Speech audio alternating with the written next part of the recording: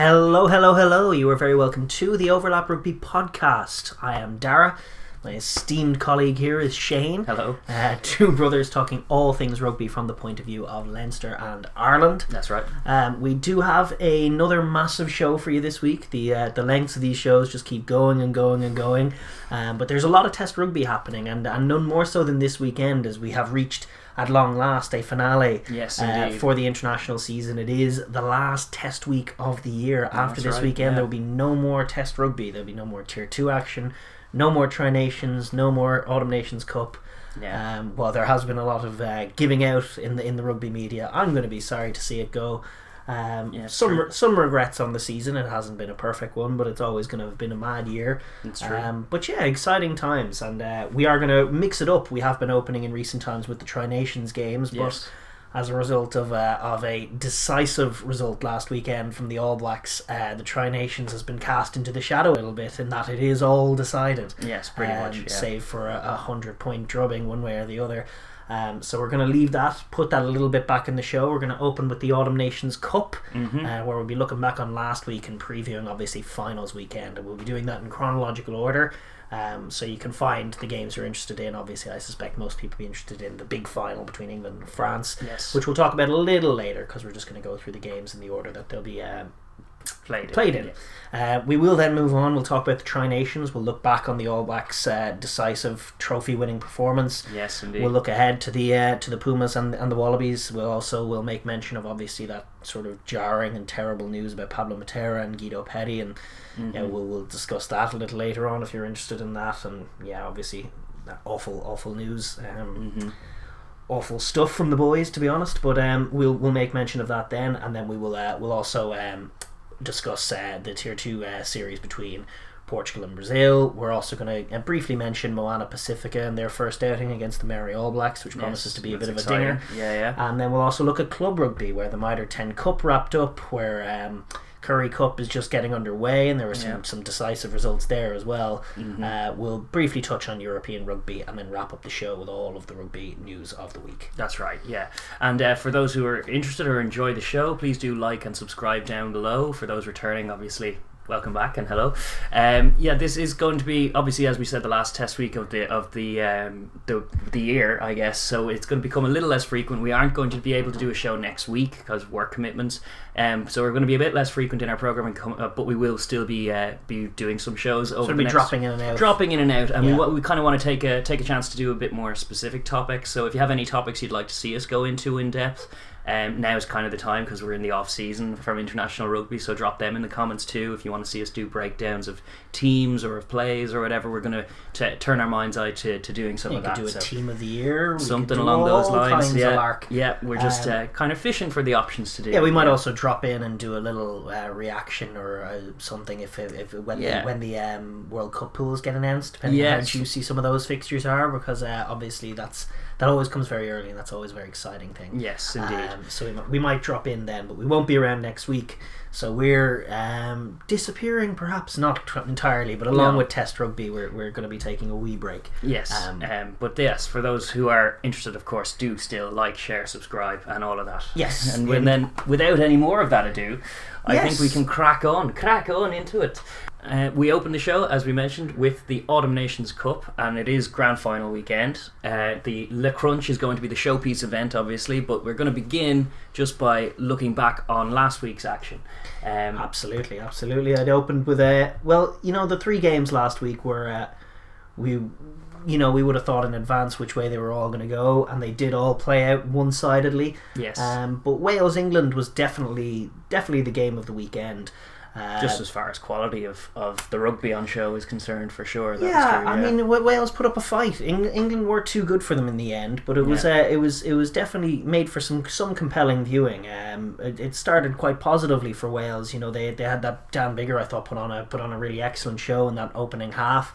He got that block of the English kicking game, was disrupting them. That opening try, that was great. Got an opening try. England did respond with a lovely score of their own. They ran in a nice try. I thought Underhill was everywhere. They finally got their shape going, and when they had those pods of forwards running off one another, it was pretty. And he was pretty irresistible. He was the one finding the gaps a lot of the time. He's kind of an understated carrier. You don't particularly suspect him in amongst the Billy V's and stuff, but he's quick and he found the gaps very well. Yeah, the English pack were just on top in large periods. I didn't think their kicking game was especially good, but they were pretty much dominating the game. Yeah. Not being as clinical as they might have been in times gone by. But the Dam did burst at about 50 minutes as they crashed over Mako Vunipola from close range with the help of a nice Joe Launchbury latch, where he basically hurled him over the line. A very physical finish. Yeah, and the sides traded 3-pointers. I think Wales kicked themselves back to within a score briefly, but it wasn't enough, and England did pull away again. They were just that bit better. It wasn't as fluid or as nice a performance as England might expect. It's been sort of, for a team that's been winning every week, it's been sort of a stuttering autumn cup for them. Offensively, I mean, there's a lot of people giving out about the amount of kicking, but England are just sticking to their guns and owning the physical battle, and that was the theme this week. Not very clinical, but very dominant in other areas. Yeah, that's right. They have been kicking the leather off the ball, for want of a better word, in terms of their approach to all these games, backing their defence to do it. They may need to vary that a little this week, but it remains to be seen. So far, they've just been so dominant in all, as you say, all the other areas that it kind of hasn't really mattered. They could have won any which way, but despite what Eddie Jones might be insisting, I think you were making the point during the week that the kicking game hasn't really won these games for them. If anything, it's probably kept the score down. They probably could have beaten Ireland by more for sure. Yeah, and Georgia as well. They kicked a lot of ball. Even Italy at the start of their first test back after the COVID and everything else. Their first test back against Italy was a bizarre kicking display. Yeah. But what does need to be said as well is that when their offense got rumbling, one of the question marks we had was like an England team that's just kicking everything. Are they going to change it up when they fall behind? And when they did fall behind in those early exchanges to Wales, they put together a really lovely attacking set. They did, yeah. And you finally got to see really that humming offense that we had come to know from this England team in flow, where they were running those screen shapes. Yeah. And they were just the dynamism of the guys running the short ball in those was really nice. They were mixing it up, going like out the back sometimes. Yeah, well, when you and have going Ford, wide, Farrell, wide. Slade, you can go wide very quickly. And Wales were resourcing that pretty well, but then just on occasion slipping that short ball to an Underhill or an Itoji, and then those guys were just getting one-on-ones and winning the contact and having a runner over their shoulder, and it was very simple. But when they have those guys so dynamic and with such good rugby brains and good hands, all they need is a little edge, a little one-on-one, and then they're away and through. And that whole sequence that led up to that try was magnificent, the one to level the game. Yes, I think it was dotted down by Slade in the end. It was a really, really lovely team score, and so it was revealing that they still have it in them. But their kicking game has been great in times gone by, but the quality of it wasn't almost as the frequency goes up, the quality of it wasn't great. Well, it's the law of diminishing returns, isn't it? You kick all the ball, not all of them are going to be as accurate. But it's like it's kind of I feel like it's just been a little lower intensity affair, and all teams are approaching this comp very differently than what you would expect in the Six Nations, and there's a bit of license to do a bit more goofy stuff, a bit more goofy selections on certain things, and with Eddie Jones, I think he's doubled down on this kicking regimen, and they've used it as kicking practice, and it's kind of worked. Yeah, but what's so sorry, my chair just creaked. But what's so interesting about it, though, what's so impressive about it is just the level of dominance that they're getting in the forward exchanges. Yeah. Like, of all the teams, they're putting in the most physical performances. It is an odd cup. It is being played at sort of in an odd way with an odd level of intensity to it. Mm-hmm. But I think the level of physicality that our England are bringing has not diminished, and the likes of Itoji and the likes of really. that all the back rowers, all five of them, if you want to include Earl and Willis, you do, because they've had their moments just too. Fantastic. Yeah. That's been the winning of perhaps more than any other factor. That's been the winning of it for them. Yeah. Because other teams are struggling for form and to find space. That's been the constant gripe about the whole thing. And England, despite kicking a lot of ball, they just have such a confidence in their skill set when their backs to the wall, but also their heft and their physicality when faced with their European rivals. And that has just been vindicated throughout this whole comp. They've looked head and shoulders above every other team in it. So comfortable win for England, which was not unexpected from a Wales point of view.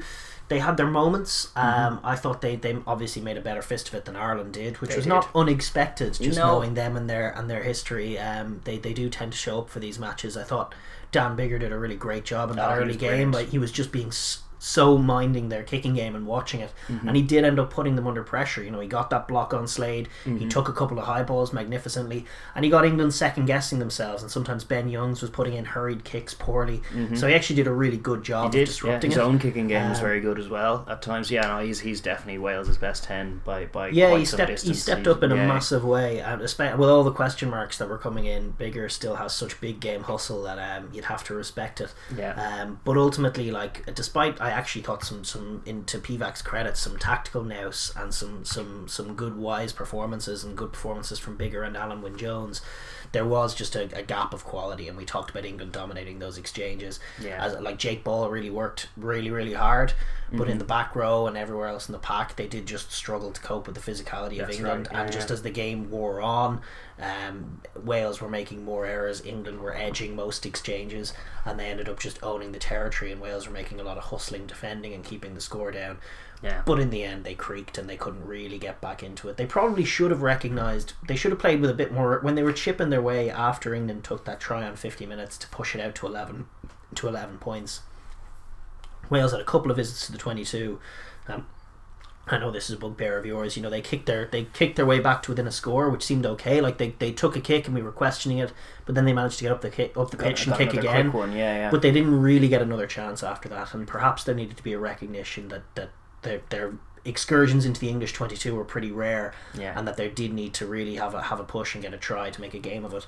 But as it was, the bigger problem was just that they weren't as in the game properly. As England. That's kind of more the issue. I don't mind the 3-pointer things when it's England Wales or whatever. That's like you're still going to try and chip your points over them for the most part. I do think you're probably in hindsight you're definitely right, but it's easier said than done. No, my 3-pointer gripe is tier 1 v tier 2. Well, I can't let this game go by. I know we don't really like doing this without making mention. He's obviously been stealing lots of headlines, and I don't want to pile on or anything.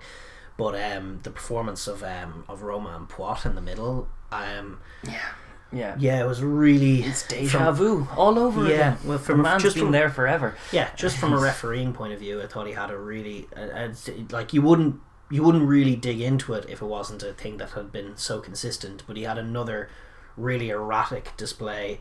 It's just bizarre refereeing. I mean, it started when England got that counter-attacking try, which was really lovely, the one we were talking about.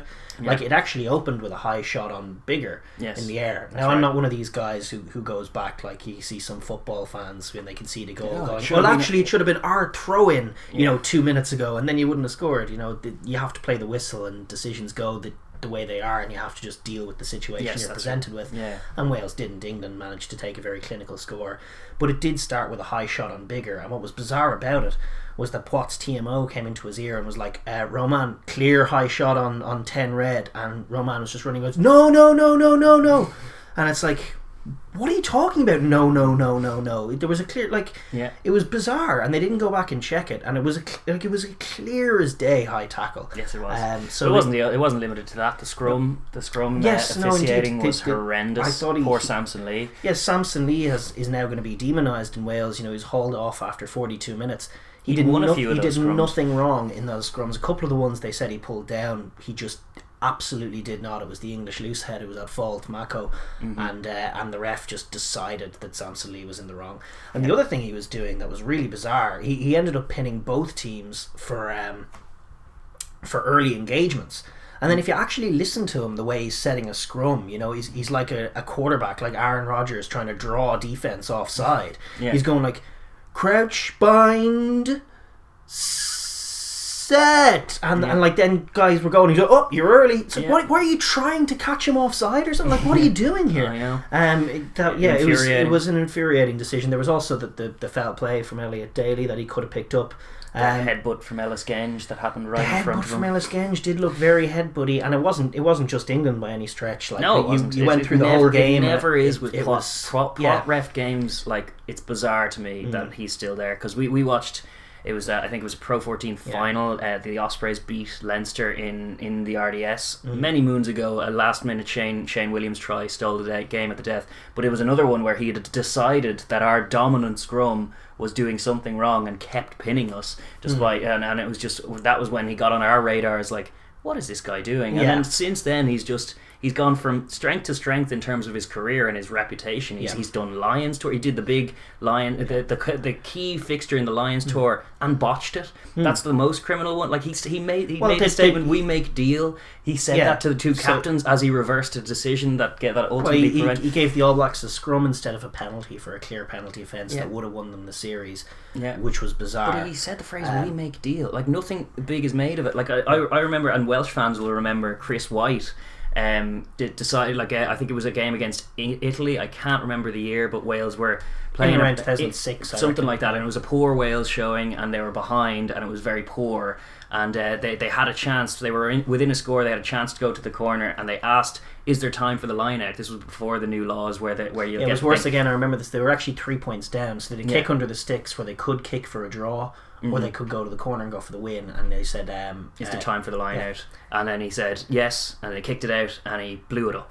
And since then, Chris White has never refereed a top fixture because it was such a horrendous game-changing error. And I like that. There should be consequence for that. But Romain Poite has just done that game after game after game. He's done the Tri-Nations, won the red card on Bismarck Duplessis. The Rugby Championship in 2013, which it did end up with one of the great games of all time in Ellis Park. But in the reverse fixture in Eden Park, he gave a double yellow card offence, 2 yellow cards to Bismarck Duplessis, including one for just tackling Dan Carter.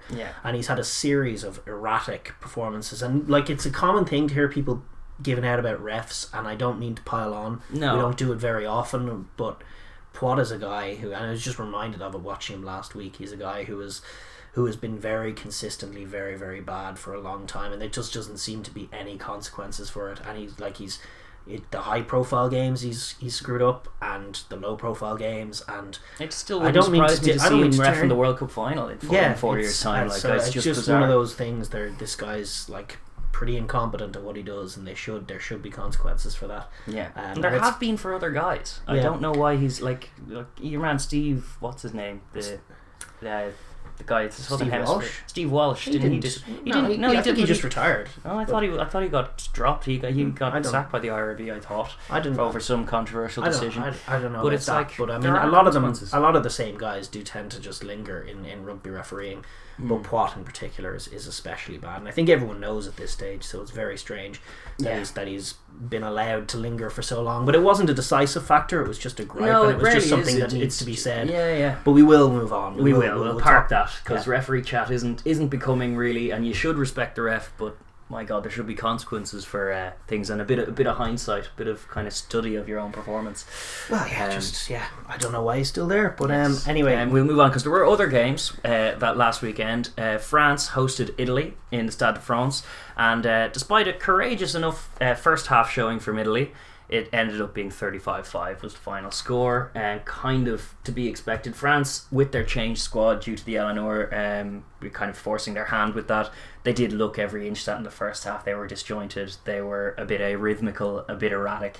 And ultimately they kind of played Italy into it a lot in the first half, but then the quality did kind of tell, and they started to gel a little in the second as well. They have some excellent players. It was disjointed, as you say, but there was enough nuggets in there that you would be confident. I thought Brice Dulin looked very mature coming back in there. It was great to see him back in French. He's a really good footballer. He's been missing for a while. I think Villiers coming in on the wing was excellent.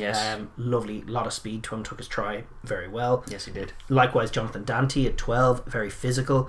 I mean, it's obviously it can be easier to look physical against a team like Italy, but he was ploughing through contacts easily.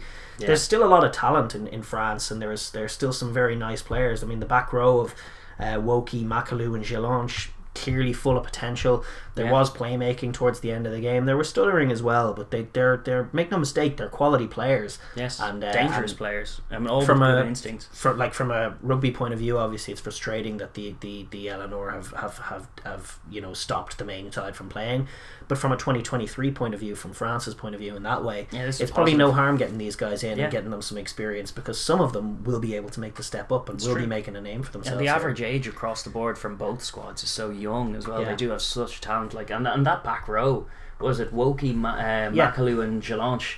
That is such a serious, good caliber second row or back row to not even have started all through your main campaign this year. It's really, really scary, the prospect of it, and just even in terms of how much they did manage to find their rhythm. Granted, it was a sin binning period that allowed them to do so, but just there, I do like how this French team seemed to recognise what their strengths are and play to them. Yeah. Where that was the main criticism of other teams, and like a squad like this being named haphazardly, as you said last week, is exactly what we were used to over the last 10 years of the Six Nations. A hodgepodge of top couture's guys just chucked in sporadically, and then a team playing with no real rhythm or confidence or even kind of plan as to what they were doing, whereas this felt a little different. They definitely seemed to know what they were trying to do with the ball, even if it was a little bit disjointed in the first. It kind of started to click in the second. Yeah, there's definitely potential there. Potential there. From an Italian point of view, there were some good spells. It was probably a shame they couldn't have grabbed a few more scores in that first half. Yeah, to make a game of it. The end of the half, that would have been nice if they could have grabbed that score. Yeah, would have potentially made it interesting. There's all kinds of shoots of progression within the familiar issues that keep rearing their heads. But like having Garbisi, Tana and Zanon, that looks like a permanent fixture in that three-quarter line in that midfield. Gives them a lot more of a ball in hand. They had lovely touches to them. They have a nice mixed-up kicking game, as we have an airplane coming over our heads. Ignore that. But lovely versatility in terms of what they can do in offense. The kicking game is excellent, but that try that Tana scored, they all had beautiful touches for. And to see Garbisi linking up and Tana running a line off him, it's exactly what you're asking for. The dual distributor option. Like before Garbisi came on the scene, we were looking for Tommaso Allen and Tana to take the field to give them that bit more. Garbisi looks a serious 10. He looks like a proper 10, and he's a very young man. And Tana made that step up, took the try very well. It's little nuggets of encouragement, as you say. It's just a shame that pretty much every fixture they're in is a mismatch. Well, there obviously was that issue. I thought on another positive note, Bram Stain seemed to come back to his full form. He was shutting down mauls, making tackles, being physical both sides of the ball. Great to see that. I wonder what Smith said to him before, because obviously he needed to. Pellegrini had kind of been the guy this autumn, and he'd been a little quiet. Certainly in the Ireland game, he was very underwhelming. He soaked a few tackles and didn't look himself, whereas this time he really did. Imperious at line out, super physical, just a thorn in France's side, and a real galvanising kind of quality to Italy. He was at the fulcrum, at the heart of a lot of what they did well in the first half. And we saw what we had assumed is the Negri and Pellegrini and Stain combination was going to be the all-conquering one, but even Negri has fallen out of favour. Seeing Mbanda come in, he's a quality player, and this other South African convert, Johan Meyer, had a really excellent game as well. And put his body around. So a bit of depth in the back row. Nice new competition, spearheaded by a really quality player in Bram Stain.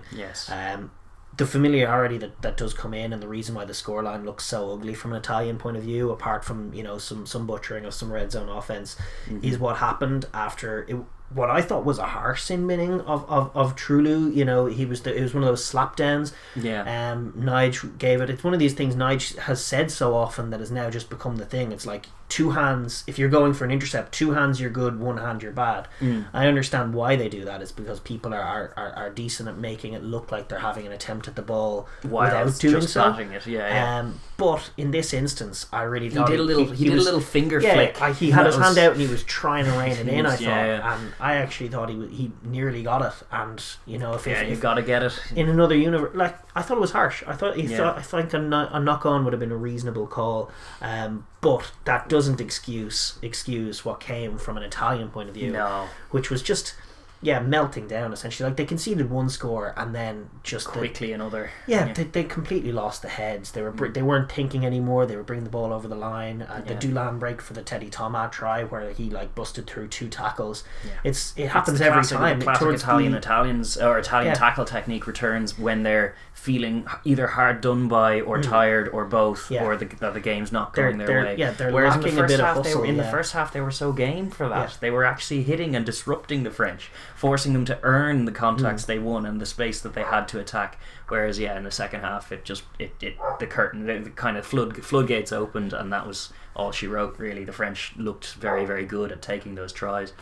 Absolutely, yeah. The third game of the weekend was one of the tighter ones. In fact, possibly the tightest.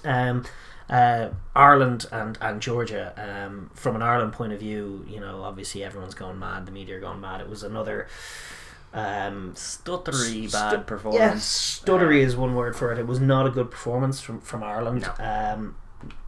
just sort of really. Discouraging. Yeah, I thought like the second half was bad. The first half was some decent play. There were some interesting variations. It was not slick. It still isn't slick. No, it's not. But it was nice to see, a second distributor popping in. Billy Burns, very much a nuts and bolts kind of 10, but he was coming in. He was making his passes. He was moving the ball pretty well. Took his try reasonably well. And having Stockdale come in as second distributor, obviously had that one chalked off for the pass. A lot of people are talking about it as a forward with momentum one. I thought it was actually marginally forward. And actually, if you watch the replay, I think his first one could have been given forward as well. Not the best passing. They were good brave passes. The one that was ruled marginally forward was like very Finn Russell. It was nice to take it on. Yes, I would have preferred to have seen more of it. Actually, well, that was the disappointing fact, is that once that was chalked off, it felt like, oh well, we can't do that anymore. Let's just run at the Georgians instead. Where it's the notion that a lot of the problem stems from the fact that this team thinks that a tackle or a contact is safer than passing the ball, and it's just not. Especially against any team, it's not. But against Georgia, you're playing them into them. Like, Georgia's strength is their strength.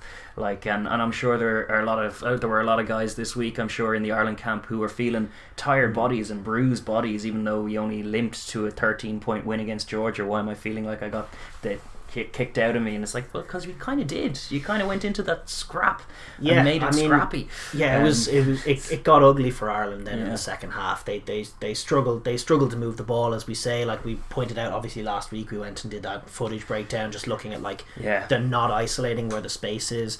And to see them just not improve one iota in that department against a team that leaves a lot more space out wide. There was no line. Actually, the Billy Burns try was just a little show of like the kind of thing that works against a tier 2 team, but not against a tier 1. Chris Farrell gets it with a load of time to do a pullback, and then suddenly the 10's just in a massive hole, and there's the try. And it's like a well taken try in that instance, but like there's space there to go wide against these guys, because they're not bringing that press, that heat that you were getting against England or whatever. As is often the way with Ireland, like they're decent at executing the skills when they know in advance what they're going to do, and that was very clearly like we've seen Ireland work that in the red zone a few times to some success, just a little flick pass, but it's all called as the ball comes out of the ruck. What they're very poor at is identifying that there is space here on the fly and then playing into it in that way. They struggled to do that again.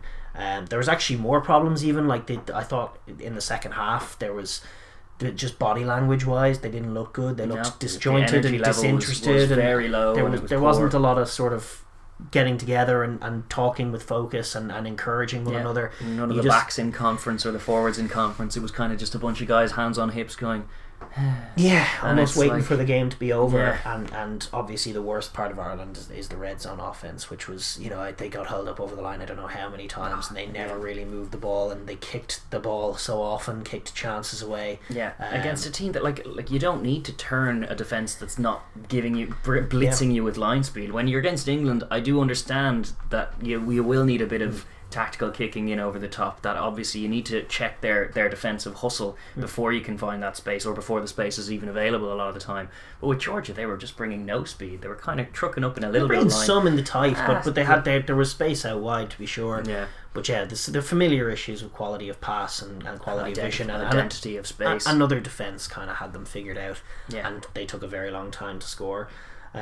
From a positive point of view, I think the only real ones you could point out to were the performance of Big Ian Henderson coming back in. That was great. He read the Georgian line out very well. He put himself about in the loose. He had been out for a couple of weeks, and the Georgians are physical in the tight, and he looked more physical. He looked a bit like a Safalock at times. He was very, very good in the contact. Likewise, I think CJ Stander was actually, he was one of the few guys who was playing with a bit of dynamism. He was actually running into the contact, which we have our issues in terms of lack of vision, etc. But there was such a lethargic attitude and speed from most of the Irish pack that it was nice certainly to see CJ actually conviction, playing with a bit of intent.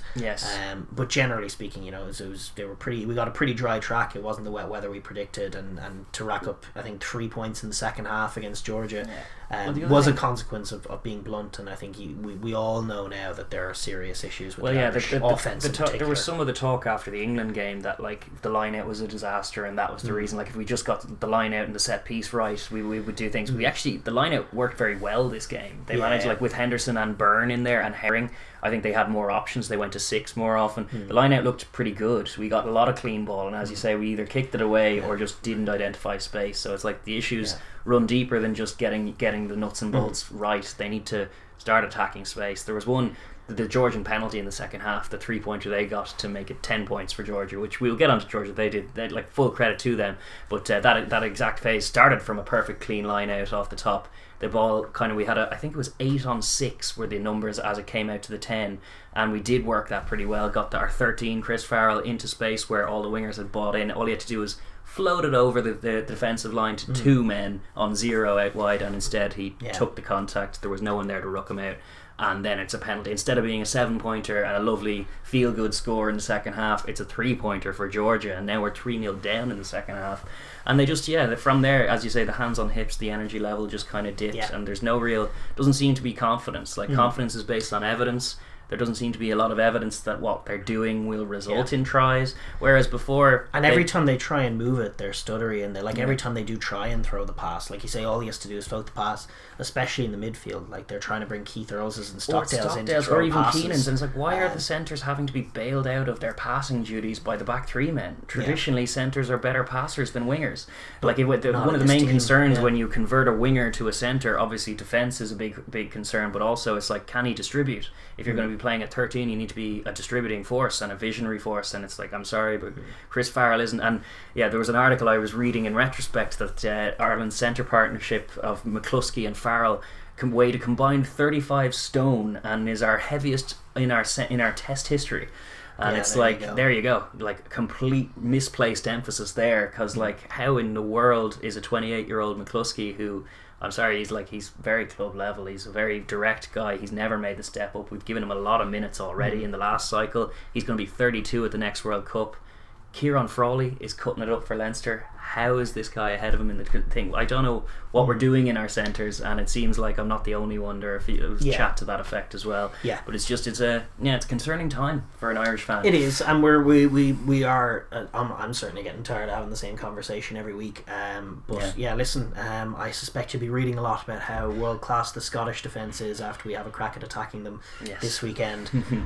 So it's just one of those things. We're getting depressed about it. Yes. But to move on and put on a different cap, I thought from a Georgia point of view, I was almost sort of half delighted in a way.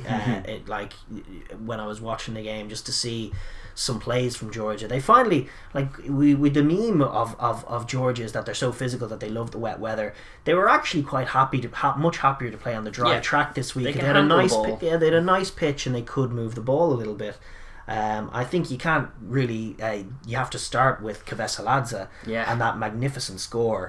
One of the best tries of the comp. A lovely solo 13 score. It's lovely to see. And Soso, who had been out for no reasons unknown, was straight back in with a lovely inside ball, catching him working as a second distributor was much better, and it did completely catch Ireland napping. And Kvesaladze, who's a guy who hasn't had a lot of opportunities, he's like a lot of the Georgians. He's very, very physical. He's good defensive reader. Improved that midfield defence to no end, and we'll see what he's made of, as we'll discuss, going up against Ranradra this week. Sure. But he was very, very polished in terms of his performance, nice and physical, but lovely offence, and he was finally put into a bit of space. His footwork was excellent. He made a fool of Stockdale, like that pass to Lobson Dadza. Like, if Stockdale buys in, he's probably going to give the pass, and Lobson Dadza is going to score, so it's not really bad from Stockdale.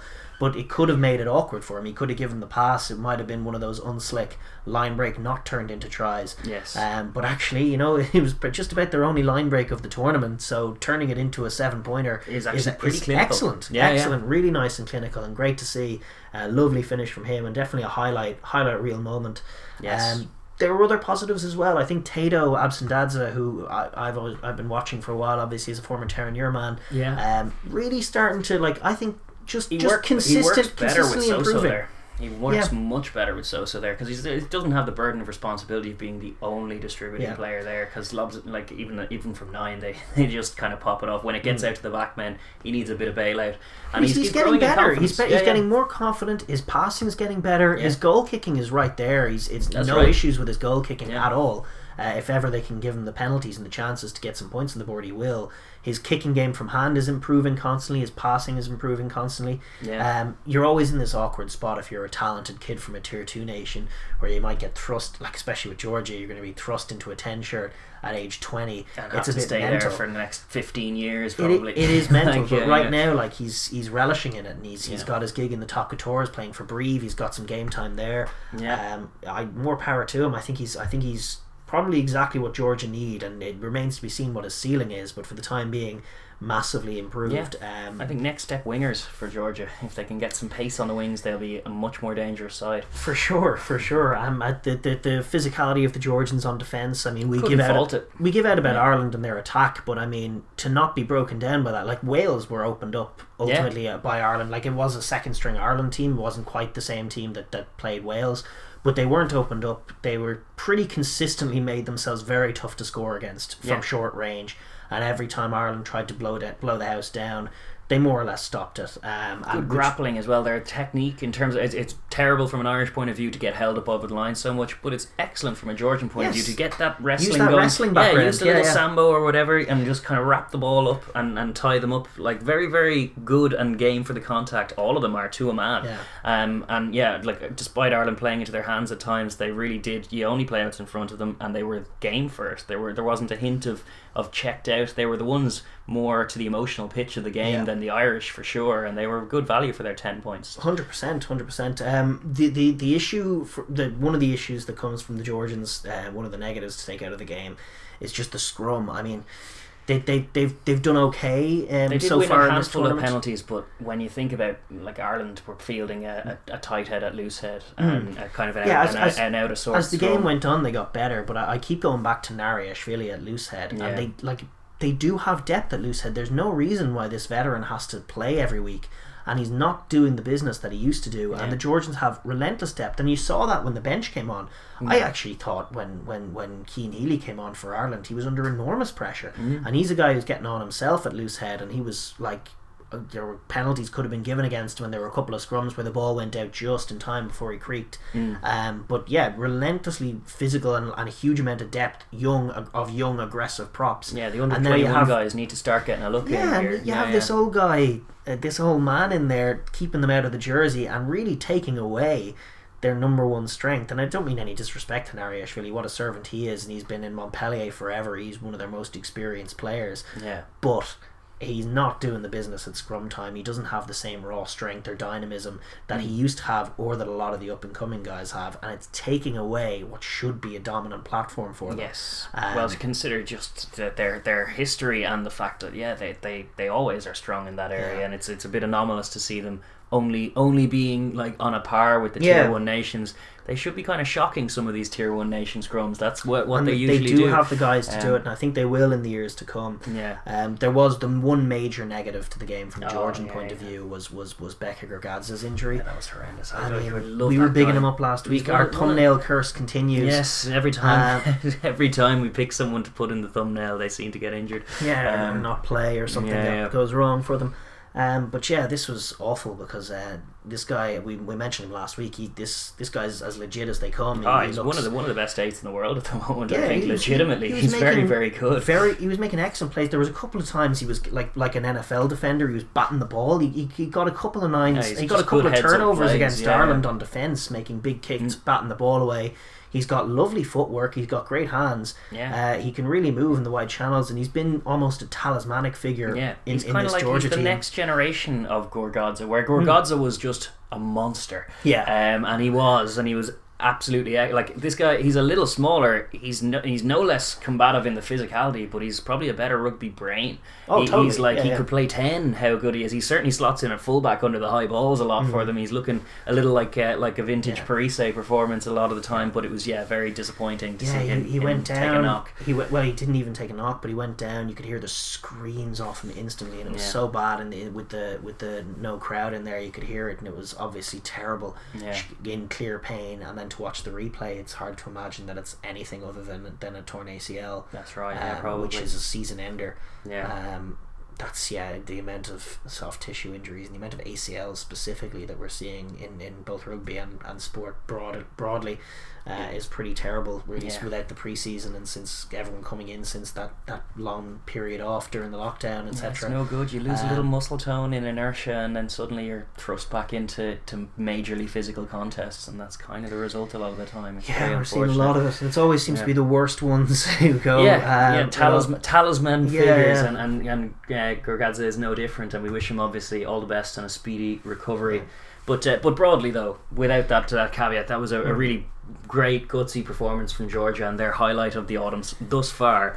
And it tees up what will be their final fixture against Fiji, but what could have been could have teed up a big game against Italy in the parallel universe. That would have been interesting. But then in that parallel universe, Japan were in instead of them as well. There is that. Exactly. Well, in the ultimate parallel universe, it would have been just a normal November. Yeah, but that too. For when you consider they were in a position pre-tournament where everyone thought, given their prep, they might just be hammered every week. This was a massive positive, and you could see them growing in confidence as the minutes ticked on and they were still in the game.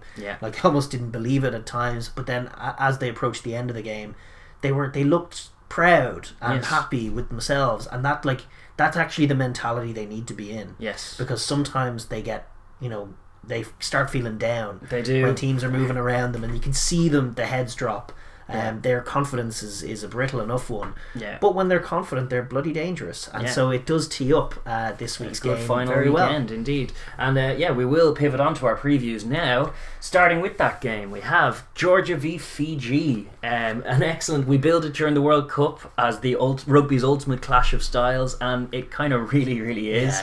It's going to be the first game of the weekend, Saturday 5th of December, 12 noon kickoff here in Greenwich Mean Time. It's going to be in Murrayfield and refereed by Scotsman Mike Adamson as well. It's likely to be, in terms of weather, just a cool, cloudy, drizzly, breezy December kind of. December in Scotland. It's going to be Scottish out there. So downright Scottish. For both of these sides, I think it's a great that this fixture is going ahead, and I think they're both kind of hoping to lay down a bit of a marker, like a statement victory here after for both teams, you would say a frustrating couple of months overall, obviously, for different reasons. Georgia had the positive result last week, relatively speaking, but still tough prep and a tough tournament so far for them, and obviously Fiji, who had been hoping to really get going under Vern Cotter. Well, they haven't got going at all. They haven't been able to get going at all. It was meant to start with a Barbarians game before to get them all warmed up and juices flowing, and then that got cancelled, and then one by one it's been a little cascading kind of thing of misery. To see them out there is going to be very, very satisfying, and I'm intrigued to see how Georgia respond to a more positive performance last week. As you said on the top of it, and as we said obviously last year, this is the ultimate clash of styles in rugby. This is like your grappler versus your flowy striker. It is very much so. And either side, if they can make the game about their area, can win it, and can win it convincingly. And I think you've seen evidence of that. Well, we saw in the World Cup in Japan. In obviously that's World Cup rugby is always as summer as it gets. It's it's kind of the end August kind of thing, dry track, and that did benefit Fiji ultimately. And Fiji kind of ran away with that contest. They set the tempo. But here in December in Murrayfield, there's scope for a Georgian physical game, especially if the Fijians are out of sync. We're going to take a look at it from the perspective of both teams. We're going to start with the alleged hosts, Georgia. Yes, the Lelos. The Lelos, absolutely. They have not had it all their own way so far this tournament. Not. But they will have some massive confidence as a result of the performance last week. Without Becca Gorgadze, who we talked about, that terrible injury last week, they're going to have to look to someone else. They do have a bit of depth in that back row. I think Ottar Giorgadze, who came out of the 23 last week, should be right back in wearing the number 8 and trying to sort of take on the mantle of that physical ball carrying playmaker. Playmaker is right. But, he doesn't quite have the hands of Becca, but he does have physicality. Yes, and so that's what it's going to have to be founded on, because you're against a Fiji team that haven't played yet. You're hoping to shock them with your physicality, and they are more match hardened for sure. And then from a squad perspective as well, we were mentioning it in the previous, Soso Matiashvili, one of their kind of highlight reel guys from the World Cup, found himself out of favour for most of this Autumn Nations Cup, but really he had showed a couple of rough. Well, he had a rough showing against Scotland. That's right. Yeah, and then he kind of they decided to scrap the so-so playing and pick another flanker at fullback and Kamaladze. So no, I think they discovered he showed his worth last week in the Aviva Stadium. That little inside ball for that great try. They need a little bit of that subtlety. They probably need a little more of it going forward. They probably need their wingers to have a bit more pace to link with him. But he facilitates the performance of Tato at 10 by giving him a little bit another option to lean on. He's a very young man at 10. You need to share the burden a bit. So I hope to see Mariashvili. Yeah, I'd love to see Mariashvili out of there. No disrespect to the man as well, but I would love to see Georgian back the young props in there as well. That would be nice too. Just for better, more dominant scrummaging. The Georgian picture, the Georgian thing that tempo that they're trying to set is obviously slower. I think minding the ball and sort of wearing the Fijians down. That's the key that we're talking about. Make them make tackles. Yeah, absolutely. Make them make tackles all day. They need to be sort of more physical, relentlessly physical, and then minding the ball is massive as well. Like if they can limit their mistakes and maintain discipline, and then own those contacts in the tight, that's going to be massive for them. They could get on top of the Fijians, they could frustrate them, and that's where you start buying penalties and buying line breaks. Exactly. Well, they can't. They need to try and stay on the right side of referee Mike Adamson here as well, in terms of if they are going to try and take it through phase after phase, which is the Georgian way. Like they want to try and get themselves into the 22 with an offensive line out. Don't particularly want to maul you. They just want to get the ball back so they can set up multi-phase ruck ball and win those contacts. But as we've highlighted before, this year the officiating of the offensive breakdown has been clamped down on, so the onus is on them to stay like very disciplined and accurate when doing that, because they're not. There's no real excuse for them because they're not trying to put that much pace on the ball, so they should be focused on accurately resourcing their rucks. Minding the ball is going to be massive here, and then winning those contacts. I mean, they want to be running around the corner, bashing their way through. But we saw last week, like if they can do that, if Fiji narrow up, and we know Ranradra likes to jump out of the line, and likewise Nyakalevu if they go for him as well. And they do shoot out of the line, and Tato has shown an ability to like hold the ball and catch a poor 13 shoot coming out. So I think if they do narrow up, there is scope to go wide, and I think the Georgians will back themselves to do that, obviously weather dependent. Of everything for Georgia does stem from being able to mind the pill and own the contacts. But once they do that, they do have a bit of quality, obviously with Kavesaladze, who we all saw at 13 last week, brilliant. And so as you say in the wide channels. There is a bit of scope if they can mind the ball, if they can win the contacts, to move Fiji around and grab some tries, and that's definitely going to be the game for them. But it is a slower, more methodical, more physical picture they're trying to paint in order to frustrate the Fijians. Yes, indeed, and the amount of attacking they'll probably do will vary depending on the weather that they do see, whether it's breezy or wet or 100%, or if it changes, because it could be changeable. It could be doing one thing 1 minute and another the next, and then as we said, like the stereotype is that Georgia, because they're a big physical side, love playing in the rain, but they don't really have confidence in their skill set to execute those passes. Yeah, exactly. So when they're a team that love to hold the ball so much, the rain actually doesn't help them, because the ball is going to slip out. You're going to lose your feet. And with the refs just minding offensive teams in the breakdown so much, it's going to be tough. It's going to be tough for a Georgian team to paint their picture if the conditions are bad. And that is where the kicking is going to have to come in. They've shown a little bit better hustle on kick chase, and they're going to need to show that again. Yes, absolutely. If they're going to kick to the Fijians, they damn well need to chase it, because the Fijians will kill them in open space. The kicking will have to be like an overcooked box kick to the Fijian back three could be curtains. And a not chased one, or a fractured line chasing it. The Fijians will notice that straight away in transition. We're looking at potentially a backline that involves like the likes of Ranradra, Tuisova, Nadolo. You've got to be very, very careful kicking to those guys. But if you put air on it and pressure on those kicks and keep it narrow, that's where the Fijian hands can become suspect in wet, cold weather in Murrayfield. And obviously the Georgian plan involves forcing knock-ons and getting scrums, and that's like a huge area for them. If they don't manage to win the scrums, they're going to be in big trouble. They need scrums to turn into penalties, to turn into territory, to turn into Fijians losing the plot, to potentially turn into cards, and then tries. And slowly building step by step, and it starts with putting the Fijians under pressure and making them knock the ball on. I think some of the plays that we saw from Becca Gorgadze, who's obviously out this week, in terms of attacking the pill and the contact from a defensive point of view, they should absolutely be looking for that. If Fiji are carrying narrow at all, Just winning, like they've been really great at it so far. It's been one of their key strengths. Really winning those wrestling contacts, driving them back and attacking the ball, getting it loose, making it awful to deal with from a Fiji. You'd think they'd back that because they've had 3 hitouts against far superior teams now in a row, back to back, and their best showing came in the last week. So they'll feel like that's progression, whereas Fiji are coming in cold. If they're trying to hit up in those tight areas, you'd expect the more battle hardened side to be Georgia. They're like, generally, if they're both up to speed, you expect them to be the slightly more physical. Not to say that Fijians aren't physical; they are very physical. But it's just where the point of emphasis of their game is. If they're forcing Fiji narrow, they'll hope to dominate. But them. Forcing them narrow is so key. I mean, it's a very different challenge than what Ireland brought last week, and then even what Wales and England were bringing in the wet.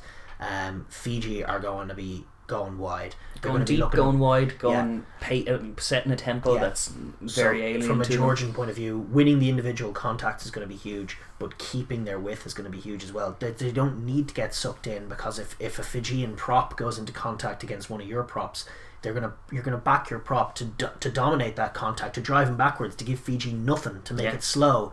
So you've got to be able to trust your inside defence and hold your width. And Georgie Kvesaladze, with his highlight reel try and his oodles of potential and his good defensive hustle so far, has an absolute job in his hand to keep his defence set first and foremost, to make sure that they don't get sucked in, and then obviously to watch what it's likely Fijian captain Semi Radradra is likely to be playing at 13, and that man is like one of the great offensive weapons that any team has in the world right now. Oh, he's one of the best players in the world right now. So and like as good as Veseladze was last week, he was up against a couple of lumps in the centre where it was much easier to defend, to be honest, than what Semi's going to bring. So that's obviously winning those contacts, giving him no space to work with, is going to be huge.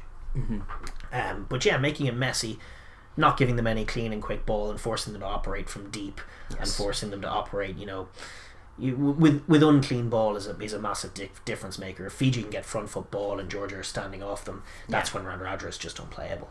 Well, this is the idea is to keep the ball out of his hands, however whatever form that takes, be that holding the pill, which is their primary goal, but even when they don't have the pill, try and force it narrow. If you're shooting, cutting off that outside, preventing Radradra from getting it in, and just dominating those collisions, forcing them backwards and backwards. Tempo is so important here, and that's kind of where the style is the matchup is going to be dictated. Is like you'll see in the first 10 minutes who's actually set the tempo of this game. Is it moving at 1,000,000 miles an hour, or is it a bit more slow and a bit more laboured? If it's the latter, then Georgia do have the edge there, I would think. And I remember their under 20s got like a 12-0 win over Fiji recently in the under 20 World Cup. So a lot of those under 20s are making their way into the Georgian team, and there will be a familiarity there with painting that picture. And obviously Fiji have a couple of wins against them recently in the World Cup and the PNC that year that Georgia were invited into the PNC.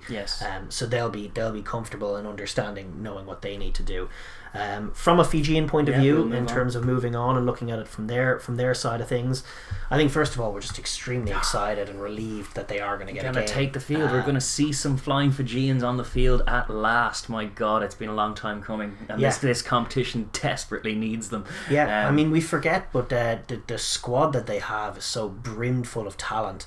And with Vern Cotter sort of spearheading the operation, I think there's big things expected and a lot of excitement around this team. It's obviously disappointing they're just going to get the one game this year, but this is potentially the beginning of something that could be very, very special.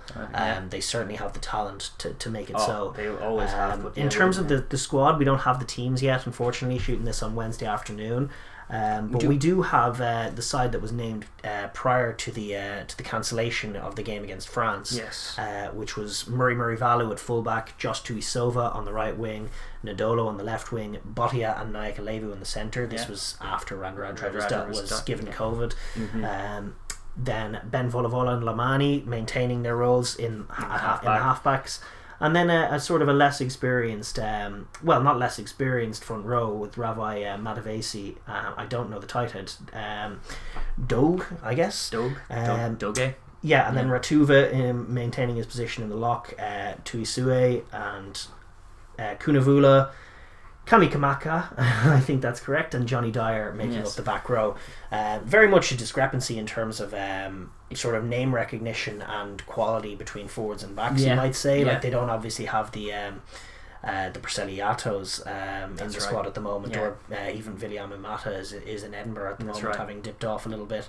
But you can be sure. Some of these guys you haven't heard of. Like, I bet you Currie is a baller. Yes, I'm sure they are great in the offload, great in the contact. Look always with an eye for space. Possibly a little suspect at things like line out or things like particularly scrum, and particularly when you're matching up against a Georgia side that are renowned for scrummaging as a strength. They will likely be outmatched here. But the last time we saw them last year, and even the year before going in, they had founded this on. They founded some of their more recent success in their clutch on defensive hustle, as well as like locking down those set pieces. Surprisingly, against teams that have outmatched. I should make mention of Leone Nakarawa, who I believe is in the squad as well. He is in the squad. He may come in as well. That in terms of name recognition, and caliber, and quality. And he's an excellent line-out operator, so that could be a serious weapon for them. I mean, we talked about Georgia trying to set their tempo. This is about Fiji making the game about Fiji. Playing their world-class players into the game, getting one-on-ones with Ranradra or Tuisova or Nadolo against these Georgians. Like, we talk about the Georgians having a size advantage. They don't out wide. No, they don't. And the two wingers, Nadolo and Tuisova, are two of the biggest wingers in the world. Like, if they can get one-on-one matchups against those Georgian wingers, they'll back themselves. Like, they will pretty much win 100. I would say 100% of the time they'll win the contact, and like more than 60% of the time, if not more, they're just going to run right through. The defender's not even going to get a glove on them. Like, they're just going to bounce out of the way. That was the kind of the pictures they want. They need to get the ball to the outside. Some of those bowling ball carries that Tuisova particularly has been doing in the top tours for years. Like we saw, looking back at the Ireland game, much to our chagrin and frustration, there were a few instances of set piece where the Georgians were extremely narrow and they were shooting up, and if Ireland had the capacity to get the ball out wide, there was all kinds of space. So I think Vola and Ranradra or two key distributors. I think Body is more there as a functionary between those two, and even if it's Naikalevu, like it's 10 and 13 are the keys to linking between themselves and then getting it outside the Georgian blitz and getting their wingers with a bit of ball in a bit of space is likely all it's going to take to open up this Georgian team, and that really is the key. The distribution, getting outside them, not letting them make the game about what has been a very impressive narrow defence, but backing your skills. That's what you have over as soon as they get into space, and as soon as it's unstructured play with the Fijians with ball in hand, you'd back them to score a try from that 9 times out of 10 against the Georgians, to be honest. Once they can get to the extremities of the Georgian defence and then just work 2-on-1s or work carries like in that kind of space, and with tempo, the tries will come. Then that's the focus. One of the issue, you don't want to get into a dogfight. You saw it with Ireland last week. You saw like there's a capacity to get into a dogfight, and if you're Fiji and first game of the season, there's capacity to lose a dogfight if you find yourself there. Like, you need to play to your strengths. One of the things we saw them do against the Georgians so well was just change the point of attack really quickly, just to increase the tempo and make it a tempo that the Georgians aren't used to. I remember at least one occasion the Georgians were kicking off a restart trying to pin Fiji back, and instantly before the first contact they were looking to get it wide to the open side. They were looking to have the Georgian pack who were all coming up on this side of the field, moving them straight to the wide to the other end of it, where Ranradra, who I believe was on the wing at that time, just ended up running through and scoring. And like, that's the kind of thing, catching the Georgians, because the Georgians, they take moments off in games. They like things to be slow. They love nothing more than a scrum that takes 5 minutes to set. They're all kind of getting ready for that physical fight, etc. So you can stun them by moving the ball quickly away from them, and then they tend to be quite slow to react. You're Fiji. You should be doing that anyway. Against any team, you'll play the All Blacks in that way. You should definitely be looking to play the Georgians in that way as well. They did so to great effect at the World Cup. They did. They showed the blueprint of how to win this game in the World Cup. They really did dominate that game, and it was a Fiji-paced game. But as we say, with conditions a little slacker, we're in Edinburgh, we're not in Japan, so there's a chance for the Georgians to be played in. The Georgians are obviously a bit more battle-hardened. They have to be wary of them. They have a much stronger pack, I would say. Like, Fiji's pack, like a lot of young guys in there. It is going to be a massive test for them. They're not always going to have the ball, and sometimes they're going to have to scrum, and sometimes they're going to have to defend a narrow Georgian attack, and the quality of the defending that goes on, getting out of the line and smashing the Georgians low and making sure that they can't go forward and use that sort of second carry that the Georgians have in them. They like to just take contact and then drive, chopping them low, making sure they can't do that. That would be vital, trying to take that away from them. But there is capacity and there is a fear that they get blown away physically. And so fronting up in the tight areas, especially from a defensive point of view, is going to be massive. And you know, the old adage, forwards win matches and backs decide by how much. That's something that they'll be looking to challenge. But you know, that would be the fear for Fiji, is that they can't establish themselves because their pack get blown away. There's potential for that. The caveat or the reassurance for the Fijians that you would attach to that is that their capacity to score and score quickly is far greater than they the need the game not to be about the forwards, for sure. But even if it is, even if they spend the first 10 minutes on a defensive set, say they say there's a scrum or a penalty that comes from a scrum and the Georgians kick the corner, and then suddenly you're defending for 10 minutes, you're tackling a load of heavy Georgian men in the tight and the ball's moving slowly and you're a bit sluggish and deflated, and even if they then get the score or they get a 3-pointer, say, that they kick from it, then you're kicking off. Then there needs to be a snap back into focus. There needs to not be a jaded kind of fatigue, like kind of sense. There can't be that weariness on the ball when you then have your chance. But the way to beat this Georgia team is to try and punish them, or just when you have the try or you have the ball, try and score a try or score quickly, just to apply that pressure, because Georgia do not like chasing games. They're not as built to do it as Fiji. They're not built at all to do it. No. That's the key.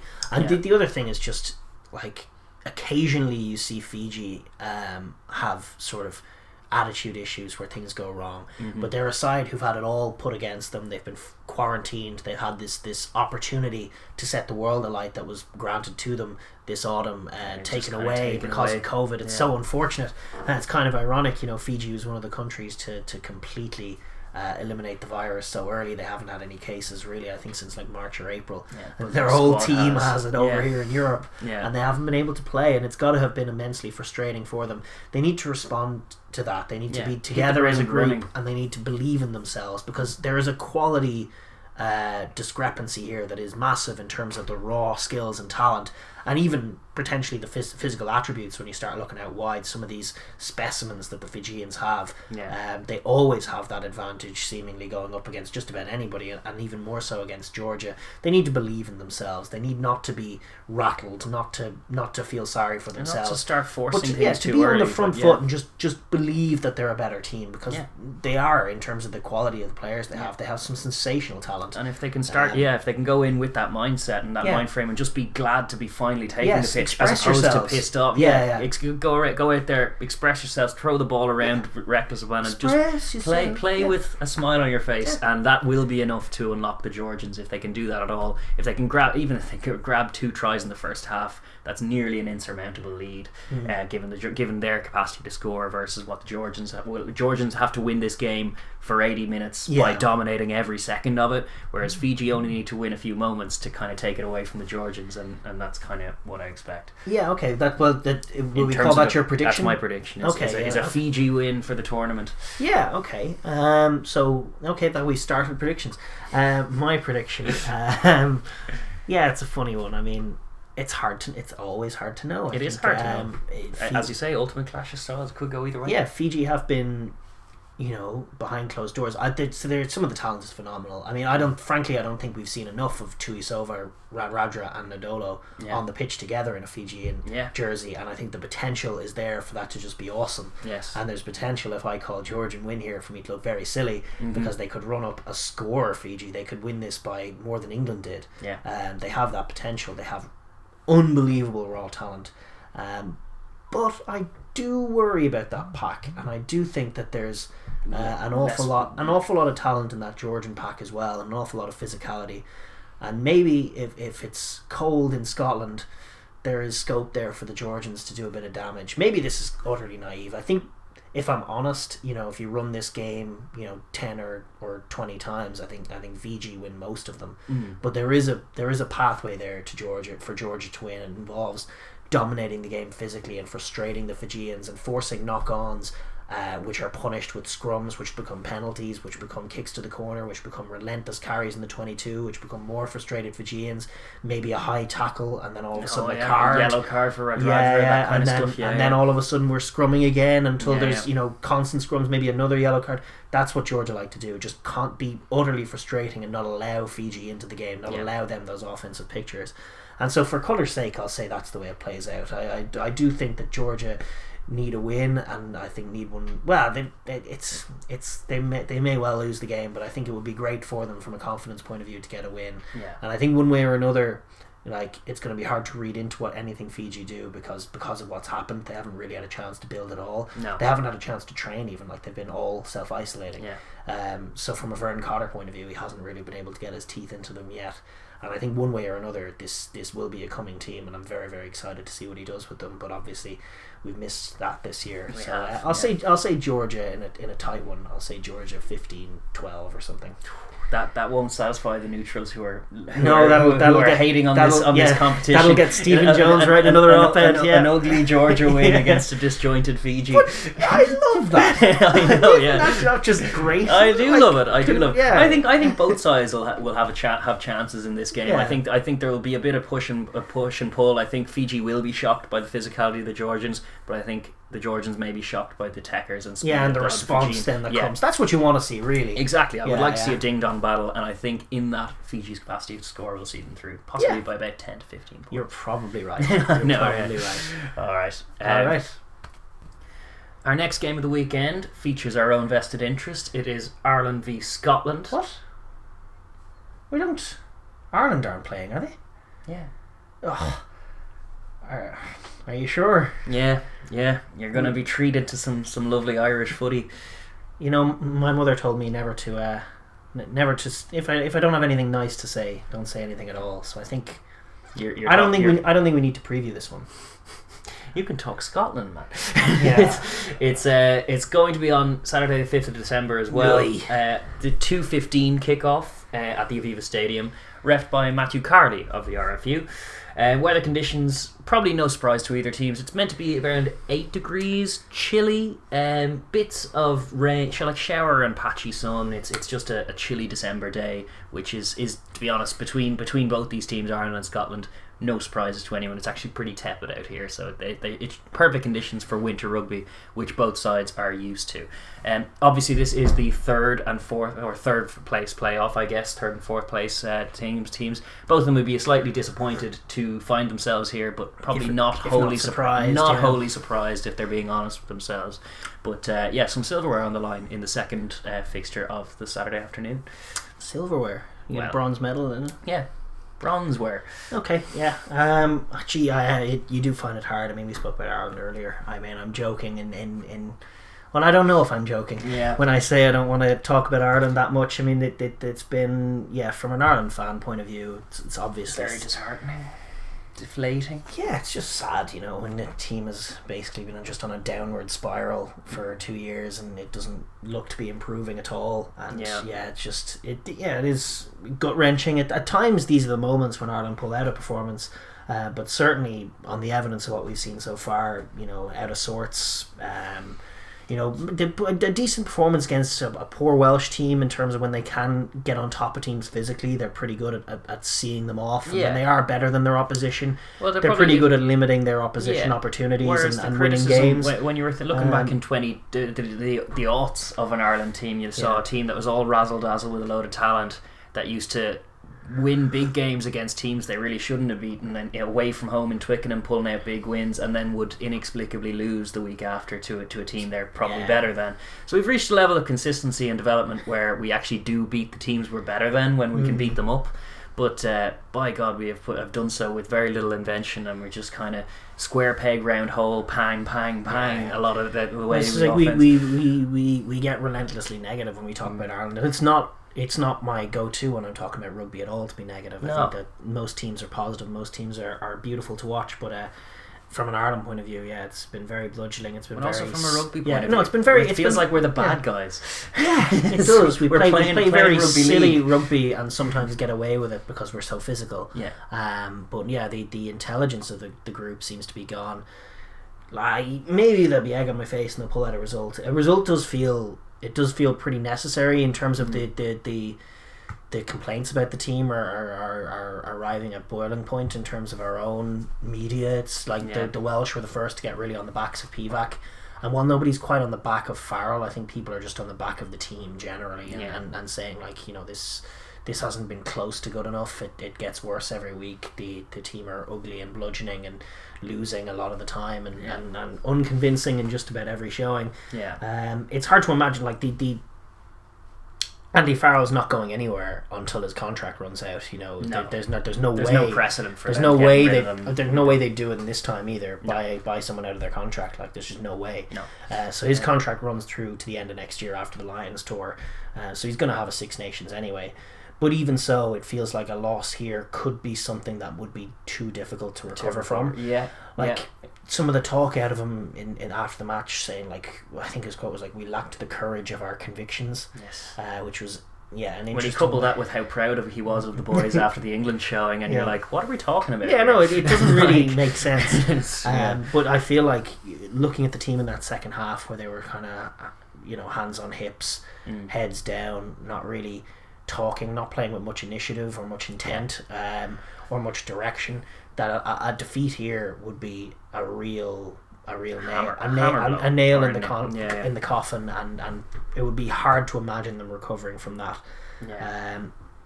Conversely, though, if they were to come out and end the season with a good win, with a third place in this tournament, if they were to beat Scotland, as they often have in times gone by, even this struggling narrative, the struggling narrative has often been stopgapped with convincing wins over Scotland as they continue to spiral downward. It's like down, down, down. Beat Scotland really well, down, down, down. Beat Scotland really well again. It happens a lot. Probably much to the chagrin of Scotland themselves, because their spiral isn't downward at all. They've kind of been on their graph is kind of going like this. Up, inexplicably poor showing against the Irish, and then we're back up again, and we're tearing England apart next week, and you're like, what's going on here, Scotland? So it's been a good matchup for Ireland, and it could be a performance that could re-energise a side sorely lacking in energy. And galvanise them potentially to play with, if not flair, a little bit more just tempo and aggression. Absolute belief in what they're doing. There seems to be very little of that. But just in terms of a broad preview as well.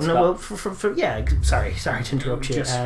Go on. Well, I was just going to say, from Scotland's point of view, that actually, compared to like when you were talking about Pivac and now Farrell, no one's really on the back of Gregor, even though last year, like when you're looking this time last year, it was just in the aftermath of a disastrous World Cup campaign, and there were causes for concern, there were calls for him to go, and he really has responded, and the team have responded really well. After he fell out with Finn Russell, I just thought that's it. And we had been making this comparison between his Scotland and Eddie O'Sullivan's Ireland, because they felt so similar. They were playing lovely attacking rugby. They were falling short consistently, and lacking a little bit in terms of nous of the top level teams and physicality sometimes as well. And then after the horror show of a World Cup where they lost to Japan and got stuffed by Ireland and were out in the group, I was like, oh, it's exactly the same. And then Eddie O'Sullivan lingered on as a walking dead man for one more Six Nations before they axed him. And it looked exactly the same, like that was going to happen to a T. But then all of a sudden, after Finn Russell falls out, they find something, and what they find is a really, really brilliant pack, and they put something together. They add like Rory Sutherland, who might have been a missing element. Then you have a guy like Xander Fagerson stepping it up on a couple of levels, really. Ollie Keble, Nell, Jamie Ritchie behind him. Jamie Ritchie, brilliant. Stepped up massively this year. And then all of a sudden, the game against Ireland, they were toe to toe with our pack, and but for a Hoggy drop ball, there was nothing to separate the teams. Should have been a draw, really, that game. Likewise, the game against England, they did end up losing it by 10 points, but it was a very, very tight affair. It was in hard conditions in Murrayfield, and again against the English pack, they were level. They were by no means dominated. Without Finn Russell, as has been the case for frustratingly pretty much the whole year. Finn just came to town to play Georgia, and that was about it. But they've lacked that ability to cut loose and to find tries they need, and that's been a consistent theme. But for that one Stuart Hogg error off an English kick, it was going to be like 6-3 or something like that to England. So it was an extremely tight game where they didn't give an inch in the forward pack up front. And even likewise last time out against France, which was obviously a disappointing result for them, There's a consistent theme, but for a Stuart Hogg error, they could have been in a position to draw that game, despite France sort of edging the contest in large parts. Yeah. So they're very close. We find ourselves going in circles and saying this a little bit about Scotland, but to see like they have been a team with attacking flair, and this season they've gone back to the nuts and bolts and found themselves with a pack that is as tough as anyone in Europe. And that's got to be an area of excitement pack with depth off the bench. What they have done is they've gone a bit more rudimentary with obviously 2 10s down. They haven't been moving the pill as well, despite having some really informed backs. They haven't been able to get them in space, so it's not quite married yet. But then the other thing, feel like if they could just put it together. Well, this should be the game they should be targeting. It's their last game of the season, last game of the year, last game of a very successful year, 5 in a row, nearly 6, but not quite. But just in terms of etching, we were talking about France in terms of the colour of the game. We were talking about France a few weeks ago in terms of they hadn't beaten Ireland at home in ages. They needed to remedy that. They did. They wanted to go out against Fiji to get that win back. Didn't manage it because of COVID. But their only loss of the season came in Murrayfield. They wanted to get that back. They did at the Scots' expense. As far as Scotland are concerned, in terms of grudges, they really owe Ireland some pain, because between Pro 14 tonkings and the fact that their side has consistently failed to do it against the men in green, and be that the World Cup, they were soundly beaten, and they haven't really managed to lay a glove. I mean, the game in 2018 that they ended up losing decisively involved like 3 butchered tries. It was, They've been so inexplicably unable to convert chances against us that it feels like we've used up all our 9 lives against them. And this season they've well, not this season, they didn't beat England, but they have beaten England once and drawn with them in Twickenham. They've beaten Wales this year in Cardiff for the first time. They beat France at home in a statement win. To this date, France is still the only France defeat that they've had all year. Very impressive performances across the board.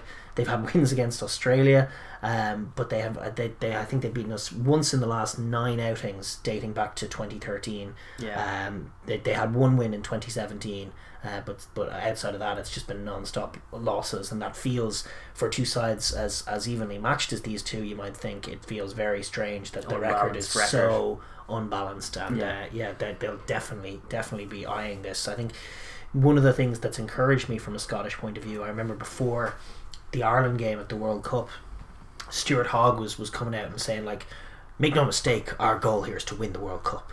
And it was like they hadn't had a good pre-season, they hadn't looked especially good all year, apart from that 1 game against England. And so to have Hoggy coming in and saying that and being bullish, I was wondering, like, do you even believe what you're saying? And it's not a colour that suits the Scots, being braggadocious. Whereas this week, I haven't heard so much as a peep out of the Scottish camp. And that actually is something that speaks might more to focus. Might make me like, I'd say internally they're really eyeballing this. Especially after the defeat to France. They're like, arg! We were doing so well.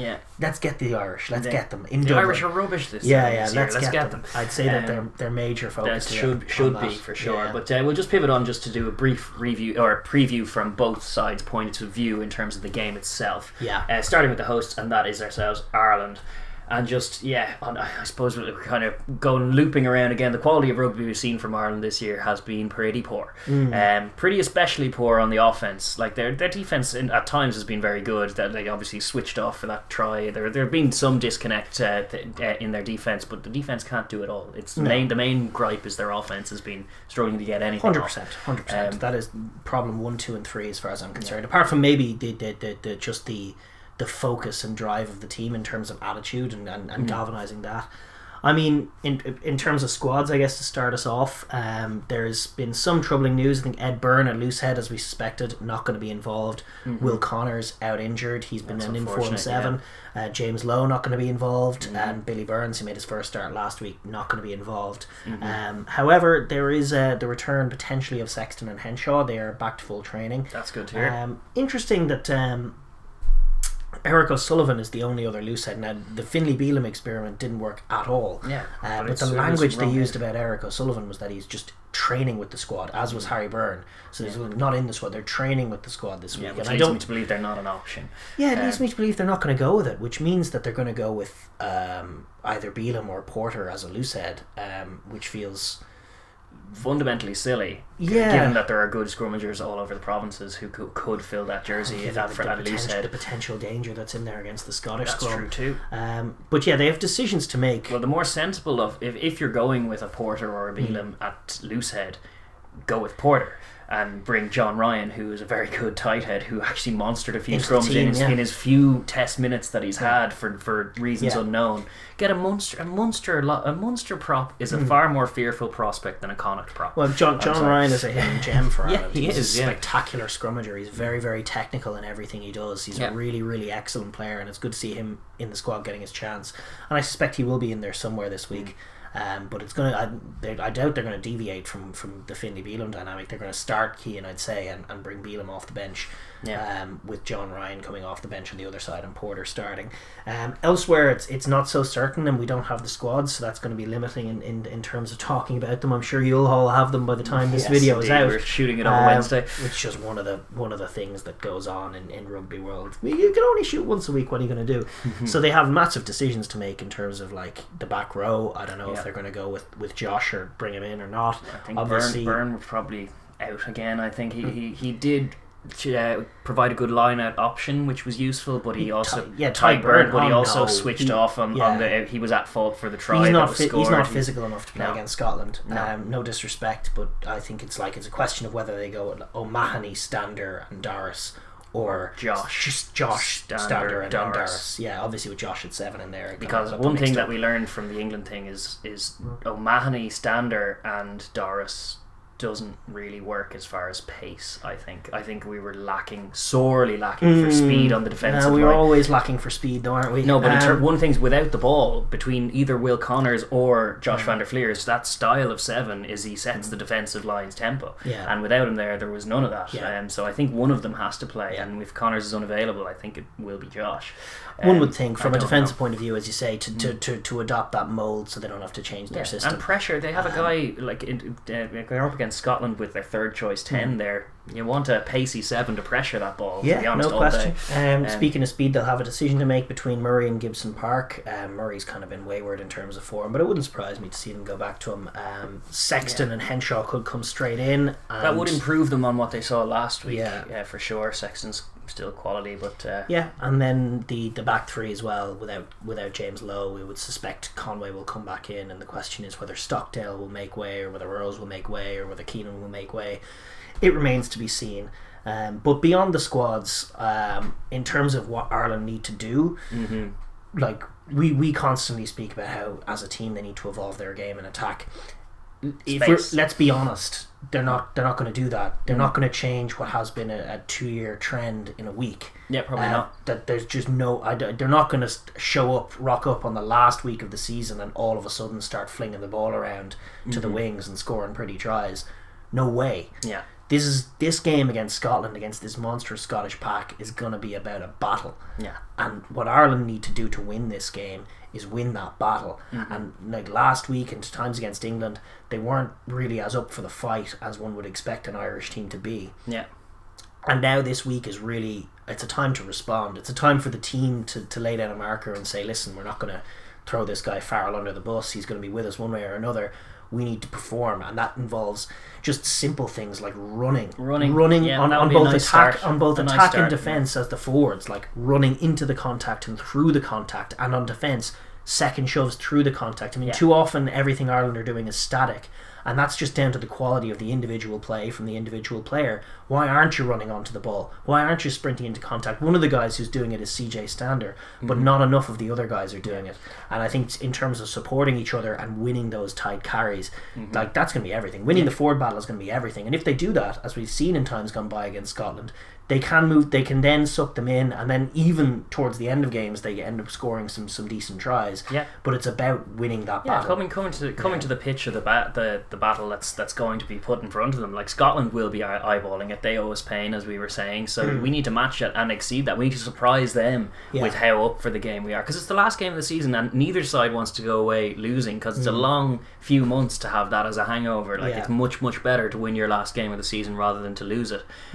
So that'll be a huge focus. You'd hope that things like motivation for that, and if guys like Johnny Sexton are coming back in, you'd hope that will be remedied fairly quickly. Sexton would be massive. I think James Ryan coming in as captain. It didn't help that he got fundamentally outplayed. It came at the wrong time. That's what I was going to say. It came at the wrong time because he had just been utterly outworked by Maro Itoje and beaten at every play, and then he had to come out and repeat the Andy Farrell line that everything was super positive and that the gap against England was narrowing, where we all kind of know that's not in true. His own head he knows that he would have known in his own head how badly he got outplayed by Itoje. Yes, and for a guy he's played Itoje a few times in blue and green, he knows the difference. He's got some plays off in blue and green before, and he didn't on that game. So it's like, but I'd say that would have been weighing on his head. So having Sexton, I'd say Ryan has probably been in his own head, and he didn't play well last week. No, he didn't. He looked kind of nowhere. He looked like a guy shorn of confidence, is what he did. Whereas the likes of Henderson came back in and with a point to prove and looked more bullish. He looked a little bit at sea. So Henderson's a guy who needs to step up as a leader as well, and I don't know if they'll go for a Mahoney or what, but the leadership group and Sexton need to bring this team together and get them all on the same page in terms of just committing to each play and committing to supporting one another, because that was a huge missing element against Georgia. Just working on winning them each moment as it comes and believing in yourselves, just from a body language point of view. What we want to see from Ireland is, what do you say, shoulders back, chest out, all focused on the job in front of you, all running, just basic things like that have been missing from the team that need to return. Like without resorting to cliche, a bit of passion for your country, etc. That would not go amiss, and that's something that has been missing. It would fix a lot of the static element to the offense. Like there are deeper issues, but like certainly against England in the second half, especially, and then the second half against Georgia, just the static nature of the forwards going to carry, that is on that. And then in the breaks in play, where are the teams huddling? Like, you need to be keen to it. Like, if there's a break in play, I want to see the backs in conference. I want to see Johnny barking orders. I want to see direction. Because the other thing is that, like, coming out of the old Joe Schmidt era, where the play was so prescribed and the team are so drilled and so process driven, it feels like there's a hangover of that, where they're still kind of conditioned to think that way, but they don't have quite the same confidence in this coaching like certainly, like with Joe Schmidt there was certainly a sense, particularly from the Leinster guys, and you hear Brian O'Driscoll talk about it, like there was the notion that Joe Schmidt is so detail focused that if we just do this and this really accurately and at speed, then a try will be scored here by this man. And then more often than not, when against better teams especially, that repeatedly happened, and they scored the tries, and that's where the confidence came from. Whereas it feels like with Farrell, there's no clarity, and the guys are doing their first phase hit up, second phase hit up, and then it's like, what do I do now? Normally I'm used to knowing where I'm going or what to do, and now I'm not. And couple that with the fact that, as you say, they're not going to come out in the last game of the season and suddenly start throwing the ball around spectacularly. So just a bit more focus and a bit more drive and commitment to whatever decision you do make. So don't be ponderous, going like, I don't quite know what I'm going to do. I'm going to think about, what do I think I'm going to do? Because there's no time to think about it. Just do it. Everything you do it with purpose and intent. Absolutely. And one hopes that Sexton will bring a little bit of that, and more direction, back to the for team. Sure, more speed. But as well as more quality. One of the things we can't deny, like as we romanticize about Ireland doing good things on offense, there's going to be a lot of kicking in this game. There will. That's ultimately where it's going to be decided. There's been a lot of kicking in every game, and the quality of kicking from whoever's selected at 9 and preferably Sexton. And couple that with the comfort both of these teams, Scotland as well, feel when they don't have the ball. They're both good defenders as teams, which just all equates to a kicking or a kick heavy game. But can Ireland and can Sexton really trouble Stewie Hogg? I mean, Hogg has been suspect under attack, probing kicks in the backfield. That's when he's looked his worst. Been working. The grubbers in behind. Like Ireland were painfully inaccurate against Georgia in terms of so many kicks went dead. So many of them were loose. So many of them were wrong options. Markable. All of that jazz. Sexton's got to bring. He's got to take control of the kicking game and put it in behind and put Hoggy under pressure. Hogg has been. He can He's got. You could argue he's got direct responsibility for 3 defeats this year. I would caveat the last one. That's very, very hard. Well, you could. He cost them an opportunity to get a draw. Yes, he did. With a really basic error, and then he dropped a ball over the line against Ireland, and then he made an absolute hames of a kick in the backfield against England, which cost them there. So yeah, he looks when he's retreating to gather a ball that's heading towards his own line. That's when he looks his most shaky and least confident as a player. So from an Ireland point of view, putting him under pressure, putting the Scots under pressure constantly with probing kicks is going to be vital. And mixing up that kicking game. It doesn't just need to be a bomb in the sky. It's fine to work those in if the plan is there and the kick chase is excellent. But by and large, trusting Sexton to find grass and put Hogg under pressure is a key to their kicking game. Defensively speaking, when Scotland have the ball, there's a couple. Obviously, the equation is much the same in terms of not allowing the Hamish Watsons, the Jamie Ritchies to dominate you and get on top of you. But there does have to be a concern as well. Like, you see some footage from Scotland in training, they haven't forgot their run game. They're just not as sharp at executing it. So they do have to be aware and mindful of the danger that Scotland have out wide. And the two centres who are selected, whoever they may be, need to shoot up and put Weir under pressure. Make him make decisions. Make him, like, if you want to get out wide here, you're going to have to throw a pass you're not 100% comfortable with. And then you have like a Josh van der Fleer or a CJ Stander on the inside making tackles, forcing him on the inside and making good defensive reads with good line speed from the midfield. If the defence is starting to get on top, you'll see Duncan Weir disappear will be the first thing, and then Ali Price will start really annoying you as the second thing, because you'll be very slow and stuff. If all roads lead through Ali Price for Scotland, then their attack does kind of disintegrate fairly quickly a lot of the time. So that's going to be the incremental plan for Ireland on defence to try and do it. It stems from the kicking game as well as putting Hoggy under pressure with those kicks. That by osmosis or by kind of relation, it puts the halfbacks under pressure to respond. So if Sexton and Murray or whoever is at the halfback can edge that kicking game and impose themselves physically, then that's kind of what they want to do, shake the Scottish halfbacks. Listen, before we move on to discuss Scotland, I just want to talk about the scrum battle here, and then the set piece in general obviously is going to be massive. This is a game that's going to be won by forwards, I think it's comfortable to say. But the scrum battle is super intriguing here. It is. From an Ireland point of view, you know, I would be extremely worried about the scrum. On the evidence of what I've seen, just game on game, like, there's just a couple of nuggets without Tadhg Furlong. Like, Andrew, like, it's not a picture that we're used to seeing really since the days of like Tom Court. Well, that was the day of Tom Court in 2011. More days than one, unfortunately for us. But that day in particular was obviously bad. But like, we had since rugby resumed post COVID, we had Mako Vunipola pretty much single-handedly win a European quarter-final by demolishing Andrew Porter, demolishing him. Prior to that, Ireland had been beaten in the scrum by Scotland. And then Cian Healy is a guy, like, I was given out from a Georgian point of view about Nariashvili, a guy who's been a phenomenal servant, still being in there when he's past his prime. There's a touch of that to Cian Healy. Cian Healy's one of my favourite players ever, and one of the main reasons is because he was one of the best scrummagers I've ever seen. He's definitely the best scrummager Ireland has ever produced. 100%, on a technical basis. 100%, easily, and that includes Tadhg Furlong. Furlong was just big. And Mike Ross, who was a very technical scrummager too. No one has gone through the longevity of career that Cian has had at Loosehead. Some of the names he's taken, in fact, like him destroying Carl Heyman from Leinster against Toulon, like, he's had some phenomenal moments as an aggressive scrummager. And he was at his peak probably a couple of years prior to that great 2018 in terms of scrummaging, where he was absolutely massive. But what happened to him then is that weight ended up telling on his ankle.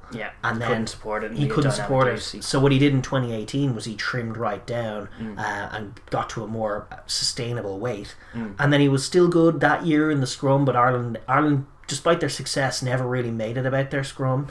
And then last year, you know, Cian started to fade a bit more. He still got good plays in the loose, but the days of him demolishing tight head opponents became fewer and fewer until they were completely gone. And now you see him, like, coming off the bench fresh against Georgia and instantly looking under extreme pressure. So if I'm Scotland, it appears that Rory Sutherland is back on the squad. We haven't got an injury update, but that's just from Scottish Twitter picking him out of the training sessions and seeing him in there. Listen, he's training with them. If he comes in, that's going to be massive. But even without him, like, Xander Fagerson has been excellent. The Scottish scrum, Ollie Kebble's a super player. Simon Bergen as well. They have some really, really quality props, and they have huge heft in terms of their actual forward pack in the tight five that they're picking at the moment. Massive, colossal heft. And while they got a couple of decisions against them in France, I thought, first of all, some of them were harsh. But second of all, I think this Irish scrum does not compare. We're not used to saying this about Irish scrums, but it's one of the worst in Europe. It's one of the most vulnerable, and I think that Scotland could break the back of this game if they dominate this battle. If they do, for sure. I suspect they won't. I think it's going to be parity. I think I just have I've seen them edge it once with Sutherland this year, but even then it was close to parity. It wasn't complete domination. I think again it's an anomalous one that Scotland just don't perform as well against Ireland, and they don't perform particularly well away from home either. And I would not be surprised to see anomalous penalties go either way, and to kind of take place in other parts. I think the more furious contest, or the more interesting one in terms of dynamics, will be at Maul as well, because both of them are so kind of dirty and ridiculous at their maul defence too, between Henderson and whatever locks are in for Scotland, Gray as well, just getting their hands in and making it a mess. But with Scrum, I actually think the point of focus will be, I think Scotland will be scrumming aggressively, but I don't think it'll pay dividends. I suspect a lockdown scrum is what we'll be seeing. Hopefully, but well, certainly on paper, I think Scotland have a much better scrum, and I think Ireland are extremely vulnerable, and I think it could be the difference maker. I think it could be if Scotland are to win this game and break their Ireland duck, which I feel like is coming, and now might be the most vulnerable time for Ireland for them to do it. I think that'll be the basis of it. But to pivot on in a broader sense and look at Scotland and their approach to the game, from a squad point of view, as we were saying, Sutherland might be back in. That'd be good. I'm curious to see whether they make any changes. We were referring at lock to Gray, and we've seen Skinner, and we've seen Scott Cummings has been starting for them with Sam Skinner coming off the bench pretty consistently, and while they're excellent players, one of the things that we've championed about Scotland is the depth that they have, and so it's very surprising to see Toulis and Gilchrist, who are the stalwarts and excellent in it, seem to have fallen for right recent out of favour, but not even rotated in. They should be rotated in, given that they're playing a very especially with Finn out and now Hastings out. They've kind of accepted their lot to be a bit more of a rudimentary nuts and bolts kind of 10-man rugby team a lot of the time, and that demands by necessity a hell of a lot of work from your lock forwards. It really does. And to have guys of the quality of Gilchrist and Toulis to not even be rotated in to share that load seems a bit silly, because I don't think the gulf in quality is that vast, if even at all. No, I don't think Scott Cummings has been that good. I think it would be you'll obviously know the squad, as we say, by the time this video comes out. We don't have it, but I think if Scott Cummings is in there with Johnny Gray, I think Johnny Gray has to be in there. I think he's good. He's a very good tackler for them. He makes all their tackles. He's super physical. He's in good form. But if Scott Cummings is in there with Skinner on the bench again, that'll be just like a not great sign. Not a telling one, but a not great sign. They should rotate that. They have huge depth. But by and large, outside of that, the squad is pretty settled. We know that Duncan Weir and Ali Price will be steering the ship. They've had a tetchy time of it on an offence. But first and foremost, as we said with Ireland, I think this is a game for the forwards. This is a proper old school Celtic brawl. Will they arrive at the pitch as well? Because there's been a risk, there's just certainly been historical precedent for Scotland to kind of go into shell mode sometimes when they're away from home. That's been a thing that they've been griping about their own performances in the Townsend area. Is just the difference between a Murrayfield showing versus an Aviva Stadium or an anywhere else. They did get their win against Wales and Cardiff. They did. I actually think they've actively improved in that area. They have it's been a focus for them. But then just more so than away from home or whatever. Same thing as we said about Ireland. You need to arrive in the first quarter with the energy that you want to lay down for the whole game. If they get shocked by a physical or a passionate Irish showing in the first quarter, that's pretty inexcusable. But it would be probably insurmountable, because it'll be a tight enough affair. They're dealing with an Ireland team that are super dangerous from their point of view, in terms of if Ireland get on top of you, it's hard to get back into the game. But they're also dealing with a team that's vulnerable, that's under a bit of pressure. Exactly. They're going to be playing in Dublin, but with no crowd to get them geared up. And if Scotland can make a mess of it and can get on top, it could be danger city for Ireland. And that's where rattling Ireland is obviously invaluable, because it's a team without great coaching and without great direction, and with brittle confidence, if any. So and then Sexton starts forcing every play if they fall behind, because it's not going to plan. And that's where you can get meltdowns from Ireland, and I definitely think there's scope for that. But what it involves, as you say, is that first quarter, and they need their big guys, their Jamie Ritchies, their Hamish Watsons, their Johnny Grays, to get on top of Ireland with the ball in hand and without, smashing through their respective opponents and really starting to own those contact areas. shrugging off Irish tacklers. We know they have the quality to do it. Hamish Watson in particular, really, really dynamic runner at his best, and if he can put in that talismanic display that we know he has in him, that really is one of the paths in terms of contact winning to getting on top of the game. Yes, indeed. And then with ball in hand as well, just one point of focus on a technical point is they know that the line speed that will be dictated by usually the 7 of Ireland they've experienced before. Yeah, either Josh or CJ, depending on what decisions they make in terms and then of that'll selection. change to the pace of the line. Like if it's Josh, it'll be quicker than if it's CJ. But they do know that pressure will be coming there. Surely Weir is expecting it. He hasn't tended to respond that well to that kind of pressure in this Autumn Nations thus far. That the attack has stuttered off the back of that fairly simple pressure to 10 approach. Can they work something clever in to try and have runners off him to try and isolate that runner and find space around the corners, because they have good ball runners. It's something that Leinster and Ireland have deployed pretty religiously recently, is having that 7 make a shoot really just on the inside shoulder of the 10 around that forward carry, whether it's Will Connors or Josh. And it has been very effective at shutting down sort of rudimentary Northern Hemisphere offense. Yes. But there are ways around it. There are a couple, as you say. It should be something that they have the blueprint for, that they're ready for. Well, it certainly shouldn't be something they're surprised by. Yeah, well, just there's a couple of ways you can attack it. You can literally take the tackle, but make the ball quick. Yeah. That's a key one. Like if you're there as a pod and he's right in front of you, tackle, ball quickly, and then there's no one there the next time. And Ireland, being slow, tend to be quite slow to get around the corner, so there's no you can take the momentum sappingness away from being stopped behind the gain line if you're almost ready for it and slip the ball back and then instantly move around the corner. I somehow doubt that'll be the approach looking at Scotland this year. I've seen that kind of stuff work, and like the point is that they just have to make the adjustment. The other side of it is like to Van der Merwe, who they've found it hard to get his hands on the ball in space because they haven't really executed their passing game as well as they might do in terms of just the traditional way of getting wide, but he has been hungry for work, and he's a guy who's actually, I wouldn't fear for him. Like you wouldn't put a little Darcy Graham down that channel, he'd probably get smushed, but Van der Merwe's a big strong man, and he will check that line if he can run off Weir, and they need to support Weir a little more and bail him out of some of that pressure that he will be under. Give him easy options to execute so that they can then get 100%. So he's like your backup quarterback. You know, you gotta mind him. You're not getting him throwing bombs down the field. No. It's not the way he plays. Indeed. But from a Scotland point of view, I've seen like some footage in training as well, which would suggest that like they still think of themselves as a passing team, especially the backs. Yes, like the forward pack are winning games, but the backs. Well, they've landed on their best centre partnership as far as that Johnson Harris, lovely balance to that.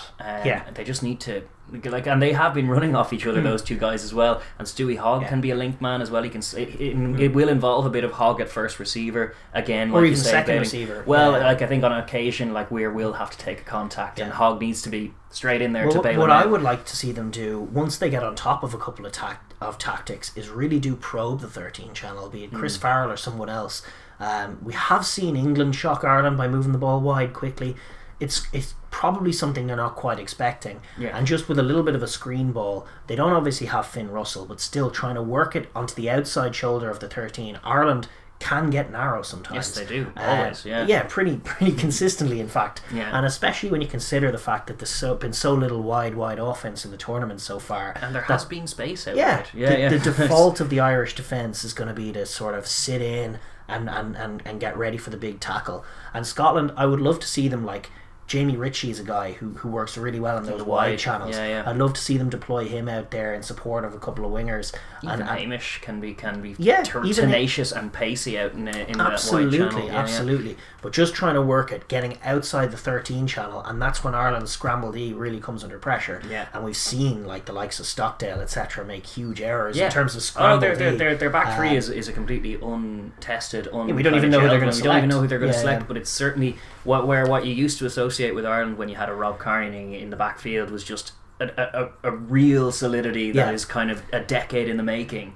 Now you have something brand new out of the box that's not quite working with confidence and stuff, so you want to try and attack them there. But that's the adjustment Scotland have to make as well, as like they're very used to trying to punch holes in the midfield of teams using the Johnson Harris dynamic. Ireland are pretty very solid in the midfield. They love that game, but a bit narrow. You got to get outside them.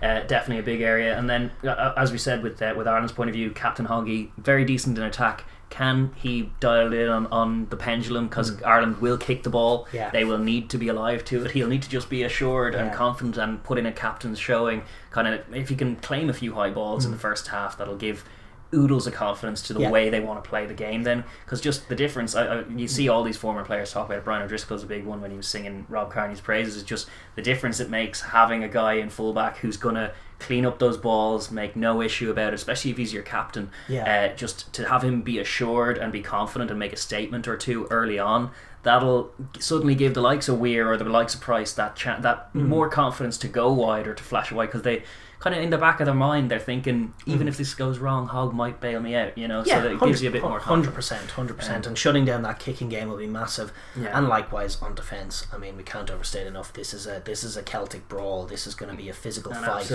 and the winning of the fight is going to be the winning of the game in large parts. So and as we said, scrums, look at rucks, look at tackles, just look at collisions. Collisions will be telling. It often is the case, but no more so than when you have sides that aren't going to be moving that quickly.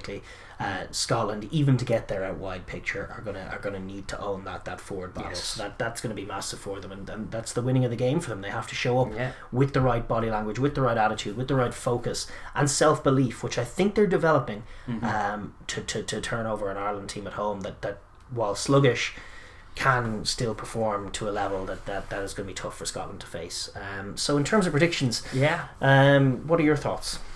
I have many of them. Like as always with looking at Ireland, I have the green lens on, and then it turns into red very quickly.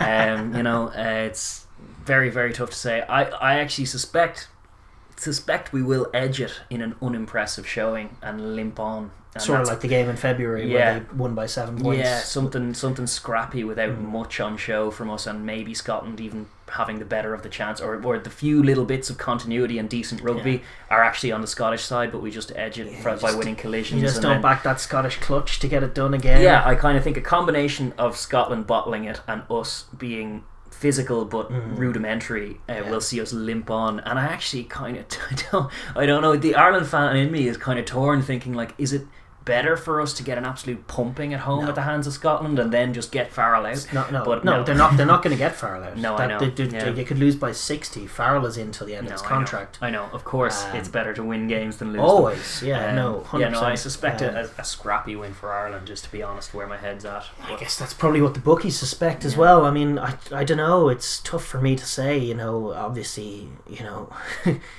I was going to say it could go one of 3 ways. Of course it could. It could go one of many ways. This is why these prediction things that we do at the end of our previews are very much just for colour more than anything. But I mean, like, what you're talking about is a battle where neither pack edges it, and slowly one team makes more plays than the other. Just the way I've been thinking about the game, and there's no reason why it couldn't play out the way you do, I kind of feel like one of the 2 sides is going to get on top. I feel like Ireland are either going to come out with a performance that, as Ireland fans, we remember from times gone by, usually in November, actually, after, and it happened under Declan Kidney, it happened under Eddie O'Sullivan, happened under Joe Schmidt in that post-World Cup period where we were pretty sluggish, where we'd have like a bad Six Nations and start off autumn really poorly, and then all of a sudden there'd be one game where they show up and they play and they are at the pitch, and all of a sudden the difference in energy levels is like night and day, and then they are stopping teams behind the gain line, and they are winning contacts going forward, and it all looks so much better. And they end up running away with it and winning the battle. So I think either we see that from Ireland, or we see Scotland really step up to the plate and just kind of dominate a bad team. Yeah, back up their good season by beating a team who they should beat. They certainly should have a better record against and should back themselves. I think they have been mighty impressive this year in so many ways. The backup 10 situation is obviously rough for their offense. Finn Russell is just he's a missing element for them. He's caused Ireland problems every time they've met. He causes everyone problems. I remember Joey Carberry in 2019 really he made a mug of him. He was like, "Oh, I'm elite. This is what elite is." And Carberry picked off Carberry pass, and Finn Russell's an exceptional player, and without him, they are going to be vulnerable. But I just think that, it could go anyway. It could go Ireland's way, but I just think, honestly, that Scotland are due, and that what I tend to do is try, when I'm in a position of doubt, err on the side of which team do I honestly think is a better rugby team right now, and I think Scotland are a better rugby team right now, and so devoiding the history factors and the voodoo and the jargon and all that, I'm just going to say I think the better rugby team is going to edge the contest because they're better. I think they're going to own the scrum. I think there's a day of reckoning coming for this Irish scrum, whether it's this one or it happens in the future, but I'm going to say I think it might be this weekend, and I think they might get beaten up front and then not respond well because they haven't got a game plan and lose the game. Now I hope that doesn't happen, but that's what I'll say. It's possible, yeah, I can see that all right, for sure. All right, with that we will park our Ireland head. Not mention them again. Nope, the boys in green are done. Yeah. And we move on to Wales and Italy. It's curious that this is the last game of the Saturday, but it is. It's going to be... it's prime time for Wales-Italy is a curiosity. Yes, it's the, well, I suppose, fifth place playoff. Yes. And it is 4:45 kickoff in Parc y Scarlets again, the spiritual home, it seems, of Wales for the autumn. Yes. Refed by Wayne Barnes of the RFU, obviously. And weather conditions, as often as the case in Llanelli, seem to be tough and a little wet and just probably a rainy game. Hopefully it holds off. That's kind of what we're erring on. It's the weather forecast, which has been wrong at times. You know, we haven't. We're going a few days. It's only Wednesday. Like it's an inexact science a few days out. Yeah, so. they reckon it might be wet, but it's not going to be on the scale of what we saw in the Scotland game or in the Georgia game. Was probably the worst of it. Yeah, well, the Scotland game was just freaky wind. Yes. That made it kind of a basket case of the game as well. Yeah. It's not going to be that bad, but it could be a little scrappy. Yes. From a colour point of view, obviously Wales have had their own issues this year. Well, it's been a terrible year for them. There's just no getting around that. But they did manage to beat Georgia. Woohoo!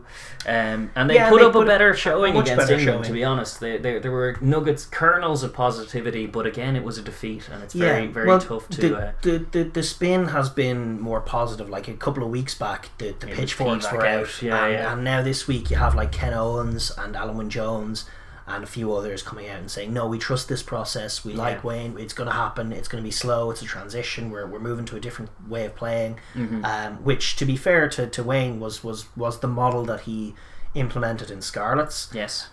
In terms of it took them a while, and then they built, and then they won a Pro 14, and then they made a European semi-final. The critique would say that they hit that ceiling and then tapered off completely the following season, and I don't know about Wayne Pivek at all, but from a process point of view, he has that defence to point to. He does.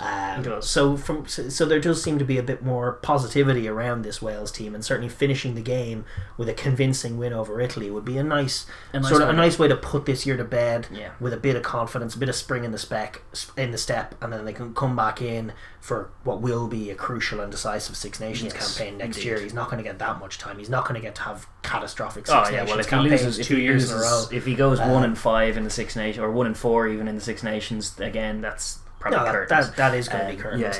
If you wanted to be negative, you'd say this is possibly a must-win. Certainly, reading the Welsh media, there's talk that he might not make the Six Nations if he was to lose at home to Italy. Maybe that plug would be pulled, but so maybe there is if you want to be negative about it. I don't know about it. Italy have never beaten Wales at home. I don't think so. If you want to look at it negatively, if you're determined to look at it in that way, some headlines are that there is that pressure on them where they cannot afford to lose this game. This is true, but they also shouldn't, and they should be confident that they won't. No, indeed. And then from Italy's point of view, kind of no pressure by contrast. No one is expecting them to win the game. Probably not even themselves. But listen, they've it's easy to be dismissive of Italy, but they have been building a bit of momentum, and they've been still frustrating in terms of defense, and still very slow progress, if any progress in that area, especially when their backs just the quality of tackling from the midfield, especially in the second half, is just dire. Goes to you look at the Xander Fagerson try and you wonder about the commitment sometimes to defensive that is still play. One of the funniest tries of all time. It's also one of the ugliest from an Italian point of view. Yes. It's just stopping, and likewise Teddy Thomas' try last week with the double missed tackle on Doolan, who, while a tough little bugger, he's should be pulled down. There's question marks over their commitment in defence, but in the meanwhile they've been varying their game nicely in attack. They found a lovely 10 10, 12, 13 axis. Yes. They're moving the ball much sharper. They have a bit of danger in the wide channels. They have a much better kicking game that's allowing them to spend more time out of their own half in games. That's been transformative. They're getting more opportunities. You even saw it against France last week. Like, they actually didn't convert. Their red zone offense is an issue, but they're getting more and more opportunities. And they'll be thinking about this game. They'll be eyeing this game like a Welsh team without much confidence. And then building slowly. Like, they had a good first half against Scotland. They had a good first half against France. Can they put it all together here against a team that's arguably worse than those two sides, and really put the cat amongst the pigeons with a good performance that goes down potentially to the last 20 minutes, etc. That's the idea. I hope so. I don't know though, but we will pivot on in terms of the squads. We actually just got the Welsh squad named. There had been noises about maybe Navidi being available, but obviously he hasn't been featuring. But Justin Tipperick and Liam Williams will return to the team, but it is a much changed team overall. Yeah, well, interesting changes. We have managed to get the full team, but Nicky Smith coming in for Wyn Jones at loosehead, Sam Parry at hooker instead of Elliot D. Thomas Francis coming in for the unfortunate Samson Lee, who has been dropped from the 23 after just being wronged by Romain Poite, doing nothing wrong, and now he's completely out of favour, which seems ridiculous. He won a lot of those scrums there. There should have been more penalty wells. Bad coaching as well to drop him for that. It's stupid. He didn't do a damn thing wrong. Romain Poite was at fault, not him. Rowlands comes back into the side over Jake Ball with Alan Wyn Jones. They maintain James Botham, the young man, at 6, but Tipperick and Faletau are in. Interesting decisions at halfback, you have to say. Kieran Hardy getting it at 9, Callum Sheedy in for Bigger at 10 seems mad. Well, it's just the Italy game, isn't it? Well, maybe that's what they're thinking. Johnny Williams at 12. They seem to have found their 12 in him. I'm happy to see him in there. Tompkins taken out for George North at 13. And then they have that all high flying world class back potential, at least world class potential in that back three of Rhys Sammet, Josh Adams, and Liam Williams. Yes, great to see Williams back in there. You had to have Gareth Davies to spring off the bench, like Wainwright similarly, Leon Brown as well, Corey Hill, even like a good Welsh team that they will be thinking they should be good enough to put an Italy side away. But the objective really is just to look at it from a Welsh point of view to start with. They're looking to open up the Italian defence and do it early. And I think it is a statement to pick Sheedy over Bigger that maybe they're looking to buck the trend of kicking the ball the whole time and trying to attack Italy where they're weak. Hardy as well, he's a nippy wee fella as well, move at a good clip.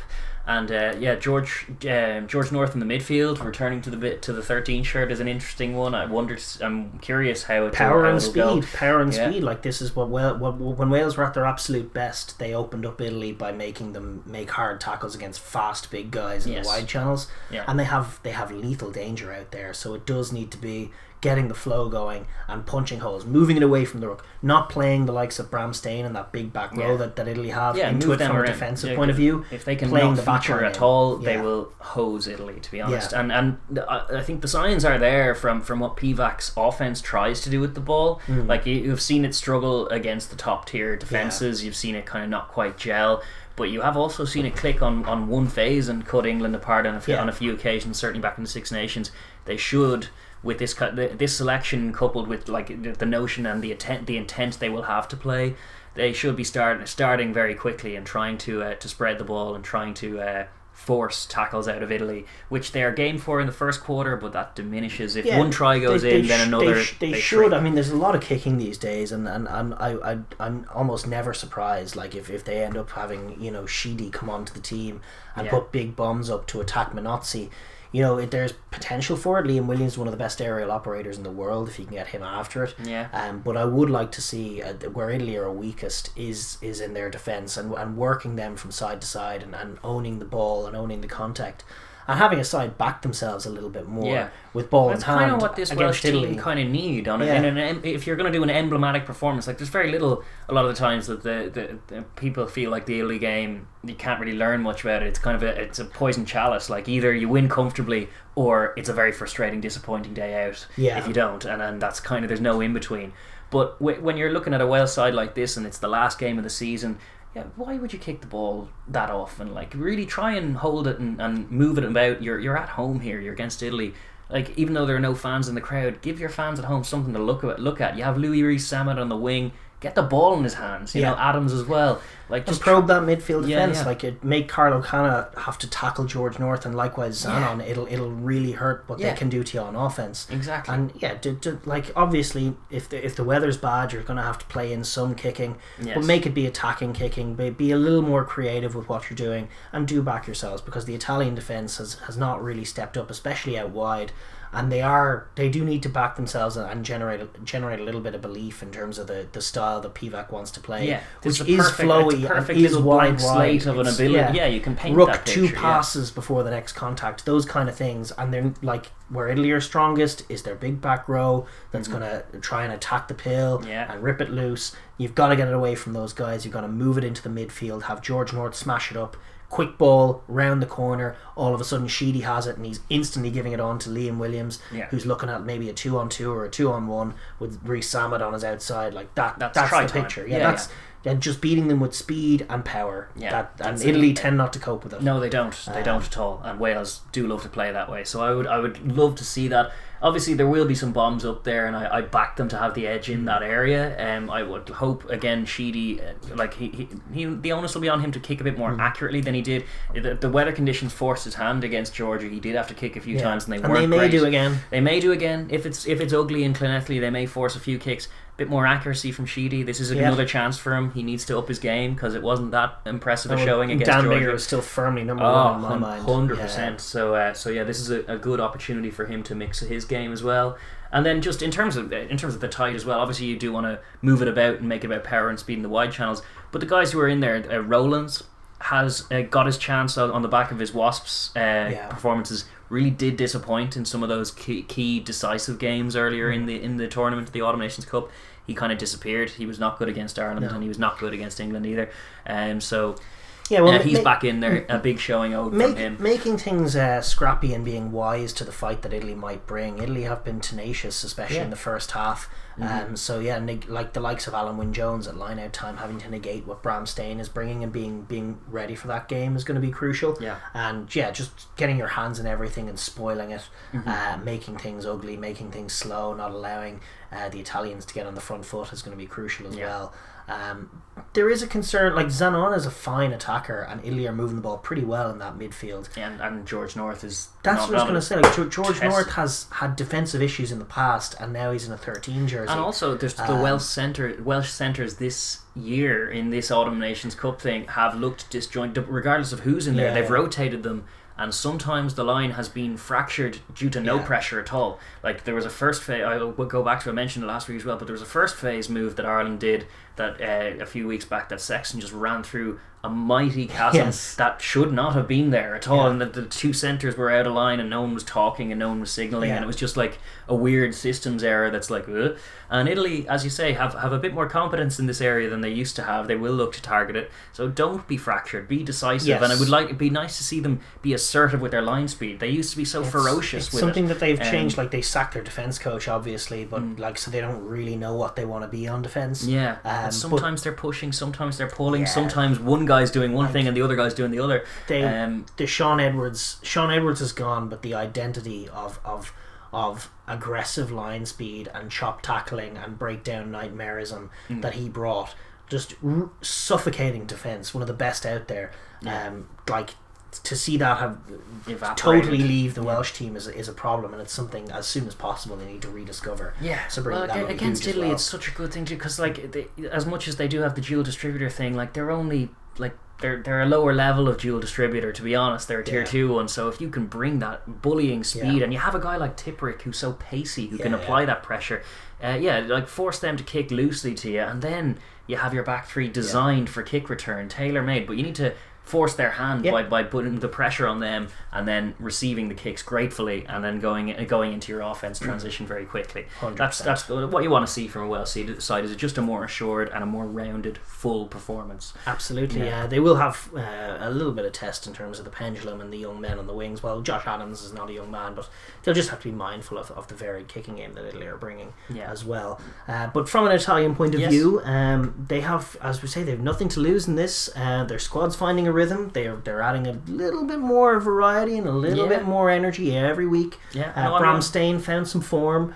last week. He was very, very impressive.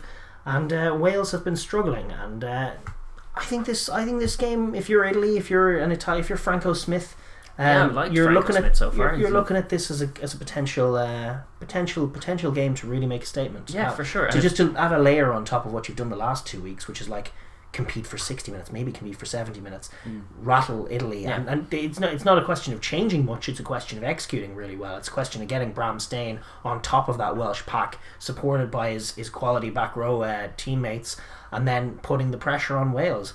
Doing what they are doing in offence. They do not too much need to mix it up. Wales defensively have been quite slight. Yeah. Getting Tana running through them, moving around the corner, backing Garbisi and Tana to mix it up enough to get the Welsh coming forward and kick it in behind them. Yes, to get Zanon in a bit of space. Well. Yeah, Zanon, one thing that does need to improve and has slightly improved but is still a little not quite sharp enough is they are doing a lovely, encouraging, ambitious shape where they're deep, wide, but like when it takes 3 passes to get across the line, their passing has not been crisp enough for it to work. But that's getting better. It's getting better. Yeah. It needs to another incremental improvement, like you're talking about. They don't need to abandon it, but they do need to be better at it if they're going to get purchased. Adding to it, just getting that little bit better, that little bit more comfortable in Franco Smith's system. Yeah, that's what it's all about. The red zone offense has struggled a little bit. That was an area they actually managed to edge a lot of the exchanges against France last week, but when they were in the red zone on a few occasions they're doing a much better job of getting good territory in the game and possession, but they didn't really execute, and it is tougher when things tighten up. They did score one nice try, but on a lot of occasions they struggled and pittered out and ended up being turned over, as is happening to a lot of teams when they get down into that area. So that's something that they'll have to consider. I tell you, I'm going to make an argument for you that you might not like. I think they should probably take threes. It depends how much you're rating Wales. I don't mind taking threes, but I don't think so in the first quarter. I really don't. I don't think they're building any scoreboard pressure. Even if they get 9, if they get 3 in a row, that 9-0, does build pressure. That does build pressure, especially when you consider Wales and. Wales are not expected to go 9-0 down against Italy, and they're reeling from a very tough year. They're still a team that find tries. They found tries against They found a try against England last week. They're going to score at least. They found 1 try. They're going to find turnover ball. I'll tell you this: they're going to score at least 2 in the final quarter. More likely 3. Maybe, but not necessarily. If they're down, probably not if they're feeling the pressure. Yeah, but they won't be. No, I think from a 6-point lead or a 9-point lead, they won't be. They Whereas will be. A 14-point of course lead, they will be. They will. They're under pressure not just to win this game. They're under pressure to win it convincingly. Yeah. If they're down, the last thing that Italy need is to get a penalty, go for a try, do a load of huff and puff and not get it, and then the ball comes away and then it's 0-all. They're edging the exchanges. They're doing a much better job of exiting, of controlling the territory. That's where they need to back themselves. And if they can get the edge in the first half, I think it's important that they need to get on the scoreboard and put the pressure on Wales. Just having Wales be behind, you can say they're not going to feel it. They're going to feel like they're superior against Italy. This is a disjointed Welsh team that is losing as a matter of routine. Italy need to put the pressure on them. They're expected to win this game. They're at home, and they are rattleable. They're a team with brittle confidence. I think that if Italy get opportunities, chip over the 3 points, focus on your exit, focus on the forward battle, get back up there, take another 3, absolutely. If Wales aren't at the pitch of the game, if you can take a 9-0 lead, yes, it can go one way where Wales click into gear and they run through you, but it could also go Wales start feeling the pressure. Yeah. And I just think, especially with the quality of their red zone offense at the moment, that they could end up playing Wales into the game or huffing and puffing for no return if they end up going for the corner, as they did against France. Now, in France, I think they were dead right to go for the corner. Yes, they were. Because France were too good, and they weren't going to survive that against France. They're not in the same position that Wales are. But in this game, I actually think for once that taking the threes is probably the right option here for them. Yeah, there's definitely an argument for it. What I would say is if they go 9-0 up, they'll lose the game. We'll see. I don't know. I'm so sick of it with Italy. You could just as easily say if they go 14-0 up, they'll lose the game. No, they probably will. But they need, you're talking about their red zone conversion rate. They need to practice it, and they only have the energy to do that in the first half. They're not going to score tries in the last quarter. They just don't. Yeah, I know. Until the only times they score in the last quarter is when they're already 50 points to 0 down, and then there's a breakaway try. They're not at the level where 3 points makes that much of a difference. I think if it's a bit of dogged conditions and Wales are feeling the pressure and out of sorts and not linking up well with one another, and George North is far from looking powerful and speedy, looking a bit like a big lump in there at 13, as can happen, and all of a sudden they're knocking balls on and they're not in rhythm, that there is scope for Italy to win this game 15-10. It could happen. And that's what I'm saying, but it's not going to happen if they keep going for tries and they're on nil. They end up losing the game, 15-10 themselves. Yeah, potentially. So, I think on this occasion, as we've made a meme every week of saying don't go for threes, Italy. On this occasion, I do give them permission to go for threes. Okay, I don't. I think it's folly, but you can back that all you will. Right. I think it's absolutely historically proven. I'm sure we saw again Zebra v Munster this weekend. They kicked 3 at 14-0 down, and it's like, great job. Obviously in that regard, there's a sense almost of just not wanting to get nilled. Like last week Georgia were, as it happens, they chalked it off with the try, which is great, but I think they would have bitten your hand off for a 3-pointer just to get the O off the board. Yes. I know. Yeah, well, that's the sense sometimes for them. But no, if they want to actually compete with this Wales team, they need to put pressure on them by scoring their tries. And to be fair to them, their red zone conversion rate has improved. It has always been abysmal. It is slightly better now, and they are going for. They did kick that one to the corner. Obviously, it didn't convert, but they were dead right to. They need to just be a bit more accurate. I agree. The other thing about it is this Welsh team are get-at-able in those tight exchanges, and it plays your guys like Bramstein and his line-out supremacy into the game. They'll gain. When was the last time Italy scored a maul try against anybody, though? No, I'm not talking about maul try, but it gets him winning the line out and then strike playing off it. Like Garbisi's taking the ball to the line. They can grab tries with this 10-12 axis. They need to double down on the faith they have in their offense that is getting better, just a bit more accurate. Like we were saying, even in the midfield, getting the passes a bit more crisp. I think there's gaps there against a disjointed. There are, but they're there not from in the red zone, but from a little deeper. No, but they can dominate some of those collisions in the red zone. They can run down a those lot of teams not called Exeter are finding it extremely tough to find tries when they're on the goal line. Yes. And so I think that you can do damage to yourself. Oh, it's true. In an Australia-like way by just constantly going for the try, when actually it's easier almost to score a try when you have the ball on the 40 than it is on the 5 sometimes. Yeah. No, it's true. So I think we've had the argument. We've had the argument. It goes deeper, but I'm telling you now, Wales are going to score at least 2 tries in the final quarter. I don't know. Maybe. Probably 3, I would say. If they're down when it starts, I don't know if that's true. I think they will. I don't know if it's 100%. true. Anyway, so that's my issue with it. I think that you need to give Wales 21 points in the second half already, and then you need to go, okay, Italy, you're not winning the game, we need to try and get to at least 21 points. You're not winning the game then. If you're giving them 20 minutes. This is probably an appropriate point to just move on to the last point on Italy, which is, as always, the real key for them, more than tactics, is the defence. Yeah. That's where they've really been struggling. It disappears in the second half. Yeah, and that's just the thing, it's not just we talk about tackle technique, but it's actually, there's an attitude issue going on there, I think, on defence. Especially, last week, it was when they got the yellow card. They were a little put upon, it was a harsh yellow, and then they conceded a try, and then the game was probably beyond them. And then they conceded 2 more tries in the blink of an eye. Yeah. By missing tackles, by dialing out of the defensive game, and by not playing with the same focus. And they're never going to make it as a team unless they can develop a little bit more defensive hustle. And that's undoubtedly true. Yeah, that's and just still playing with focus and always determination on both sides of the ball, but especially on defence. Yeah. And sticking their tackles is going to be absolutely massive. Yeah. That as always is what we're looking for from them. And it is tough because Cana versus Williams and some of the matchups in the back line are tough for them. I've excused it in the past with that. Maybe these guys just aren't that good. But now we're seeing this season, it's actually in the second half. And I know you can say Tier 1 versus Tier 2. No, there is a fatigue but aspect. I think there's an attitude aspect. There is I think the heads drop. I think when they go behind and all, the heads drop. Yeah, but it's coupled with going behind in the second half because they're already... That's they see the try go in, or they see a yellow card and they're like, that wasn't yellow, that was unfair. And then they realise, oh shit, I'm tired. Yeah. And then it's then you're only 50 minutes in and you're in Paris, and then the try comes, or you're only 50 minutes in and it's in Scarlets, and then there's the George North try, and it's that's what I suspect will happen again. So that's why I'm no, when you have the energy, try and get 3 tries. Especially the one that was the most criminal was the Scotland one a few weeks ago, where Scotland were abysmally poor in the first half, and Italy were good.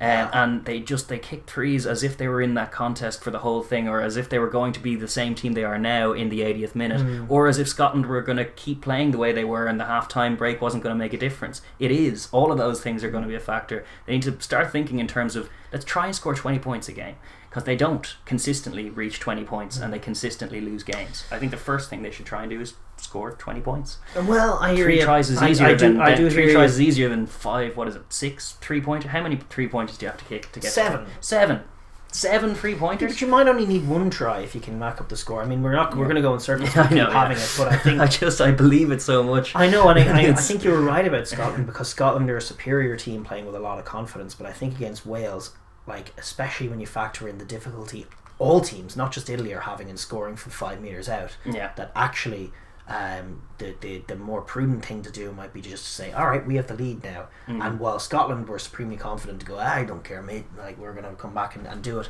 Wales are in a very precarious position. It's true, but they still score tries. Italy outscored Scotland in that game. They scored 5 times to Scotland's 4, but all of Scotland's ones were tries, and that's the difference. Yeah, I know, but Scotland are better than Wales. Yeah, I know, but Wales still find tries.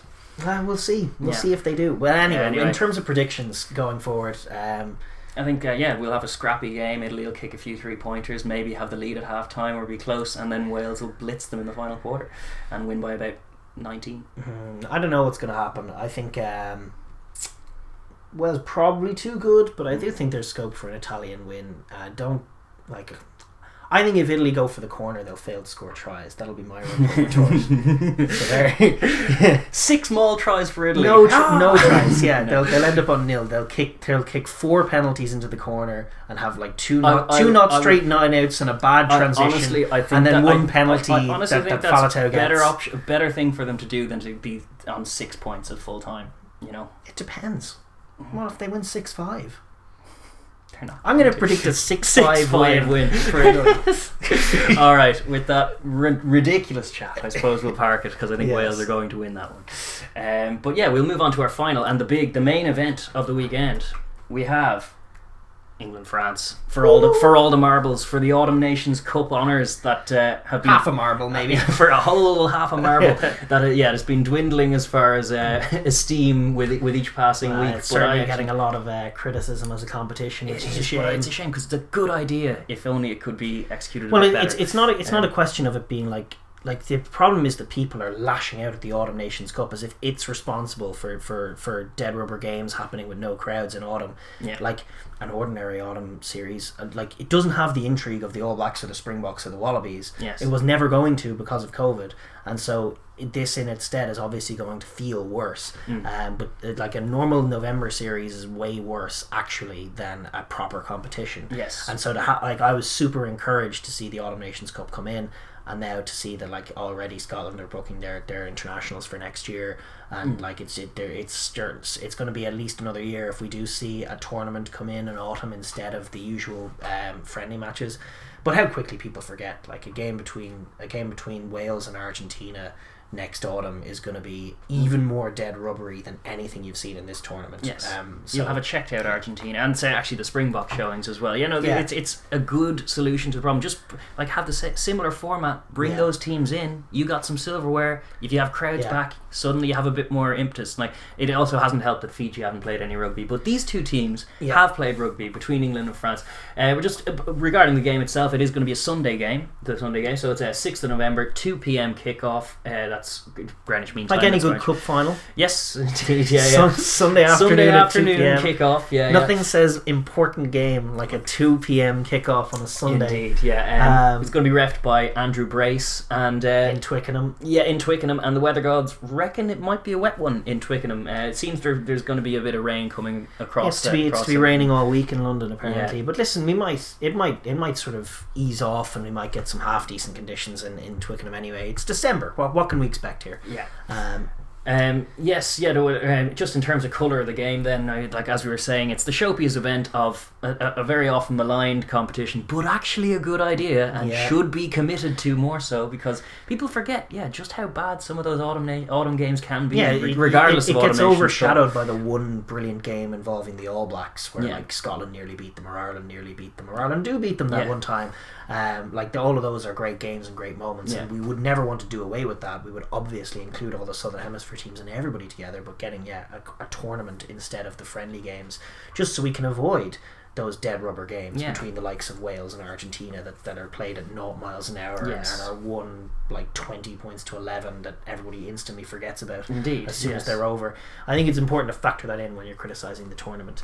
But as far as the final itself is confirmed, we have disappointingly been denied what would have been perhaps a tournament saving game involving France's firsts, on account of the Eleanor, who have shrewdly decided that it is better for the game of rugby that Toulouse have their full strength side for their away game against Bayonne this week. That's important. Like hugely significant game. Toulouse are playing in Bayonne. Like that's where Antoine Dupont needs to be right now. Exactly. No, it's so true. Ntamack too. He should be there, even if he's not fit. He'll be in a tracksuit. It's baffling but not surprising. No, it's just selfish in the extreme and utterly lacking in vision, and it can't be overstated how mind-numbingly regressive the Eleanor can be in terms of the direction they want to take the game in. But as it is, that is where Antoine Dupont will be. He'll be away in Bayonne, so it's an opportunity from a French point of view for their youngsters to make a statement. And what a statement it would be against a very imperious and ferocious England side. You can't really make them favourites at all. They're make under France favourites. No, I don't think you can. You can't really, in good conscience, make their youngsters, who don't tend to travel that well anyway as a history thing, go to Twickenham and do the job over this excellent World Cup final England team. And from England's point of view, it's obviously just like it's an opportunity to keep on trundling on, like really chalk off. It wouldn't be obviously quite the same as playing the first team, but it would still be, at least on paper, chalking off that loss earlier in the year against France, putting that right, and kicking on, taking your second piece of silverware from the year. Literally kicking on. I think that there's a new guy, Doolan, in there. He hasn't caught an English kick yet, I think, this year, so he'll be ready this time. Can be maligned for kicking the ball, but they're owning the physical battles. Yes, they are. And owning everything at the moment, and to really cement their authority on the game, on the whole game in Europe, to be honest, would be a consequence perhaps of this win for them as well. It is important to note there's going to be fans. The first time 2000 is it? 2000 in Twickenham. Yes, up in the Northern Hemisphere, fans back. That is obviously tremendous news. Fantastic. Regardless of only 2,000 in a massive stadium or whatever, they can pretend it's an Edinburgh game. But if nothing else, it's going to encourage the broadcasters to cut the fake crowd noise. You can actually hear what's going on the field. I am so sick to death of fake crowd noise. It's amazing to hear how bad it is as well. How badly it's done. You just hear random it was during the minute silence for Dominici. That's right. It was the Irish broadcaster that was broadcasting it. And they had during the minute silence, they had like pumped in murmurs. It's like, we're gonna have a fake crowd disrespect the minute silence. It was it was mind blowing. God save me, that's bad stuff. So yes, it'll be good to see that thoroughly muted. I wonder, and maybe a bit of noise. Is it going to be 2,000 fans or 2,000 Blazers? I don't know the answer to that now. But 2,000 people, which is the main thing and the main point, and that is good. And listen, hopefully this is the beginning of the end for well, it's optimistic to say COVID. We have all this positive vaccine news, but fingers crossed. Punters back at games and just a bit of atmosphere at sporting events would be great to see. I'd take the Lions tour. Like, if we can get things sorted by the Lions tour, that would be massive. For sure. Six Nations might be a bit optimistic. Yes, indeed. But it is just a great news. It's probably the best news about the whole thing. 2,000 spectators will be in attendance. And then just as far as squads, well, the bulk, from England's point of view, the bulk of the English squad kind of picks itself. It depends what changes they want to make. Like, do they go Lawrence or Ford? They opted for Ford, Farrell, Slade against Wales and moved them about, whereas against Ireland with a bit more heft, they decided Lawrence. Lawrence doing a Tuolangi impression. He didn't do a bad one at all. He's a big strong boy. I would not be against getting him back in there and putting Farrell back to 10. Willis, do you want to give him the nod, or do you want to just, if it ain't broke, don't fix it? You have Currie, Underhill, Vunipola with Ben Earl on the bench. It's tough to see Willis getting his way in despite being as good as any of them. Sam Simmons as well is another guy who's been tearing it up in the Premiership. European Player of the Year. Cannot get himself into Test contention. It's a funny one. The England, their squad is by and large settled, pending one or two changes. Does Harry Williams maybe coming on to the bench. I would have him in there. Yeah, I don't really know. Will Stewart coming in off the bench has not been massive impact, and Harry Williams' quality. I don't really. It's another one from Eddie Jones' point of view. Does Ellis Genge retain his spot? Yeah. Probably. Despite the headbutt. Yes, in spite of that. Yeah. But it's not like you could be replacing him with immaculate discipline if you want Marler in, that's probably true. But a bit more nous maybe about it. Although he got away with it, so I guess it counts as nous. Yeah. But yeah, no. So yeah, this is the England squad. We don't have it named as of right now, but you can kind of presume that give or take a few tactical decisions, we kind of know what to expect from England.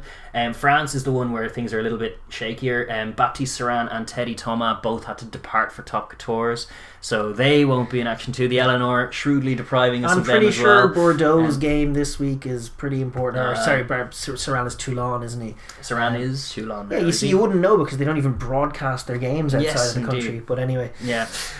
Enough of that. We'll get off our soapbox with that one.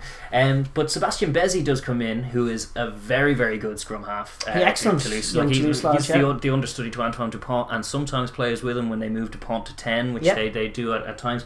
Very, very good, very combative, very quick. Yeah, so that's encouraging. I think he's going to be on the bench, but Kulu will be starting. But see him coming into the squad is excellent. Yes. And then other guys like you have Mathis Lebel, Alvaretti Raka, who we haven't really seen any of, but he's awesome, and we know this from the Clermont I don't really know why they didn't go with him last week, and I'd love to see him come in at least to the 23 in the absence of Thomas this week. Yes, you'd think he would. He's a kind of a like-for-like change in terms of dynamic playmaking winger. And that's it. They're going to need to be dynamic if they want to win this. In hindsight, from a France point of view, it might have made more sense to pick the changed outfit in that opening day dead rubber against Wales, which everyone now forgets. Yeah. On the week that was in it, they just fancied picking their first team and spanking Wales, and credit to them, they did it. It made a difference because they did beat Ireland, and that was what they were targeting with that. I know, but they kicked off like. They started that game against Wales. Like, the point is, like, you might have thought they needed a tune-up game, but they were fine in that game against Wales, and they would have been fine if they hadn't done that. I guess it's easy to say. It's easy to say now. You do want a tune-up game if you're going into the Six Nations, and because Ireland had the Italy game the week before, which they didn't. So I understand the justification for going for that. Hindsight's a funny thing. It's 2020, and now they're in a final and picking their seconds. Indeed, but like their seconds are pretty good. So here we go. Let's take England on in Twickenham. We're just going to take a look at both sides and how they want to approach the game, what their winning conditions are for the contest, and we're going to start with the hosts and favourites. The hostess with the mostest. It's England, and how do England want to attack this disjointed French team when they have the ball?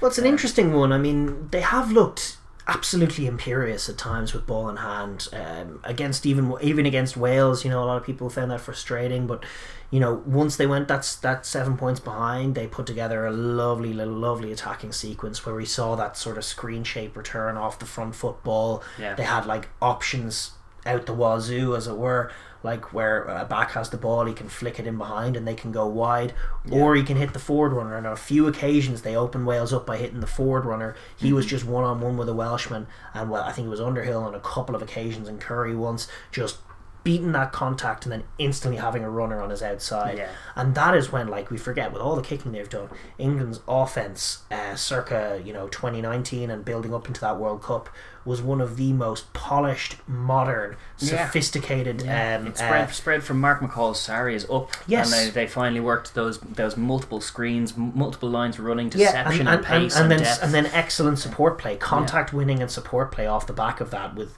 everything done with speed and crisp accuracy in the passing from forwards right through to backs. That at its best is absolutely brilliant. But it does take a couple of things to happen for us to see that. I mean, first of all, obviously, physical battle.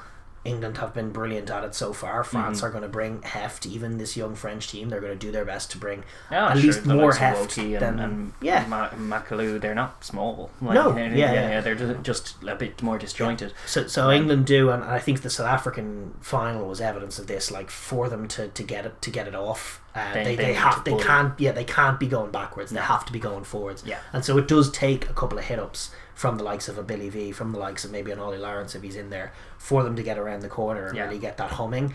And then the other thing that it takes is just for them to put the boot away for a little bit and actually back themselves. See, this is what I was thinking all while you were saying that. It's like, that's nice. I do remember that, but we're going to kick the ball, of course. Well, last week, like, it took them going 7 points down to off actually a charge down kick to dial it in and run the ball. Yeah. And they did it very effectively. Like, they a pretty try. much chalked off the try instantly. Yeah. And that was telling, like, from their perspective. But then, like, when the game's in the tight, they go right back to just owning the territory game and trying to impose themselves defensively. They have to be careful. Yeah, you well, know, like this French they'll be team playing with fire. Arguably the most dangerous opposition in the Northern Hemisphere that you could conceively kick loosely to. There's no argument about it. Well, it is. Yeah, they are. They're look, like Japan, I guess. But in the Northern Hemisphere. Yeah. Okay. But it's like, what are you kicking loosely to France for? Like, we know this is a tale as old as time. You kick the ball aimlessly to them, they're going to punish you on counter-attack. Same with the All Blacks in the Southern Hemisphere. Same even with Wallabies. But you can ask Ireland about it. Like, in the game against France in the Six Nations decider, like on 2 or 3 occasions, Ireland, just as England have been doing, just kicked the ball and then they made a play. Like, it was nothing wrong with the Irish kick chase, it was pretty decent, but all of a sudden, I know they don't have their first choice team, but they still have very instinctual, classy footballers. Doolan at fullback is an excellent counter-attacker. As it was Boutier taking the ball, whipping it around, flicking a pass, and then they ran around the corner, got it instantly to the width, to the left winger Fiku, who it was, and just got outside the Irish kick chase, and then cut them open, and then they had the support runs from Entamac and Dupont to finish the score. And that's what they're so good at. Like, if you give them the option, they will dial it in and get outside you. So if England think they're just going to kick the ball into the sky and pressure defence, it could backfire. And I would think I would be a lot more comfortable from an England point of view if I saw them sort of go to the basics, go to their contacts, their forwards, back their stellar players to get on top of the French. A few offloads in the tight, and then suddenly you're over the gain line, and it's a disjointed, especially in and around halfway. They've been doing too much kicking when they're in the midfield. Like, there's space to be had. They should be confident of dominating against a disjointed French defence. Yeah, that's what they have to do. A few dominant phases and 1 or 2 offloads, and suddenly they should have the space and the numbers and the techers to execute all of that. And then they probably will have too much for France in that offensive area should they go to it. But then when they're defending, it's been much lauded. They put in some very, very dominant displays against some of these Six Nations teams. The test is different against France, and they were cut open in the early exchanges in the Six Nations game. The one that they lost, they were kind of blown away. It was where Ireland never went, you know, in all of their, you know, whatever ridiculous percent of the time they spent defending. Ireland never ever went wide, and France will, so they're going to have to be wise to that. Play with a bit more width, just avoid some sluggishness. I mean, we took, obviously last week we were having doing a bit of analysis on Ireland, and we were looking at that play, and like, it was telling that, like, Mako Vunipola was a little slow to get up after making his tackle and get back in the line. Johnny May found himself extremely narrow for no particular good reason. And they're like those little moments that Ireland could have and didn't test the English defence. Or exactly where France will go, and they will look with a disjointed team, same as they did in the first one. They will be looking to try and start fast, gain a lead, and hold on to it. That's been their MO, because they will not. They've backed their fitness against the likes of Italy last week. They won't back their fitness to be a superior one to this England side. So they're probably contingent on taking a good lead and holding it. So just as you say, arriving sluggish or arriving not to the pitch is a recipe for disaster, because you can just France are quick scores. So you got to match speed with speed. And that's the key, like getting up off the ground after you make a tackle quickly. If you're Mako Vunipola, getting back into the line quickly, coming flying out of the line as England do, and leaving maybe a little bit of space in behind to chip into, which daring them to make the play. Granted, France can do it, and you need Ben Youngs in behind, and you need your back three in behind to be closing off the space as best you can. But absolutely forcing France to kick the ball, giving them nothing to work with in the midfield by getting flying out of the line, and then if France try and work the phases and suck you in, dominating those contacts as well, getting your Atogis in and your Underhills in and your Curries in. Suddenly you're disrupting their ball, and then suddenly maybe they're the ones kicking loosely to you, and that's much better opportunity to spring your counter. They have been trying to. They basically made an identity of establishing their physical dominance on the defensive side of the ball. Well, there were little innovations. They box kick up, and then they have either Currie or Underhill there to try to target the next ruck. All of that stuff is clever innovation, and they will probably be able to get some of those plays off against, as we said, a disjointed French side. but that's still no reason to kind of deviate too much from the nuts and bolts of what they're doing and to back themselves on offense. But when they're defending as well, just I would make another nod out to either Lawrence or Slade, whoever's in the 13 channel. It's a bigger job this week than it is any other week. Pretty much for England. No question. As you say, France are a wide team.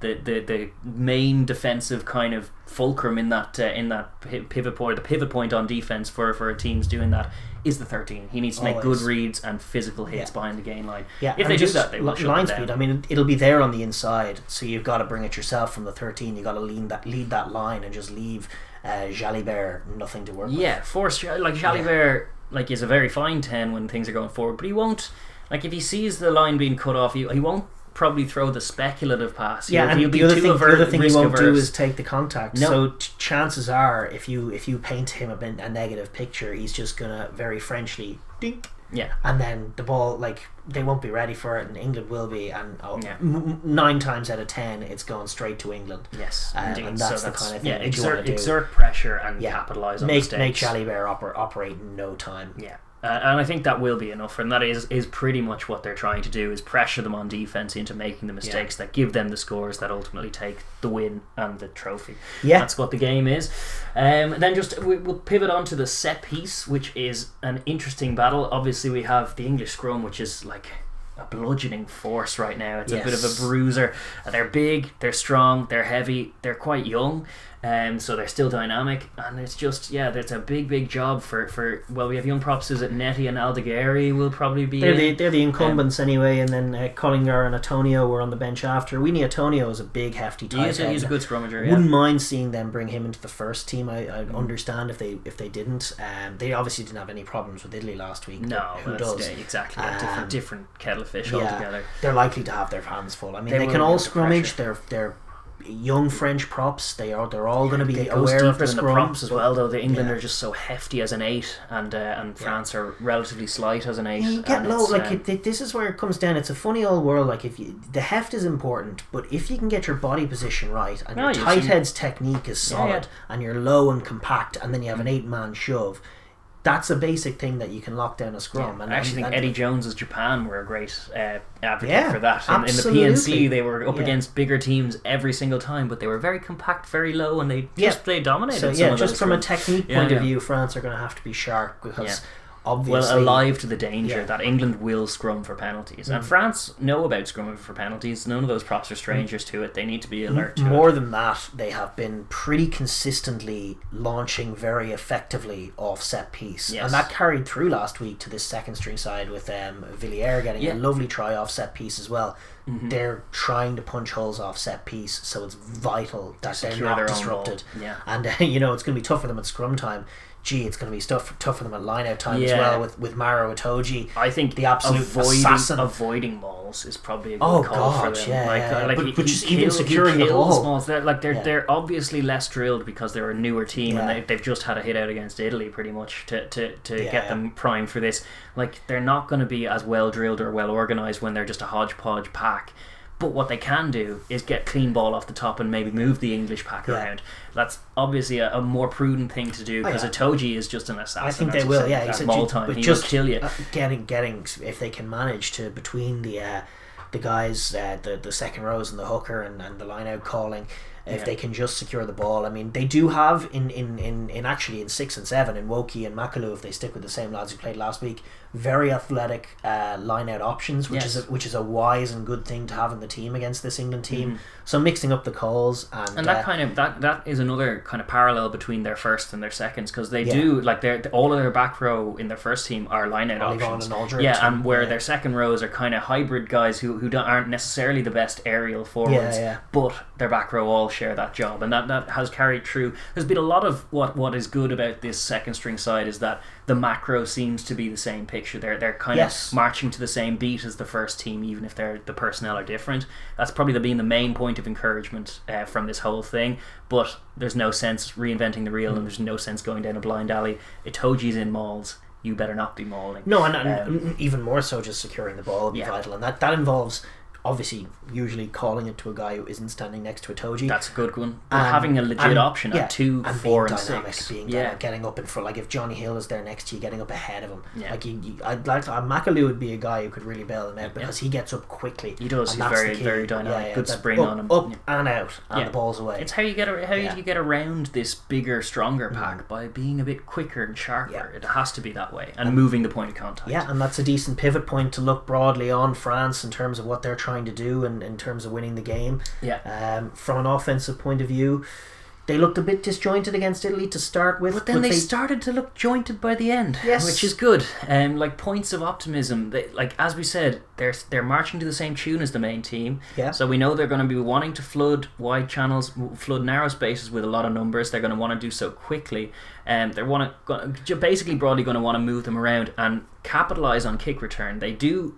To a man, it was encouraging to see from their seconds as well, because their first do it so well. They switch on when it's a loose kick to them. They all seem to understand. And we'll peel this way and go. And it's like that is vital to their chances here if they can, because England will kick to them, as we know. We've seen all the evidence this autumn is to suggest there will be opportunity off kick return. Kick return is almost your primary area. I think it is their primary offensive thing. Like they do strike off set piece as well, but it'll be less likely to puncture an English defence off first phase straight away. Like it just wouldn't tend to happen that way. But off kick return, off a loose chase, they can. So like that's where they will want to back themselves. It starts with putting them the pressure on and receiving the ball. But all of them being sharp and quick on the tempo is vital for France. Yeah, and the tempo is not just vital on the kick return. Like like when Scotland have run up massive scores against England, which they've done twice, there's been a combination of some. And lots of Finn Russell magic, but also just causing England real concern by moving the ball really quickly.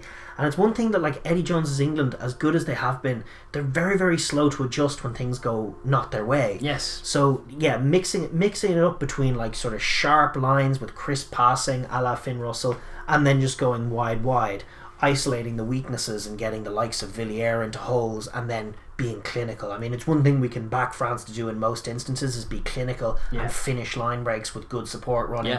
And that's obviously a key as well. But punching holes and being quick in everything that you do, and not allowing, like if England are slow to get up after a tackle, punishing them for that, moving it around, getting it out, keeping it as far away from their magnificent back row forwards as possible. Make the game not about them. It's the key to success, because as soon as it becomes about them, or if it slows down a little, it's all nigh on impossible to stop this England team if you're playing into their hands. You need to mix it up. And then things like the kicking game as well, like they need to be functional kicks, they need to be good kicks when they go to it.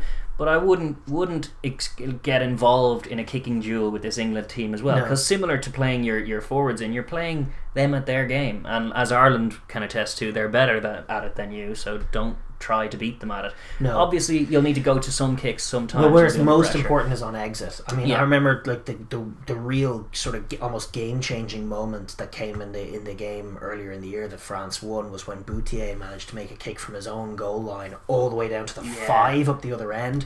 They don't have Boutier, which is a shame, but getting like pure connections on long kicks and playing for distance and grass against England, because one thing that has been true about England every single time this year is once they have the ball in their own half in virtually any context, they're kicking you the ball. So when you're in your own half, just get it to their half, because all they're going to do with that ball is turn around and kick it up to you, and that's pretty much what you want. It's your primary attacking ball. So I don't know if it's going to be Dulin or whoever it is who's going to step up. Jalibert will have to as well. But trying to get your pure spirals and get length out of the exit kick is going to be vital, because the last thing that you need is a sort of a wimpy box kick that goes out just beyond the 22, and all of a sudden they're setting up an attacking line out. That's exactly that is what they much want. Worse than just kicking it deep, even if the English fullback Elliot Daly is going to have a bit of space to run into.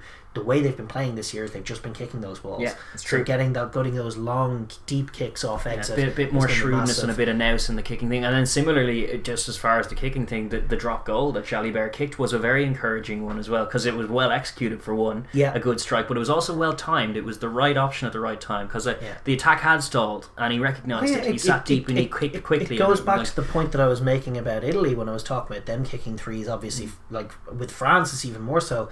Like England's goal goal line defence is very, very Yes. good, and things are going to tighten up. They're going to bring an all-out blitz because you haven't got as much space to work with wide or in behind. Yeah. They have less space to defend, so they can be more ruthless in terms of their blitzing. And then all of a sudden, all I have to do is catch you once, and then Underhill's in, and then the ball's gone. No, I think I agree. I think kick drop goals from this point. Once you're in the 22, if you've made a line break and it's fallen short, and you're 2 or 3 phases deep, then sit deep and take the 3-pointer if you're not under penalty advantage.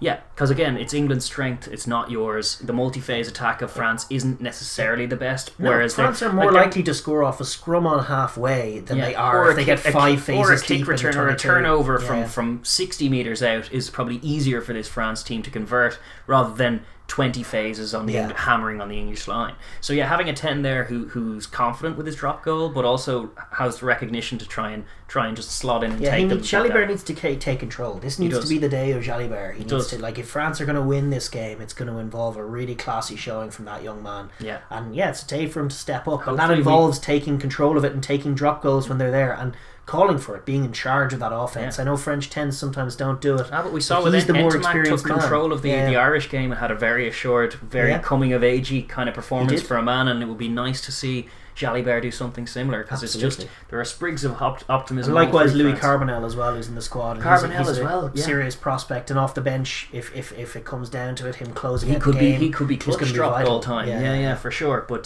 just having that weapon in your arsenal, just as a way of exerting scoreboard pressure on the English, and just making sure that your forays into their territory do count for something, do amount to something, because it'll be important for France for 100%. Sure.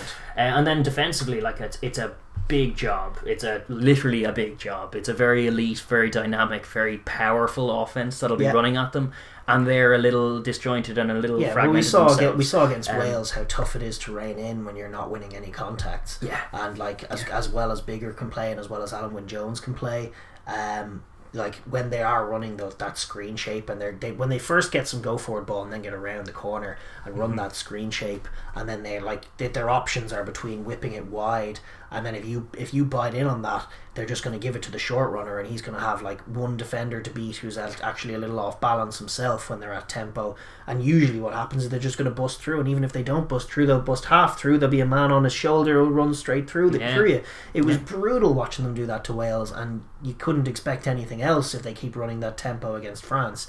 And like, it's easy to say, do XYZ to stop it. I've never seen anybody stop it. Like, the only time it's been like really thoroughly dismantled as an offense is when the Springboks played them, and like there was raw power involved in that. There was Peter Stephen-Toits and Locania Lambs. We've seen it get fragmented with this. The Springboks, both in the World Cup final and the second half of the first, like that 3-test tour that Razzie had as his first one. We've seen them go absent.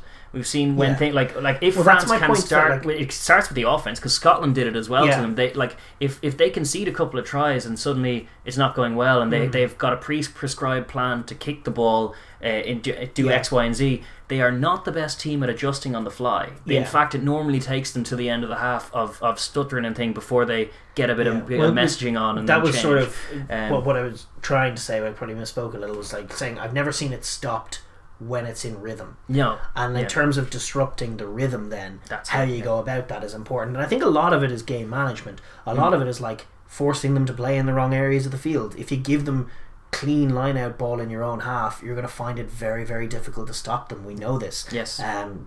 But the key to doing it obviously is to chop tackles and a few like if you like your Macalou or something, a big line out steal here or there could be very telling, because that was a big part of the Springbok success, taking set piece away from them.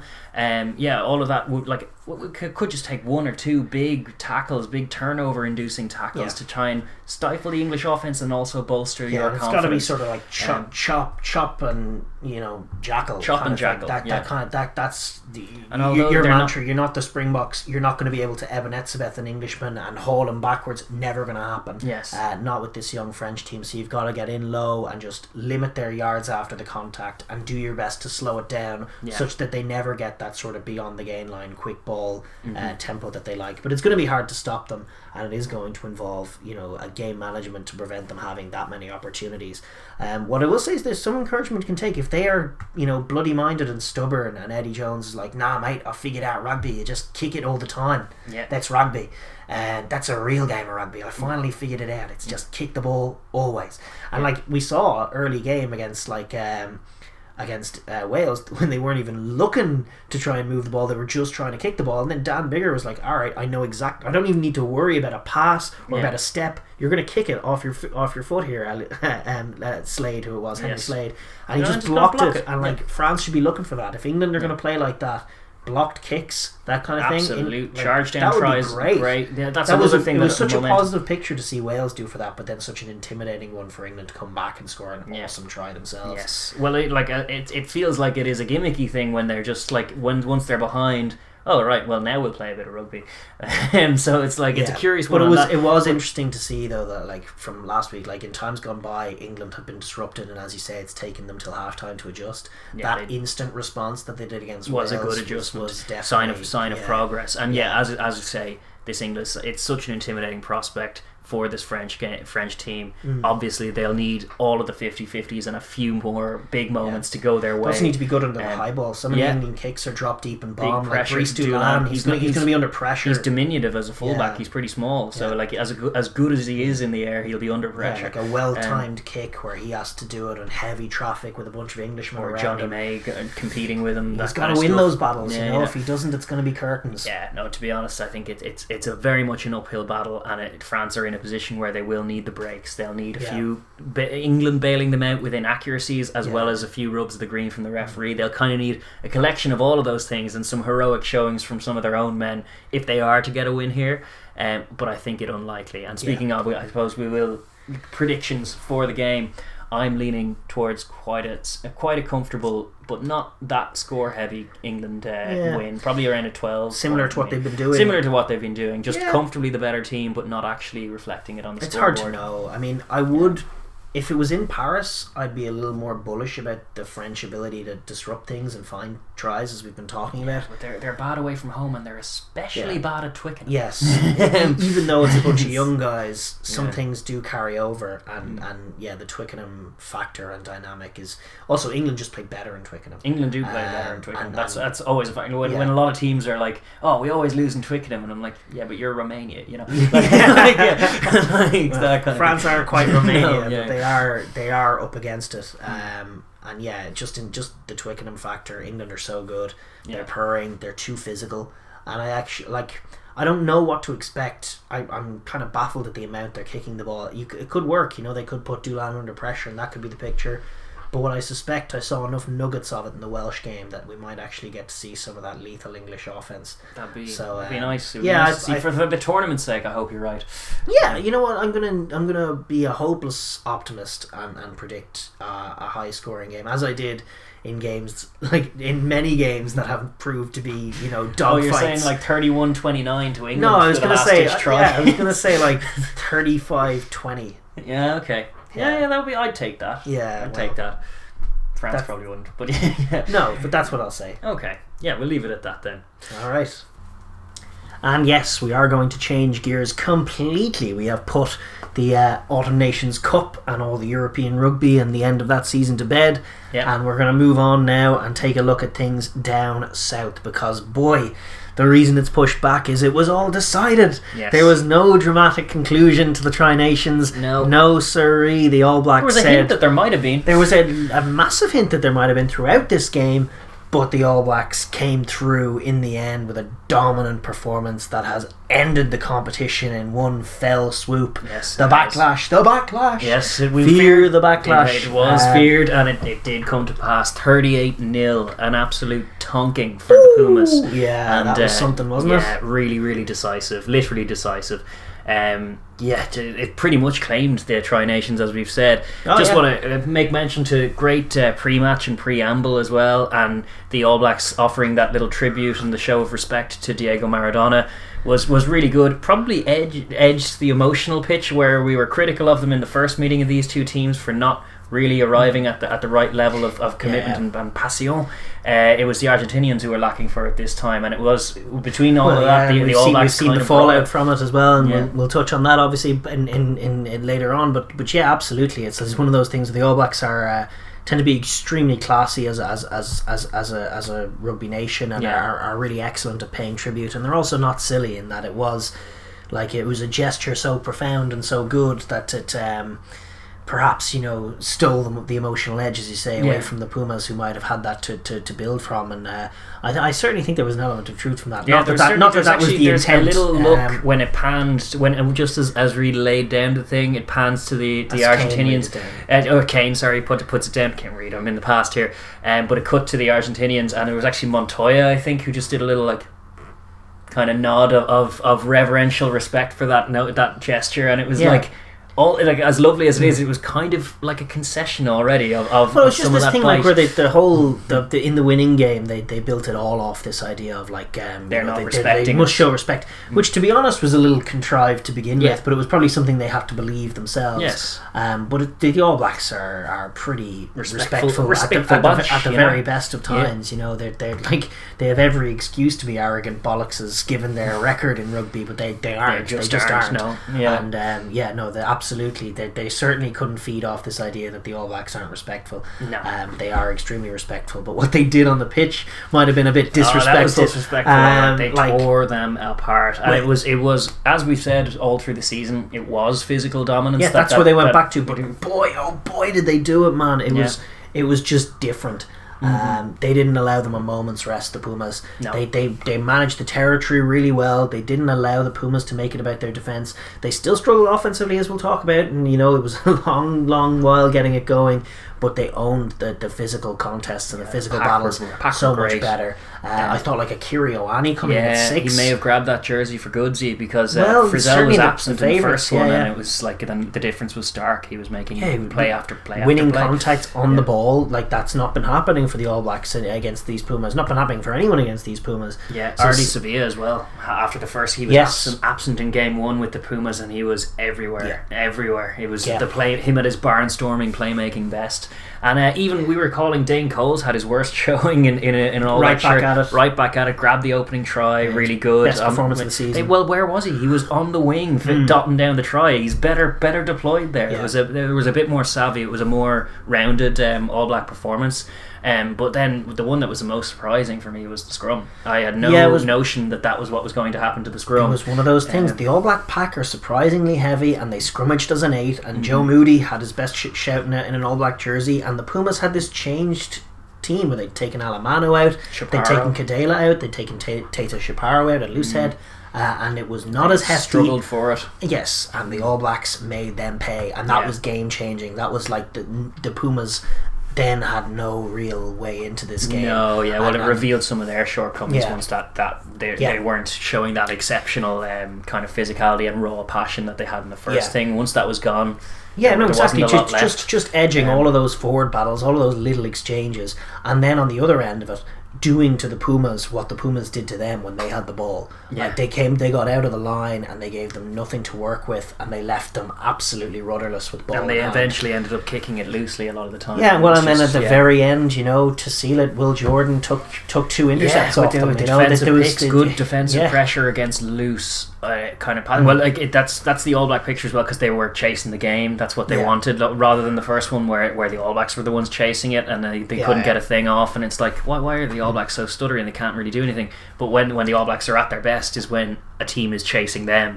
And we saw it for Ireland in the World Cup when it was 42-14, that absolute pumping we got, and it was because we went behind straight away, then suddenly we're not being the controlled front runners, we're having to throw the ball around, and the All Blacks are lethal at picking that off.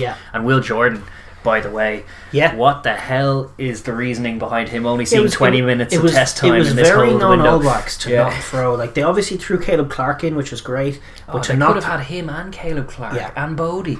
It's like the curious case of Jordy Barrett, who has been in the team keeping now Will Jordan out of it and Damien McKenzie out of the shirt, and putting in average performance after average performance. And you talk to Kiwi fans and they'll swear by him. They'll say, I know he's the best 15 in the country, mate. And it's like, But is he like his pass? He has a long boot, but his running game isn't as good as those guys. His passing game isn't as good. His vision isn't as good.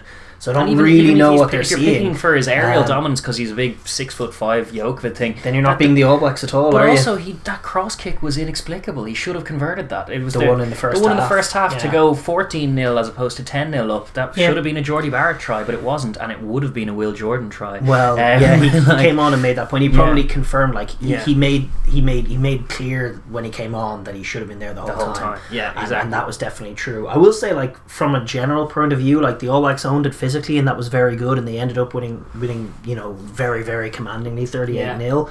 But, when the clock actually reached the 80-minute mark, the All Blacks had 68% of the possession in the game.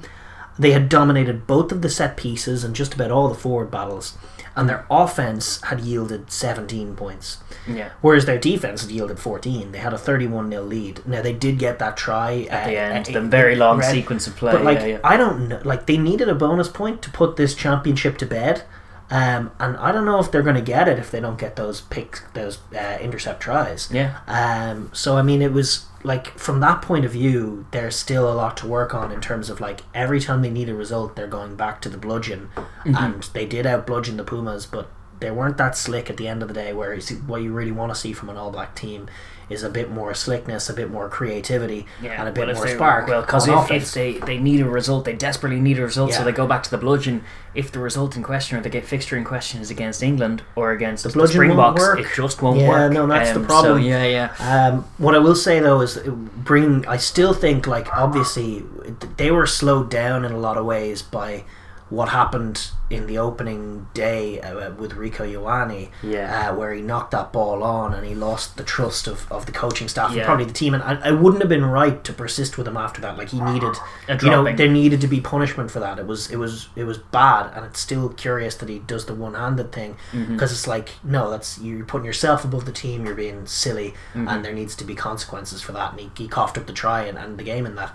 But when he came back on the pitch, and it was his first time really since then, we've seen him at 13 when he came on in that second half. Suddenly, it looks better. He's got better vision. He's got better hands. He's got more dynamism in the midfield. Yeah. He's an actual threat in the middle. Whereas Goodhue and Leonard Brown are really neither one thing nor the other. They're not that creative. They don't have the wide passes in them, and they're not that threatening with ball in hand. Like, they'll don't get me wrong, they'll execute. And they'll edge of contact in the tight. And if there's space, like if there's a 3-on-4-on-3 or a 3-on-2, and they're one of the guys in it, they have no issues executing that. Their basic skills are still great, as all Black players have. Yeah. But just that little bit extra, I think Rieko has it, and I think they need it in the midfield. They do. So I think with Rieko in there, or Will Jordan off the bench, it looked a lot better. And that last try they scored with Tui Pilotu was a very excellent score, and well deserved for the big man. I was delighted to see him finish off the season with a try. Yeah, the last All Black play is a big Tui Pilotu in space, and the Pumas were an absolute faded force at that point. But it was still nice to see them convert after that long sequence that led up to it.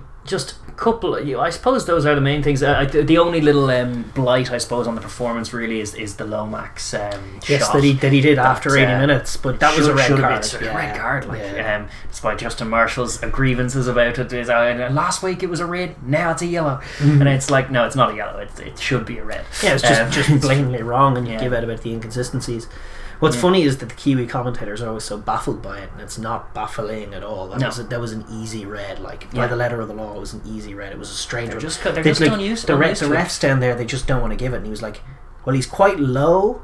It's like, that's not what mitigating factors are. He wasn't dipping. He was there the whole time. He was there when Lomax initiated the contact. He was there when he was on top of him, and he was there when he smacked him in the face with his arm. Like, there was no question about it being a red card. It was just a very strange decision. It didn't make a bit of difference in terms of the game. It was yellow at 80 minutes. But it's just annoying that some refs are taking it upon themselves to do something completely different from what the recommendation is. To be honest with you, from an All Black like point of view, it's a little concerning how frequently they're putting those bizarre shots in. Yeah, and then acting incredulous when they get red carded. They need to stop hitting people in the head with their arms. It used to be something it was a criticism I levelled pretty exclusively at the Aussie commentators, who were pretty bad for it, to be fair, particularly when they were officiating the collisions in the air rule, and it was like up in the Northern Hemisphere or anywhere playing rugby, and it's like, oh, he's hit the man in the air there, and your man's come down on the shoulder, that's going to be yellow, possibly red, and then they're going like, oh, it's a good contest there. He's always on the ball. He's always on the ball, you know.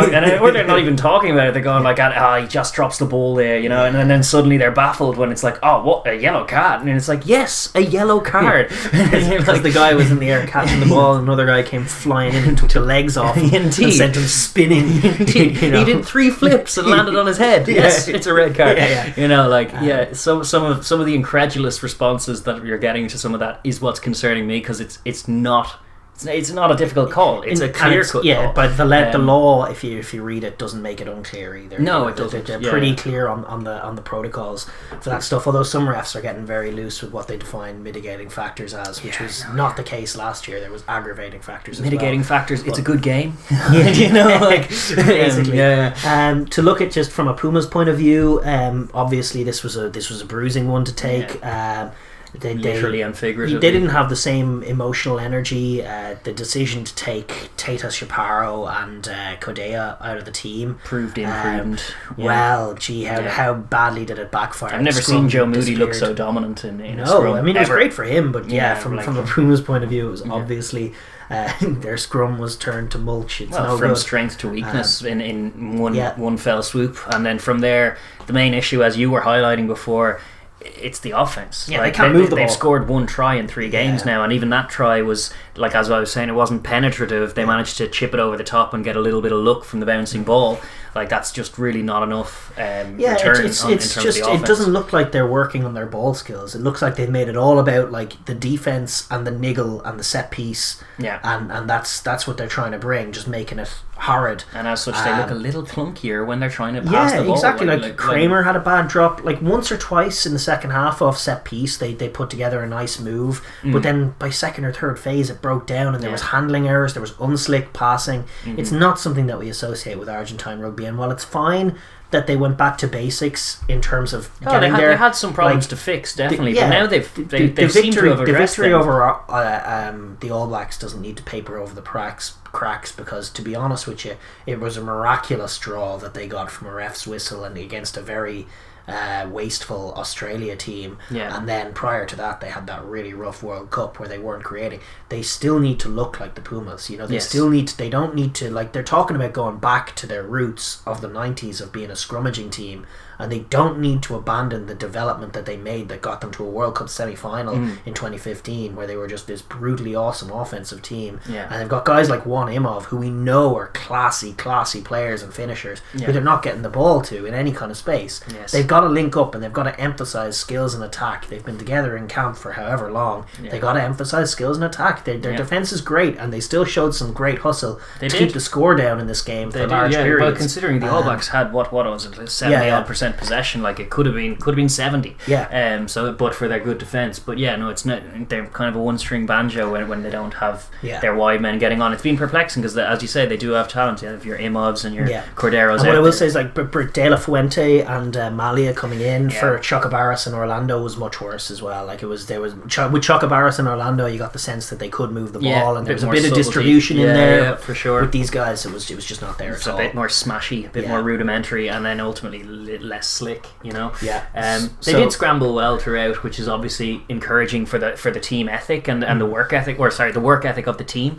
When their line was fractured, they were trying to hustle back and trying to cover the space, which is obviously good, better than like your Italy criticism of like once one try goes in, 4 more come. They weren't like that, which is obviously good to see. But just developing that bit more, just not losing that ball in hand kind of flair that they had. And then you think with Checa in there, some of that should start to build bleeding in. We aren't. It's not been a particularly good showing in the last few bits for Checa's tenure with them. As we'll touch on all the the positive energy that was around Argentina has now thoroughly dissipated after a couple of rough weeks. But yeah, that'll wrap up our coverage of this game. I just want one more congratulations to the All Blacks. Yes. You know, in the face of stark criticism and, you know, with very real shortcomings that weren't there before, they showed up on the big day and did a real job, and secured the Tri Nations with a commanding performance, and a 38-0 victory on the most important game to seal up their second trophy of the season is championship clutch. It is clutch, and it's stuff to restore the confidence in it and maybe put the pitchforks away, because the pitchforks were starting to come out.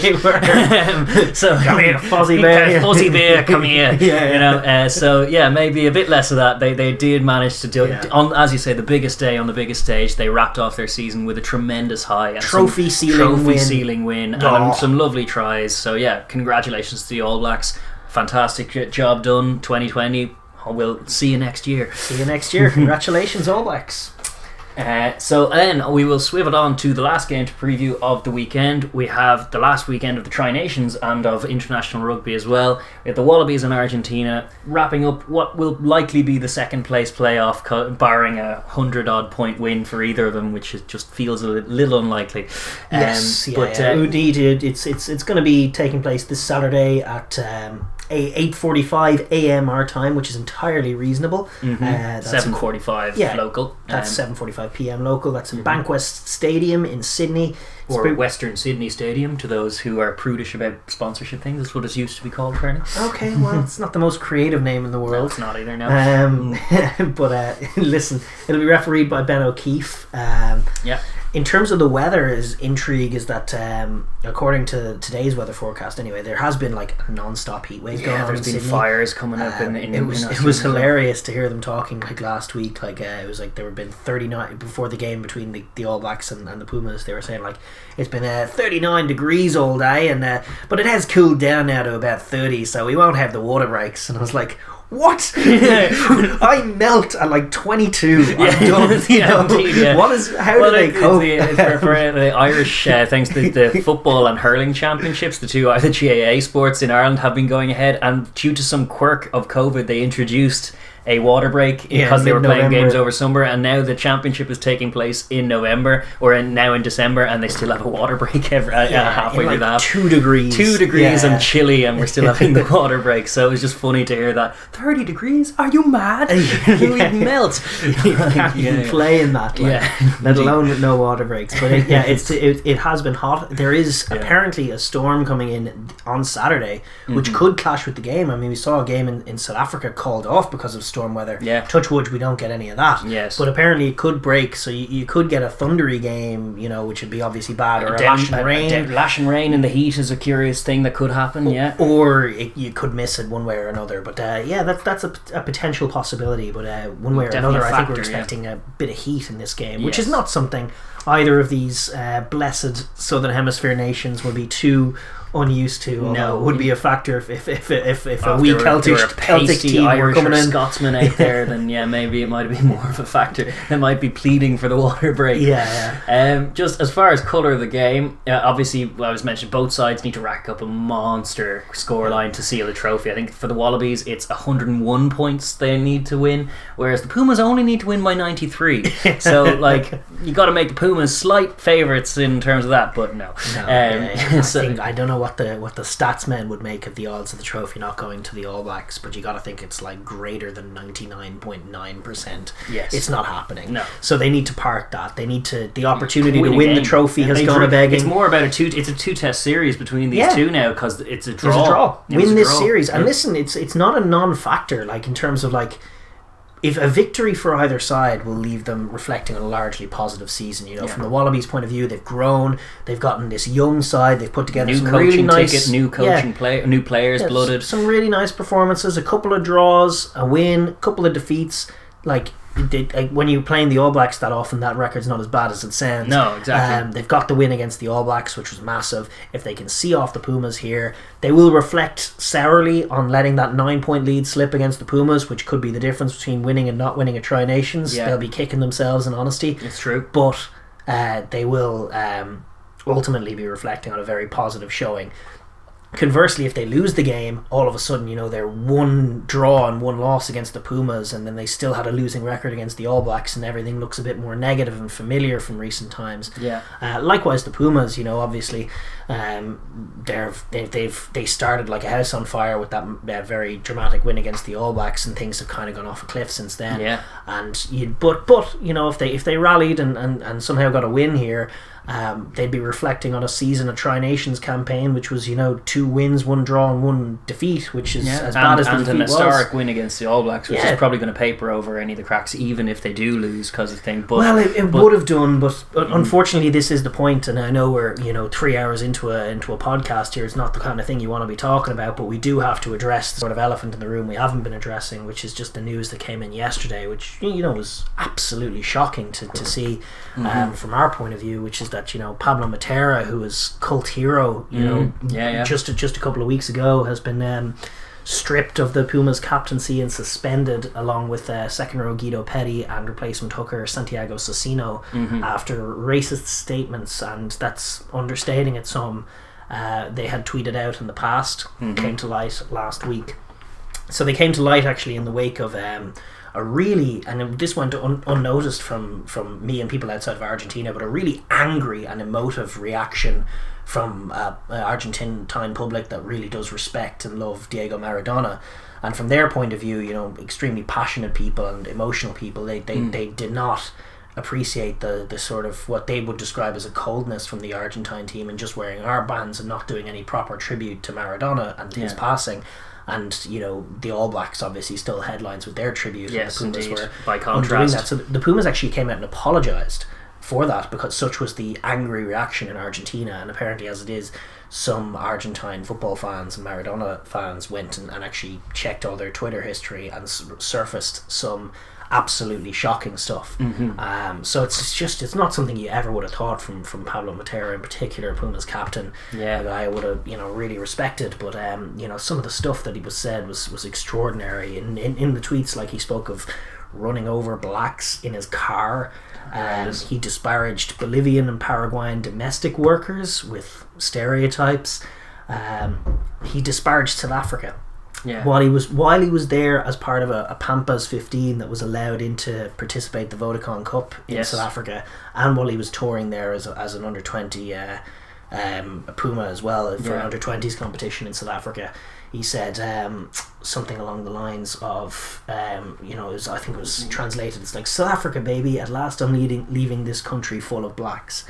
And it's pretty like horrendous when you consider like the fact that South Africa have been so welcoming to Argentina in terms of letting their teams into the competition, and especially if you're a captain, like, it's, to be honest, it's extraordinary. Guido Petti, equally disgusting in terms of like talking about his own domestic workers as primates, and like these remarks. These remarks are obviously terrible from just a human point of view in terms of how awful discrimination is and everything else. And then there's just that extra flavour of just this classist element that comes into rugby as well. Like, where you're from this privileged background where you have a domestic worker in a country with such extreme poverty, and then that's the way you speak of them.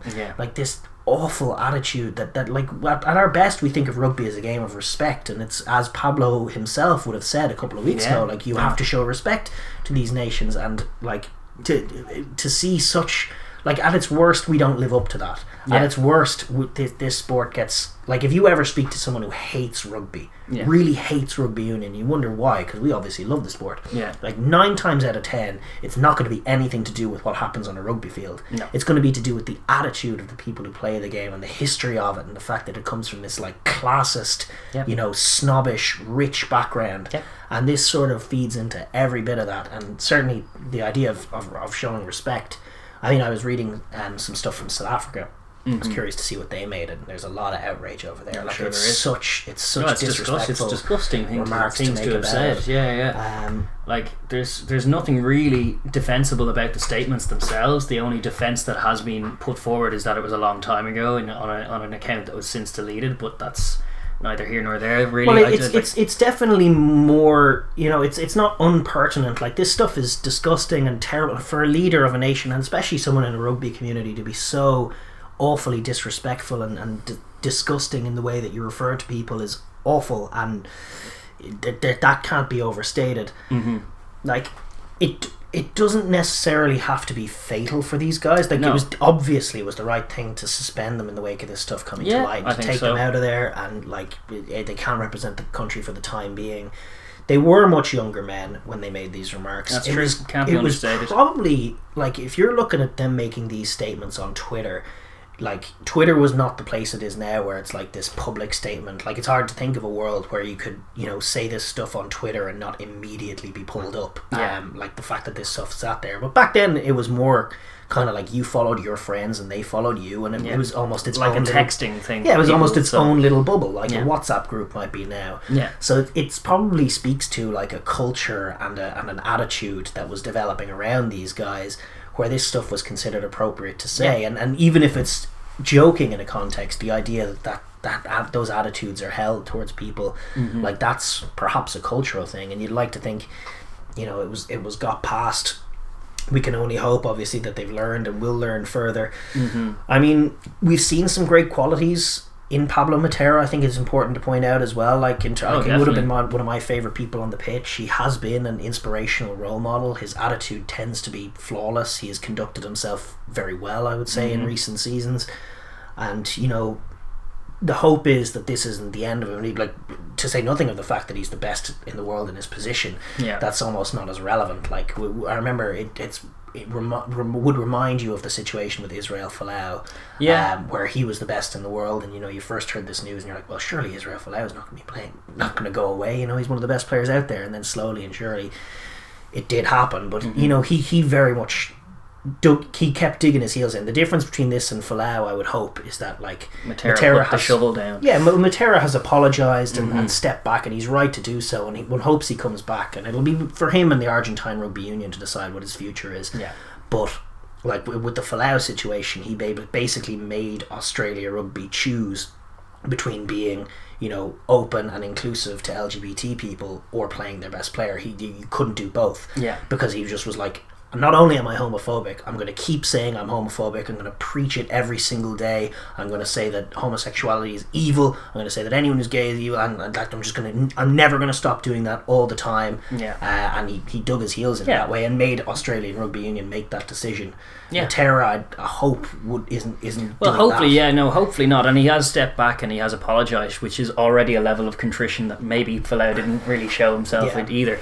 There's also these are historical tweets now as well, which is a factor. Like, obviously horrendous. Obviously there should be some consequence for it, and he's been stripped of the captaincy and suspended, and Petti too. I think that is the right action, but I don't think an indefinite ban is the right thing to do. I really do not like the culture that goes way beyond rugby as well, but just of digging up an old tweet of some horrendous thing that someone said as a young man and saying, like, right, well, he said something racist, career over. Like, he can't work again. He's a racist.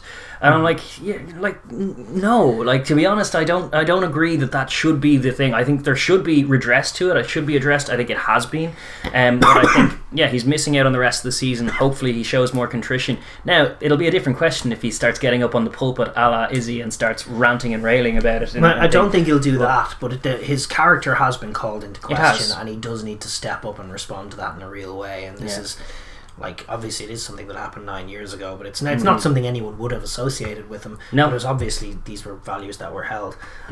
Listen, we are going to move on from it. We're going to talk about the game.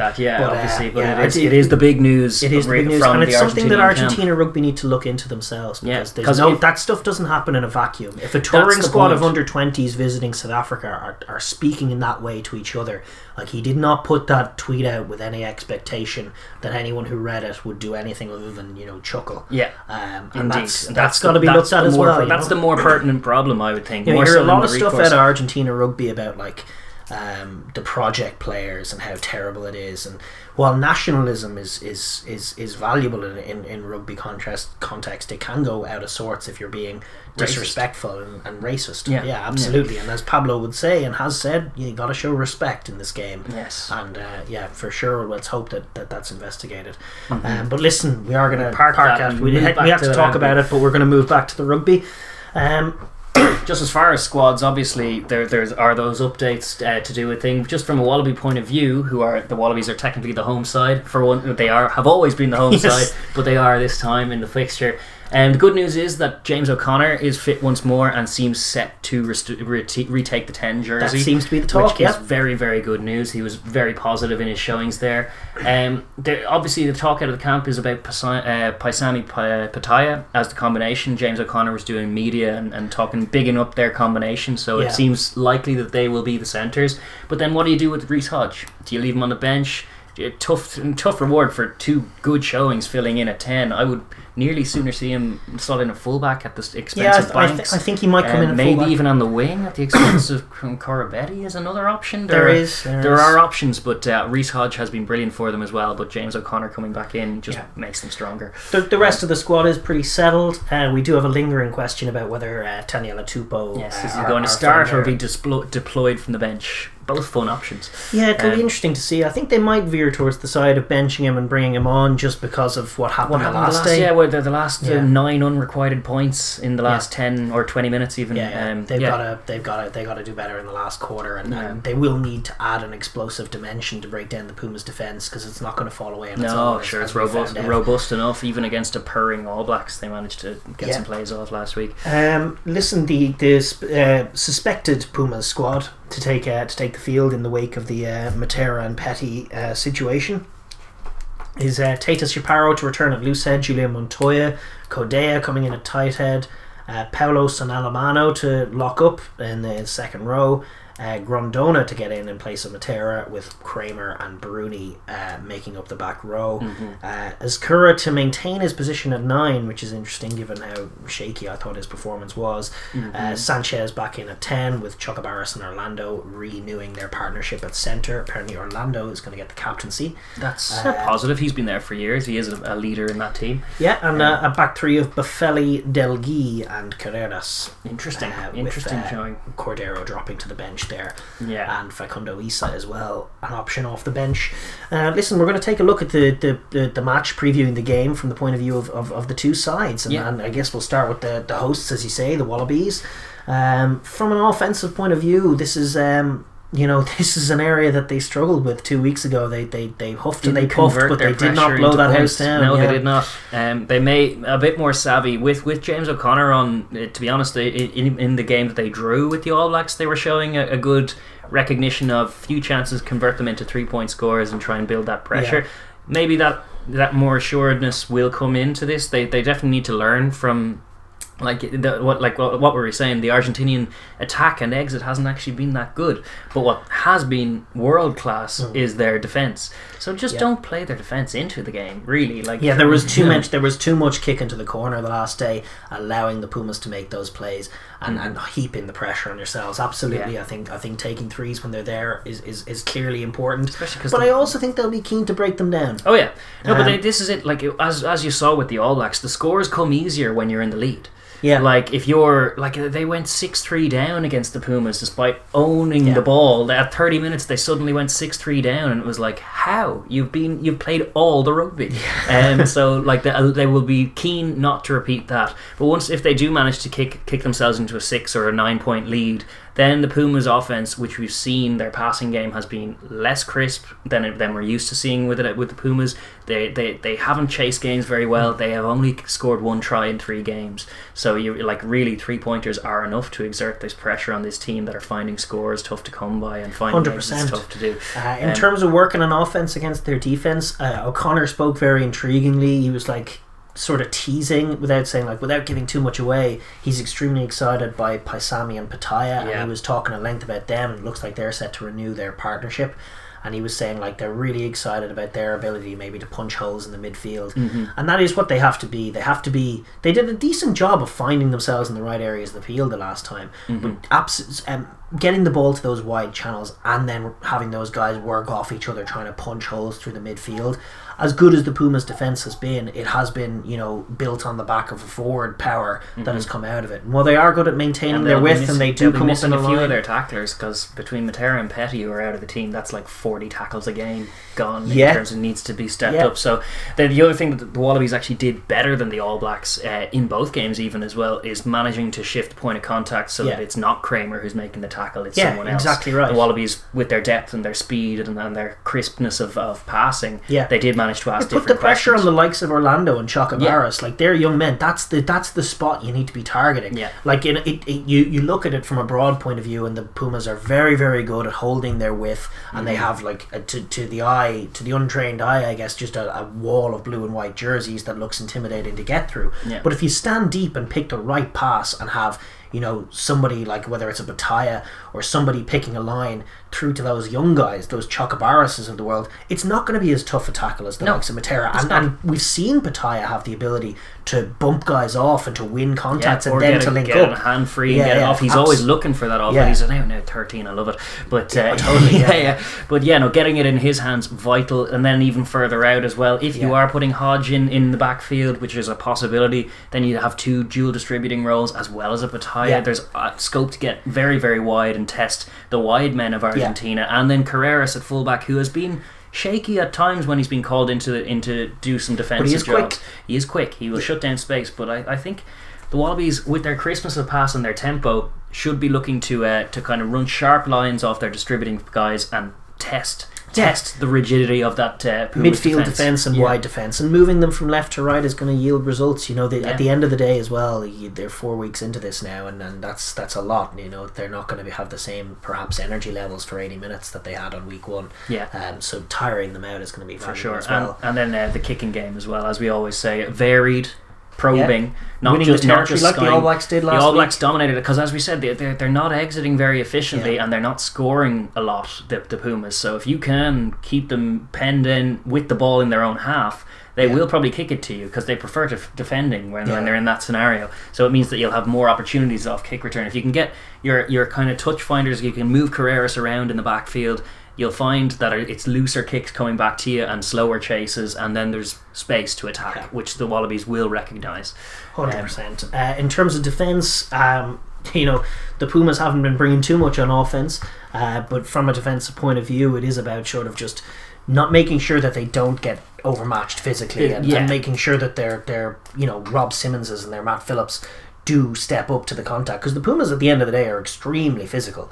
And while they don't have a Facundo Issa, they will launch him off the bench, and they do have guys like Kramer who can carry really hard, and Montoya as well. Yeah, indeed. Well, what I wouldn't like to see is if they bench Simmons and back comes Salakai Loto and thing, and then Ned Hannigan's at 6 as your enforcer, and then suddenly it's like, wait a minute, we're really small compared to these big Pumas now, and it's like they don't need to do that. I think they were getting the blend pretty right as far as their pack. To be honest, their pack did a great job in the first game in between these met. They did more than enough to win that game comfortably. They just didn't execute. They didn't actually convert the scores that they'd more than earned. So they already have the blueprint of what they need to do when defending this. Yeah, exactly. This just front up, make things difficult, and the Pumas by and large have sat back and kicked. And I don't know if that's going to change. Obviously, Poite is going to have to be aware of the potential that they have. Yeah, and Paisami will need to be physical enough, because Chocobaras is a bit of a blocky runner. So there's always the potential for them to run a loop and try and go wide, and that's where Poite needs to be alert and needs to be able to cover those wide channels as well as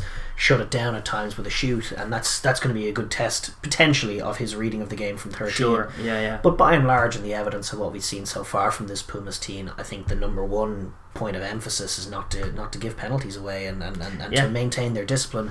Don't give the Pumas an avenue into the game like they did in that last 20 minutes where they let them build the score. They still got Big Boot Buffelli and Sanchez on the pitch. And they were a bit dejected for only having 15 points for all of their dominance, and then suddenly the game got away from them. They need to maintain they need to learn their lessons. That's the way Pumas are scoring points right now. Buffelli and Sanchez will kick goals from anywhere inside perhaps inside about 60 metres. Well, he's big boot of Feli, he has about a 60 metre kick in him for sure. They've got to be careful, just minding their discipline. There's no need to jump offside. There's no need to put hands in the ruck.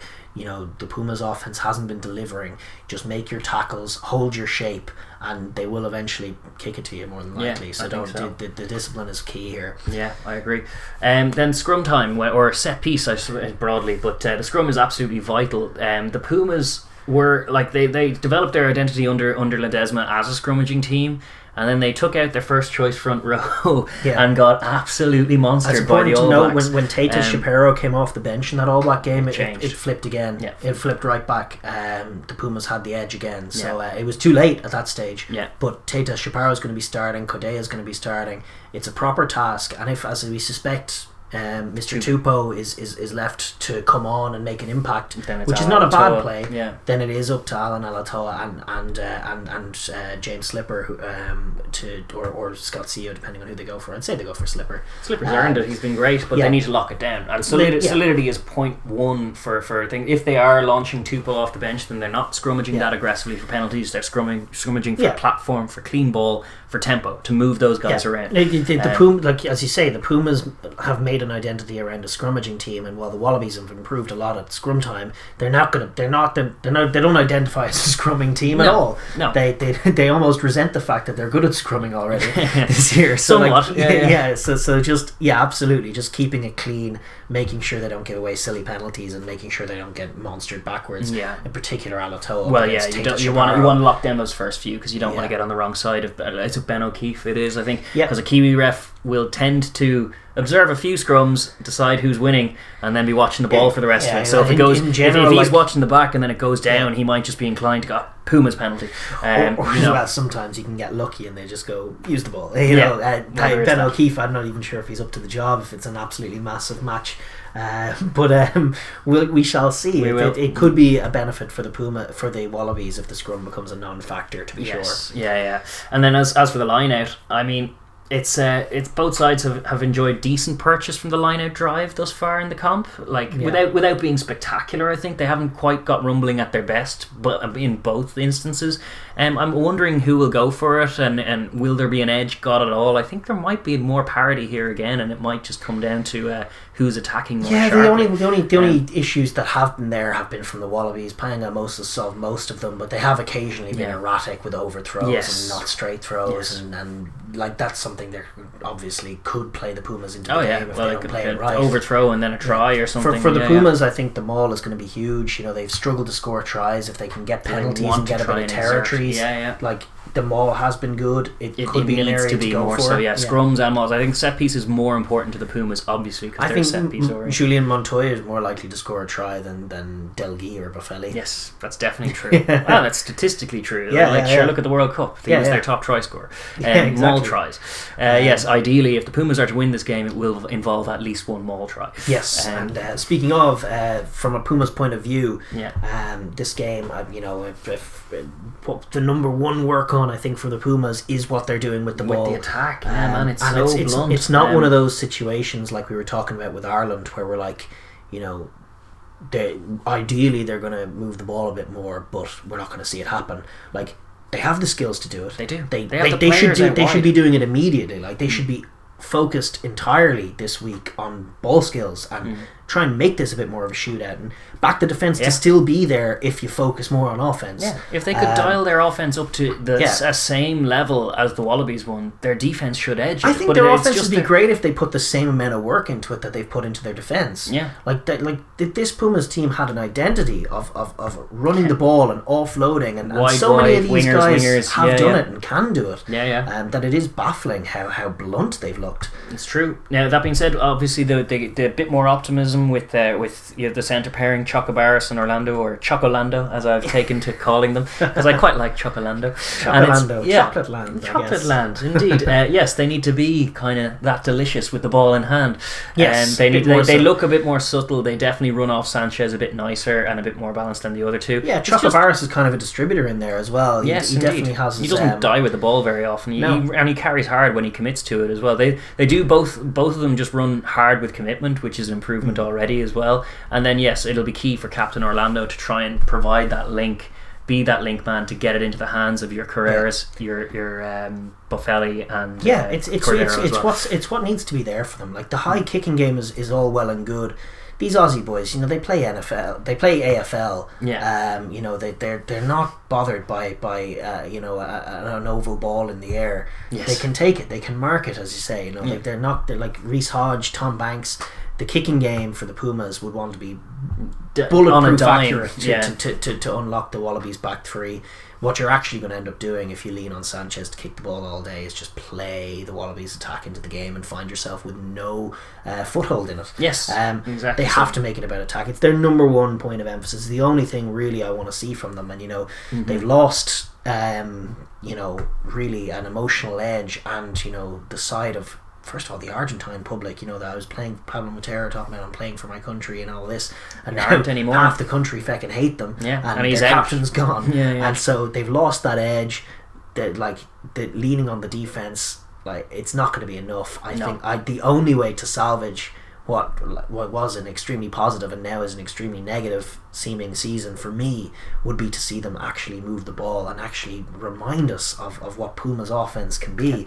Because they got that 52-point win in the warm-up game against Australia A. We know they have the ball skills to open things up if the game loosens up a bit and there's a bit of space to work in. They just have to lean into trying to do that. And I think so. There hasn't been enough of it. No, there hasn't. It's the main point of focus is what you'd want to see from them. Because as far as the defence is concerned, nothing need change. I think if anything, there's probably going to be a little drop off due to what you were saying, that emotional edge not quite with them. A few key men, your Petti and Matera, you take them out of any pack, their defence is going to be less robust for it. That's just a true thing.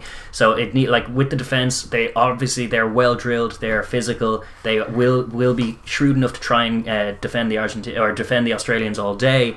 But you got to expect that they're going to concede some scores. So the main focus is the offense. It's 100%. The different. If they don't click and get something off on offense, they will lose this game. Yes, and from a defense point of view, as you say, it's as you were. There's not too much more to focus on. It has been an identity for them. I expect it to continue to be. But shutting down the Wallabies, getting in their face, getting in O'Connor's face. Orlando's going to have to be sharp in terms of shutting down the outside. Likewise, the two wings, because the Wallabies will likely try and get it there. They're just giving them no inches as they have been, and not only has their inside defence been great, but their scrambledy's been great as well. And continuing to have that dialed. You want to use your collision-winning pedigree to try and force the Wallabies to be a little bit lateral, which they are wont to do from time to time. They get a bit circumspect and less penetrative, especially if you're winning those collisions. So front up and make those hits, and then maybe the Wallabies will be a bit deeper and maybe they'll kick it to you. That's kind of the recipe for them. I expect they'll be very good in this area. I'm worried that they won't get scores enough for it to count. My worry as well. In terms of predictions, what are you thinking? I'm thinking the Wallabies are going to win. That's what I'm thinking. I thought that the first time, but no, I think more so the second. I think there's probably more of a gap now. The Matera stuff. The Matera stuff is so ugly. Sunk the and emotional edge. 38-0 is pretty horrendous too. And 1 try in 3 games now. That's awful too. Whereas the Wallabies, there's been kernels of positivity. It would feel almost, when you talk about the Pumas, they usually have such the respect of the neutral, and they're this, they're this pretty, underdog side who everyone can get behind. But actually, this tournament, they got that win against the All Blacks, which got everyone on side. But in the game against the Wallabies, they were so the villains. Oh, they were. First game. They were the bad guys. You had Pablo Matera pulling hair. You had the Wallabies just trying and unable to break them down, and then they stole a result out of it at the death. They did. And I mean, honestly, this has been a year where offensive rugby has struggled so much, and the Wallabies are naively offensive in their thoughts, perhaps. Yes. And I love them for it. I think this is a young team that I have so much time for. I love Dave Rennie's philosophy. I've loved for many years. I think he's Dave Rennie was in charge of that brilliant Chiefs team. He was. And he was they were one of my all-time favourite rugby teams that aren't from Ireland or Leinster. They probably might be my favourite ever. That team with Damien McKenzie and Cruden, James Lowe. It was such a good team. Sam Kane. And they played a beautiful game. Brody Retallick. Yes, all of those guys. Had Brody Retallick.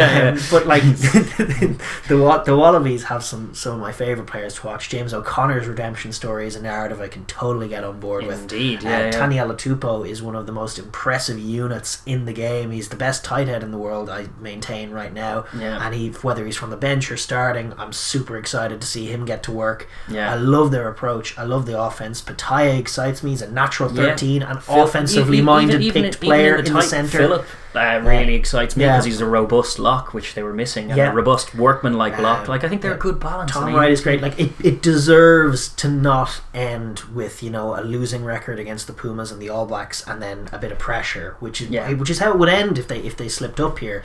I genuinely think they are a better team than the Pumas. I think if they can just get their heads on. James O'Connor's back. He's very much a talismanic leader in terms of decision making. He's almost the de facto captain, although Hooper's in there as well. Him and Nick White and stuff. Big leadership. Just take control of the game. Believe that you're better than the Pumas. They're 4 games in. They've lost their emotional edge. If they can just get through them and get some tries early, they will break the Pumas. Oh yeah, if they take a lead with a try, I think it's already. So listen, it's probably harsh to take one side, and you know, given where the Pumas were 2 weeks ago, it seems shocking to say, but no, I kind of hope and expect for the Wallabies to say salvage some attacking rugby and get a good win. I would love to see them score some tries. And the game needs a good Wallabies, and I think this side have all the potential to get there. So I would like to see them finish off the season with a win, and I'm going to say that's what happens. Good win for the Wallabies. Yes, here's hoping. Alright, with that we will swivel on, just quickly do our roundup of a few other bits that are going on in the rugby world. In news, Portugal were hosting Brazil in the first ever series between the two. It was a 2-match series, and it was won comfortably by Os Lobos, who are the Portuguese Is Wolves. it Os Lobos or Los Lobos? I don't know. I've seen it spelt as both. It's probably Os, because Los is Spanish. Los is Spanish. I think it's Os for Portuguese, but it's Wolves anyway. That's what Lobos are.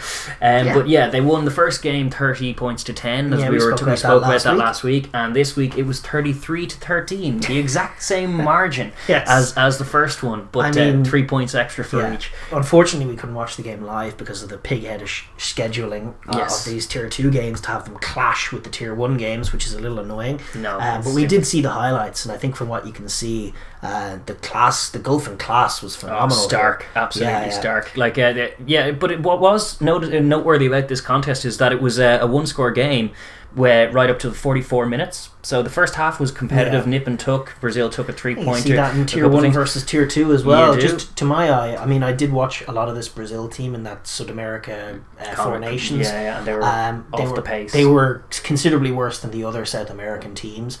So I would like to see more of these South America v Europe. I think it's good for both Tier 2 matchups. I think they stack up well. Yeah, I think for the likes of a Chile or something, an exposure to a Romania or something would be good. I'd even love to see Georgia play against that Argentina 15 team. That would be great. That'd be fun as well. Georgia v Uruguay or that kind of stuff as well. That too. Georgia obviously got the win against Uruguay in the World Cup, but the step up is that Argentina 15, you know, right beneath the proper Pumas, and I think that would be lovely to see them take them on. But it was definitely a breath of fresh air to see this, and while Brazil are still at sea and still slow and lost, the Portugal team look to be doing bits. They have lovely technique. Absolutely targeting the World Cup. They do, don't they? They are bringing in players. They have some lovely instincts with the ball. The try that broke the games back wasn't a great one. It was just a speculative kick in that the Brazilian fullback just didn't field, and it bounced into the winger's hands, and in he went. And then immediately after, they scored the try of the game, which is where that still is from, which is they like an aimless exit kick from Brazil, punished in a phase and a half from the kick return. Beautiful little grubber through, sliding finish. I'm excited about Rugby Europe. I think, like, for so long it was like Romania were the second best team and they were getting worse, and Georgia were the best team and they were getting better, and so it was just drifting from competitiveness into nothingness. But with the emergence of rugby in Spain, and now seeing Portugal like this, it's a shame we didn't get to see Portugal play Spain this year. That would have been a great game. I'm looking forward to it in Rugby Europe next year. That's going to be a ding-dong battle, and there's a World Cup qualifying to be happening now. I think there's a Europe 1 and a Europe 2, but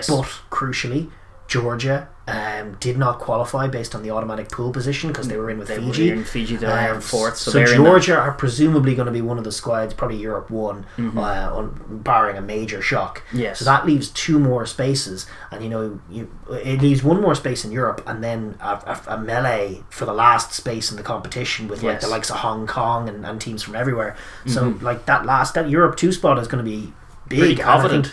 Portugal and Spain and possibly Romania. Romania with their new investment in their new stadium and their new coach. And Russia, who managed to squeak in the last time. Yeah. Like, all of these teams are going to be gunning for it. I think that's going to be a really exciting dynamic next year. And based on the evidence that I'm seeing, like in terms of the ball skills and everything else, wouldn't write Portugal off wouldn't bet against them. all. And they're moving the pill with the kind of a tempo and a flair that is built for World Cups, as opposed to the slow grind out kind of forceful thing. Like there's a chance of them doing some stuff. So watch this space. And they were in it the last time the World Cup was in France in 2007. Portugal qualified. There you go. Funny. That is a funny old one. Yeah. So here they are again. Don't write off Os Lobos. They are dangerous. And congratulations on the series win. I mean, like, seriously comprehensive 63-23 on aggregate over 2 games. Yeah, next time bring Uruguay. Yeah, don't be bringing us this Brazil team here. We're too good. That was a statement from Portugal. Indeed, and we will park that there. Well done, the Portuguese, and move on to the Maori All Blacks versus Moana Pasifika. Yes, we have the final game of the Kiwi season that they just couldn't resist putting on one more for us. One more game of footy. It's nicely timed, actually, as a sort of a precursor to the end of the Tri Nations on Saturday morning. Yes, 6:05 a.m. our time, 7:05 p.m. in New Zealand. It's going to be played in Hamilton, which is an appropriate place for it. You know, the Chiefs and Waikato tends to. I don't really know the geography too much, but you tend to get a lot more sort of island support around there. Yes, I think that's the reasoning behind it. All right. Yeah, it's an exciting one. Like this was Moana Pasifika side is going to be a part of Super Rugby. They've already decided that. Now this is sort of their first time playing as a team, and who knows what personnel will be retained from now to then. But with Tana Umaga taking it, you know, I saw a few clips that they had with Nasi Manu, you know, Tongan captain, and he was saying like they're getting all together, having like kind of these sort of spiritual well, they need to work out what their hack is going to look like. Well, that too, it'd be funny seeing them do it as a club side, but like they were like, he was learning, he's a Tongan obviously, and he was learning about like Samoan traditions and Fijian traditions. They were trying to get like interesting a cultural squad kind of bond, thing. A squad connection.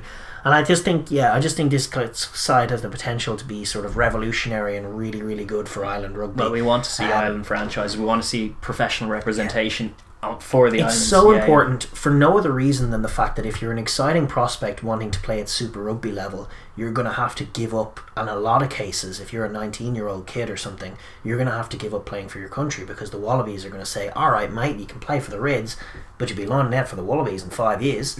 Or you know, if you're Australian qualified, God forbid, you're out. You know, that's where you are. The only other option you have is to go and play in France, in which case you'll be like, alright. Yeah, but it's like, you will not be playing the test rugby, you have a game against Bayonne that you have to play, you know. All of that stuff that they have to deal with. So having their own sort of island-based professional franchise would be absolutely massive. Yeah, huge. And we get to see them the first time out this time. But they do have an enormous task waiting for them this weekend in the showpiece unveiling of them in the Maori All Blacks, who have named a pretty ferocious-looking team to be captained by Ash Dixon.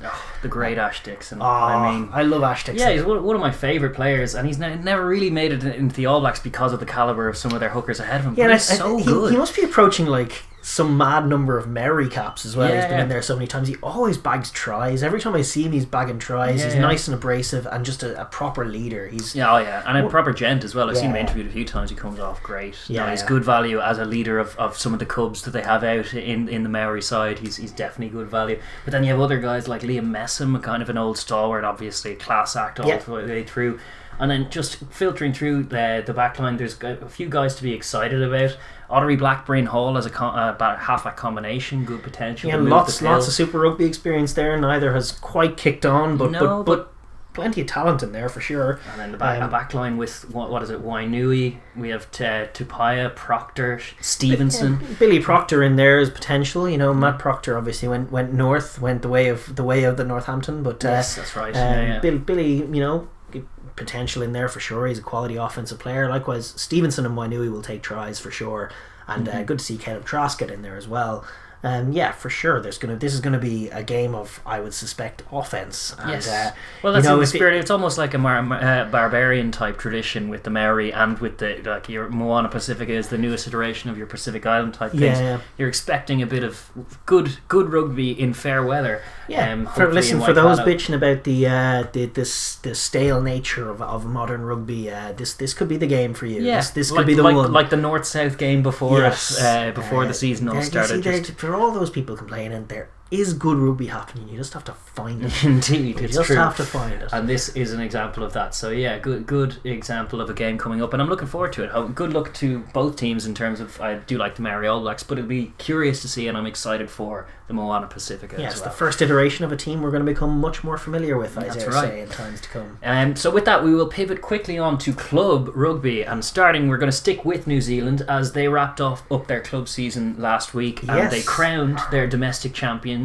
in both Championship and Premiership.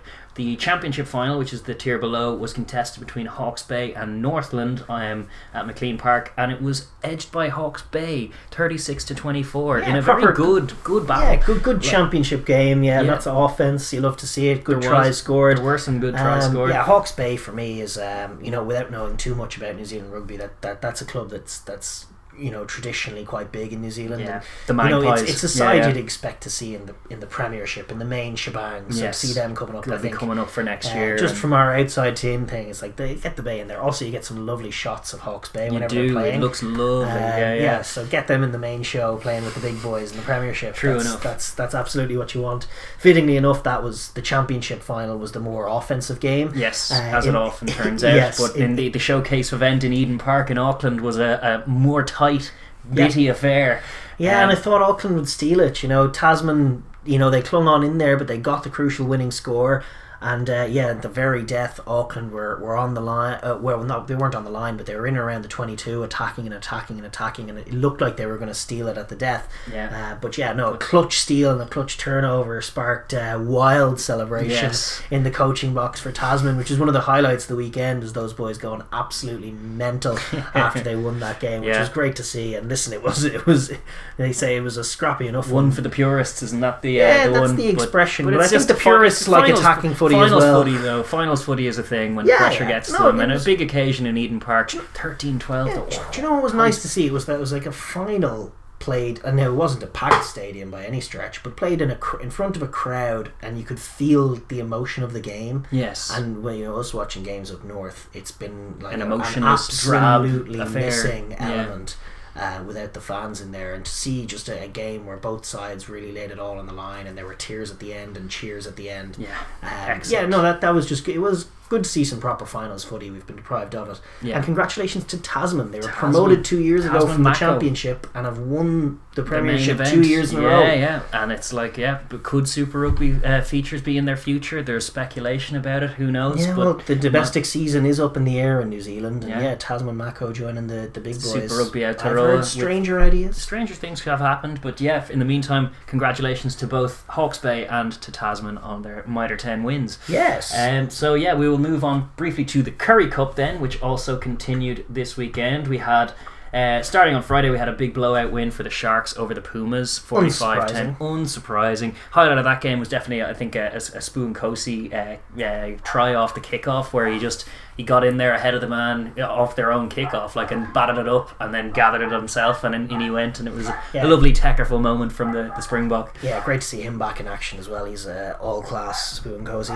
The second game was a curiosity. Lions stole a win over the Griquas in Griquas Park in the most curious of fashions. The Griquas were on top, and then the Lions came back and took the lead, and then at about 50 minutes it was called off because of a thunderstorm that was happening overhead, and they never resumed. They said deemed it to be too dangerous with lightning, and you don't know what's going to happen, and so they just abandoned the match.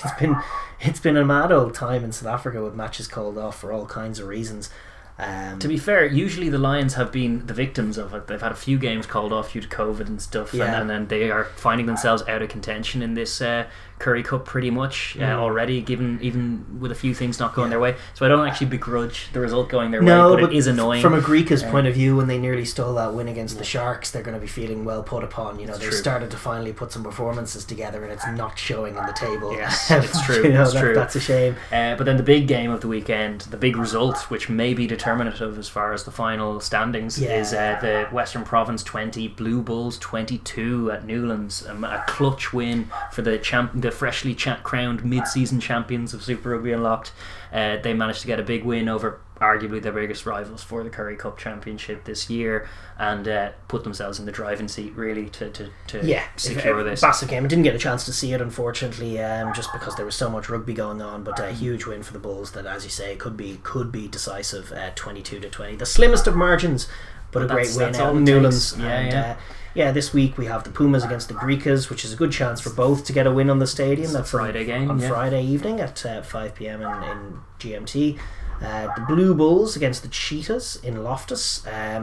That obviously the Bulls will be looking to chalk off that Cheetahs L that they took earlier in the year, the only blemish on a thus far perfect record for Jake's White men. That'll be on Saturday afternoon, followed by the Golden Lions against the Western Province at Ellis Park. That obviously should be a good game. You know, the Stormers, or the Western Provinces, they are going out to Ellis Park to play the Lions at altitude. Always a good one, and should be some attacking footy there as well. That's the Saturday afternoon game, or the Saturday evening game. Yes, and that's what's going on in South Africa town. We will move on as hopefully that dog barking right outside the window manages to subside. Here's hoping. Yes. We have some European domestic rugby to chew up. The Pro 14 has continued virtually as is. We missed out on our fill of Leinstertainment, of our side winning matches because of there was a COVID case in the Scarlets camp which chalked us off, so we didn't get to play that one. Made me a little cranky. It did make you a little cranky because all we had to sit with was that Ireland performance against Georgia, which didn't sit well with you, unfortunately. No, it didn't. Normally I get to watch the Leinster kids running a load of tries after Ireland are rubbish, and then it cheers me up a little. And in terms of the Pro 14 league, everything has continued as is. The Irish teams keep winning. Everybody non-Irish has a losing record in the competition now, and all the 4 Irish teams have a winning record, with 3 of the 4 of them completely unblemished. That's right. With all wins, so that trend continues in the Pro 14. And actually there were rumblings from the Irish camp from Nusafora about accelerating the conversation with the South African teams and the possibility of even getting them in before the season's end, just in the interests of getting some competitive fixtures, which is like I wouldn't be averse to it at this point, but it shows exactly where we're at as far as challenging players. It's something we've all come to notice this year, obviously, since Leinster went unbeaten last year and we're still not at the standard in Europe. It would make you question, and then this year has added certainty to that dynamic where the Pro 14 just isn't up to scratch. But they're not going to get the South Africans in this season. They're not going to need to. The season's going to roll on. They're going to have Interpros this Christmas. Then they're going to have European games coming up in 2 weeks, and then more European games after Christmas. And then all of a sudden it's the Six Nations, and then you're into the business end of the season. So the idea of getting they'd only be playing the Leinster kids if they got them in this year anyway, so it seems a bit silly. The only reason to get them in would be just because the South African teams will have to be doing a lot of tongue twiddling between now and August, but they have a Lions tour to prepare for. So it's true. So it was just only speculative chat, but it was interesting to hear being made by David Nusafora in the RFU. So it's we're not just deflecting the hard questions. I'm sure he is, but there's an intrigue in that, but that is definitely the main take, as is the case every week with the Pro 14. As for the Premiership, it kept rolling on, and only Exeter and Newcastle remain unbeaten, 2 from 2. The 2 champions. The 2 champions, as it were, yes indeed. Championship champions and Premiership champions remaining undefeated. Quins absolutely pumped Northampton at the Gardens last week, 49-29. Yeah, usual story for Northampton at home. Gloucester whooped Wasps, I should say, 40 points to 24, and London Irish beat Leicester 22-9, which is probably the most eyebrow-raising result, because London Irish on paper, and with their things, and Leicester coming off that big win in week 1, Leicester do a lot of losing though these days. They do. You do get some good games in the Premiership though these days, some competitive ones, high-scoring ones. It is a very solid competition these days, and no more so this weekend. You're going to have Bristol against Northampton. Newcastle have to travel to play Wasps. That could be a toughie. Might be a test of their legitness. Yes. London Irish play Sale, and Gloucester play Harlequins. Those will be the pick of this week's fixtures. Exeter will also be whooping someone as well. That's usually the way. That will happen. Just don't watch the Exeter games. Watch all the other ones, and they're competitive. And did you see Tom O'Flaherty, by the way? Oh yeah, that brilliant. How good was that? Unreal play. Play of the week, speaking of exiting, play of the week came from Tom O'Flaherty there with that little audacious little on the fly little. So good. Love it. So good. Love it. What a little baller. Yeah, he's a very good player, to be fair to Tom. But then in the top couture, obviously it's been recently bolstered by the whole French squad being sprinkled back into circulation. But it's obviously still rolling on. Last weekend we had Clermont absolutely pumped Cast 40 points to 14, and Bordeaux pipped Montpellier 23-22, and those were the only 2 away wins of the weekend. Yeah, which was and the winning score in that game for Bordeaux against Montpellier, Ben Lam, doing proper Ben Lam things that we'd remember from Hurricane times, just standing up a defence and taking the outside of his man, beating him, and then with a nice physical quality finish to win it. And he was awesome all day, and to see him finally finding his footing and looking really good in a team exciting. That's on the up as well, which is definitely Bordeaux, they're gonna make some waves in Europe. They were great. Their game against Bristol in the Challenge Cup last year was the highlight of that comp. They took the Challenge Cup seriously last year. Now they're in the Heineken Cup, the main shebang, and I think they could take some names. They could, be on the lookout. Just in terms of the standings, then La Rochelle also won impressively, so they stay on top with 34 points. Then it's Toulouse on 29, Clermont and Racing on 28, Toulon on 27, bit of a gap then Stade Francais and Bordeaux on 23, and Lyon and Bayonne on 20. Those are kind of the teams milling about in contention. I think the next is down on 15, so they're kind of the season's starting to get away from the teams below that. But those teams definitely still in the mix. And then as far as the upcoming fixtures, this weekend you have Bordeaux v Toulon. It's a good game. Good game. Lyon v La Rochelle, also competitive tough, there. Tricky one for the table toppers. Indeed, could be losing some points there. Stade Francais v Toulon. Toulon again.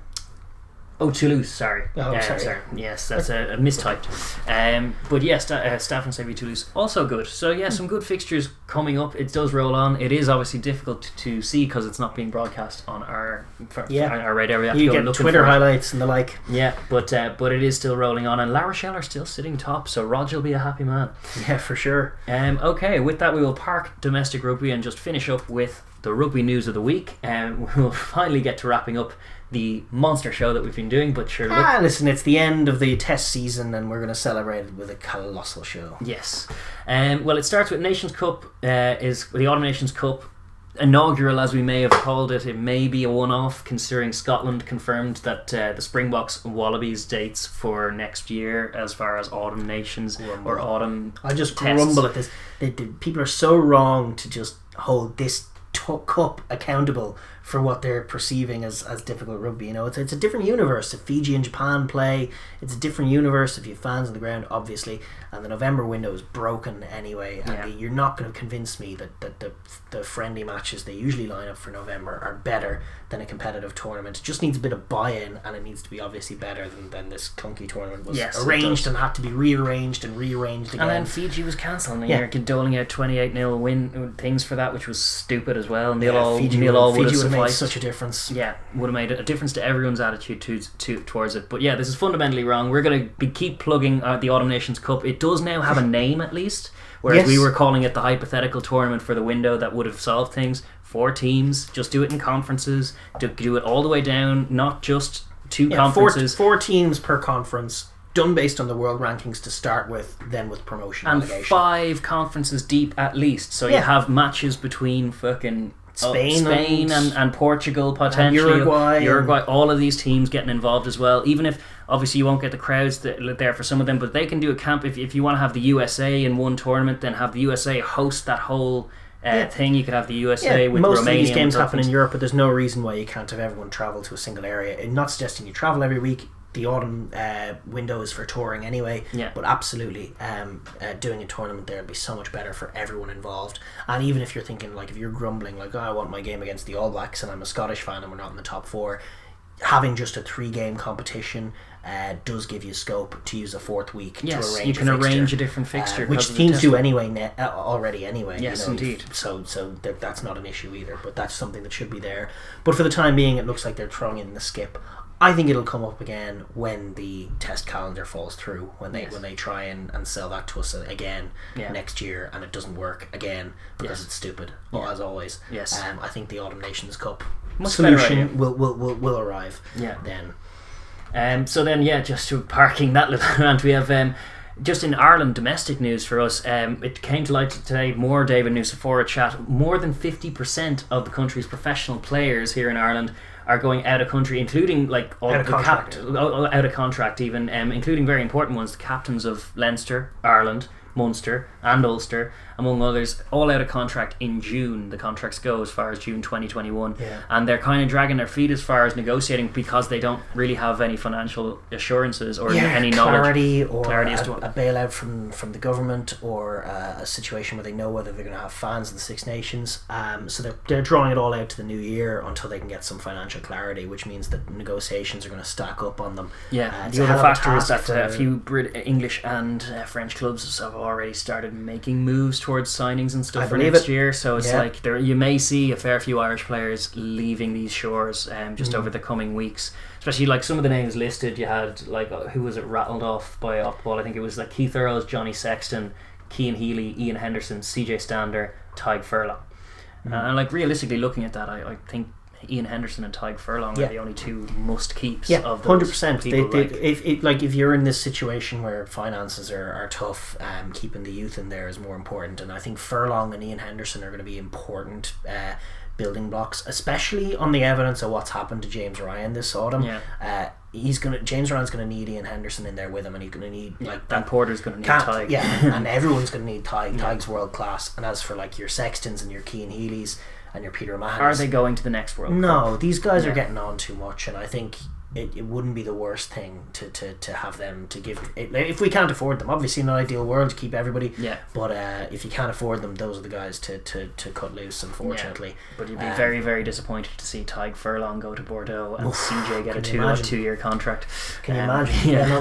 That'd be the nightmare scenario. So hopefully not that, and obviously keeping the young guys in is important as well, but here's hoping they can get it done. It's a huge task for New Zealand. Very, very tough task, and obviously without financial security there probably will be tough contract talks in there where guys are being offered significantly less than they had been before, and that will open the door to big juicy offers from abroad, and it's a test of the robustness of the system. And obviously I think this is a lot of people naysaying about the Zebo thing. I think it's vitally important that we select from players who are playing their rugby here for this exact reason. Well, it's the only carrot we have. We can't talk about the Pro 14 and the difference. That's partially the reason. Oh, it is. The Wales and Scotland have lost all their players.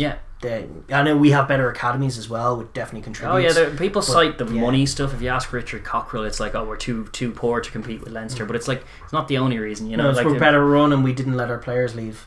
That's exactly why. Like, why is Finn Russell playing in Paris right now and Glasgow are they would in argue full they reverse. couldn't afford him, but it's one of those things. Scotland isn't especially unwealthy, so Wales is the one that's more telling. Well, he had that news that about the bailout coming from the British government to bail out their rugby thing, but all of it is going to Premiership, then Championship, then the division below Championship, then disseminated among the British clubs. Nothing for the Welsh Rugby Union, nothing for the Scottish Rugby Union, and it's like, what the hell? And from an English point of view, you're going like, well, if they're good enough, the Welsh players can maybe play for a Premiership team, and it's like, well, that doesn't help the Ospreys. So it's a thing to figure out for sure, and obviously this COVID time, it remains to be seen the long-term damage that it does, but it has taken a lot of these forced a lot of the union's hands, a financial hit. Just in some other roundup news in terms of personnel, Matt Banahan announced he's retiring, hanging up his boots. English international and a fairly decent club stalwart in club footy the last 10 years. Legend. I think he's playing in Gloucester currently, and he'll finish out the season with them. But he's going to hang up his boots. Very physical player, huge specimen. Nothing but respect. Hell of a career from him. The former Munster and Crusaders fly half Tyler Blindall is set to return to Super Rugby when joining up with the Hurricanes. That's for good to hear. 2021. He had a few dodgy periods with Munster with injury, didn't he? And a couple few of years concussions, off. didn't he? A couple of years off. So that's actually very good great news. to see Tyler coming back into the fold and playing some Super Rugby, which is probably the right place for him as opposed to Munster, which never quite worked. It didn't quite work. He's too much of a Kiwi 10 to play Munster footy. Yes, absolutely. Although he does have a clutch drop goal in him. He does. He's good clutch. You never know. He could blemish into something really good out in Wellington. So looking forward to see that. The Sale Sharks have made a signing of their own. South African second rower Jean-Pierre Dupree. Another Dupree. Will that be the three Duprees in Sale? Plenty of South Africans anyway. What's interesting about this lad, to be poached from the Cheetahs obviously sucks for them, but he is the tallest player in Super Rugby history, a 6'10" lock. And I don't think Sale are being subtle about their philosophy and their plan in terms of trying We're to going take to be control. Sharks take two. Yes. There are two South African Sharks teams, one in One in the either northern of them. hemisphere, one in the south. Yeah. That seems to be the way it is. That's a real big coup for them. That's almost as tall as Toner. 6'11", I think Toner is, which is crazy. 6'10" is 6'10", mighty tall. pretty damn big. Listen, we are going to wrap up here. We have gone for a mammoth amount of time. Yes, we might not be back for a while. We consider this a celebratory long show that you can take in small spoonfuls. Yes, indeed. We will have them timestamped down below for your pleasure. You can consume them at your leisure. But I don't know that we've ever gone longer than this, so unfortunately we're going to have to wrap it up. You can keep an eye out. We might be back. If we're not, keep an eye out for the Rugby World Cup draw. That'll be very, very December interesting. 14th, I think December that's happening. 14th. Yeah, that's going to be obviously a crucial day in terms of determining the future planning for just about everybody, knowing who you're up against. It's all, it's juicy. Yeah, it gets your World Cup cycle no disrespect, kind of dialed in. but I wouldn't mind seeing Wales come out of that pot one as opposed to England, South Africa, or the All Blacks. Yeah, well, there's that for sure. I wouldn't mind seeing Wales. If I see Ireland and Wales together, I think I might crack a smile. No disrespect, we struggle with Wales, but not quite as much as we might struggle with the All Blacks box or England. But it is a good thing to watch, and we will be dipping in and out. We won't be as frequent in the weeks to come, obviously with the test window closing, but for those who do like, we will be doing some more kind of op-ed or kind of specialised pieces. We'll probably do some breakdowns in between, less full show stuff. So if you have any ideas for stuff like that, or any thoughts about things you'd like us to talk about, please do drop them in the comments below or on some of the other videos. Let us know what you'd like to hear us talk about. Obviously, we got we used footage for the first time to break down a play last week. We might do some things more like that in the weeks to come, and it'll be on and off, but we will still be here. So do feel free to comment. Absolutely. And of course, any suggestions, like, subscribe, and share among your rugby friends is also the case as well, please. Yeah, exactly. We like to spread and have a good rugby discourse here, and we like that to be back and forth between us and you guys as well, as best we can. But yeah, getting more eyeballs on the show is always a good thing, so if you can help us with that, would be much appreciative. Yes, indeed. But with that, I suppose we will sign off this marathon show finally once and for all. No, there are a few more things I want to talk about. Just let's chat more for 10 more minutes. Okay, guys, see you later. Bye.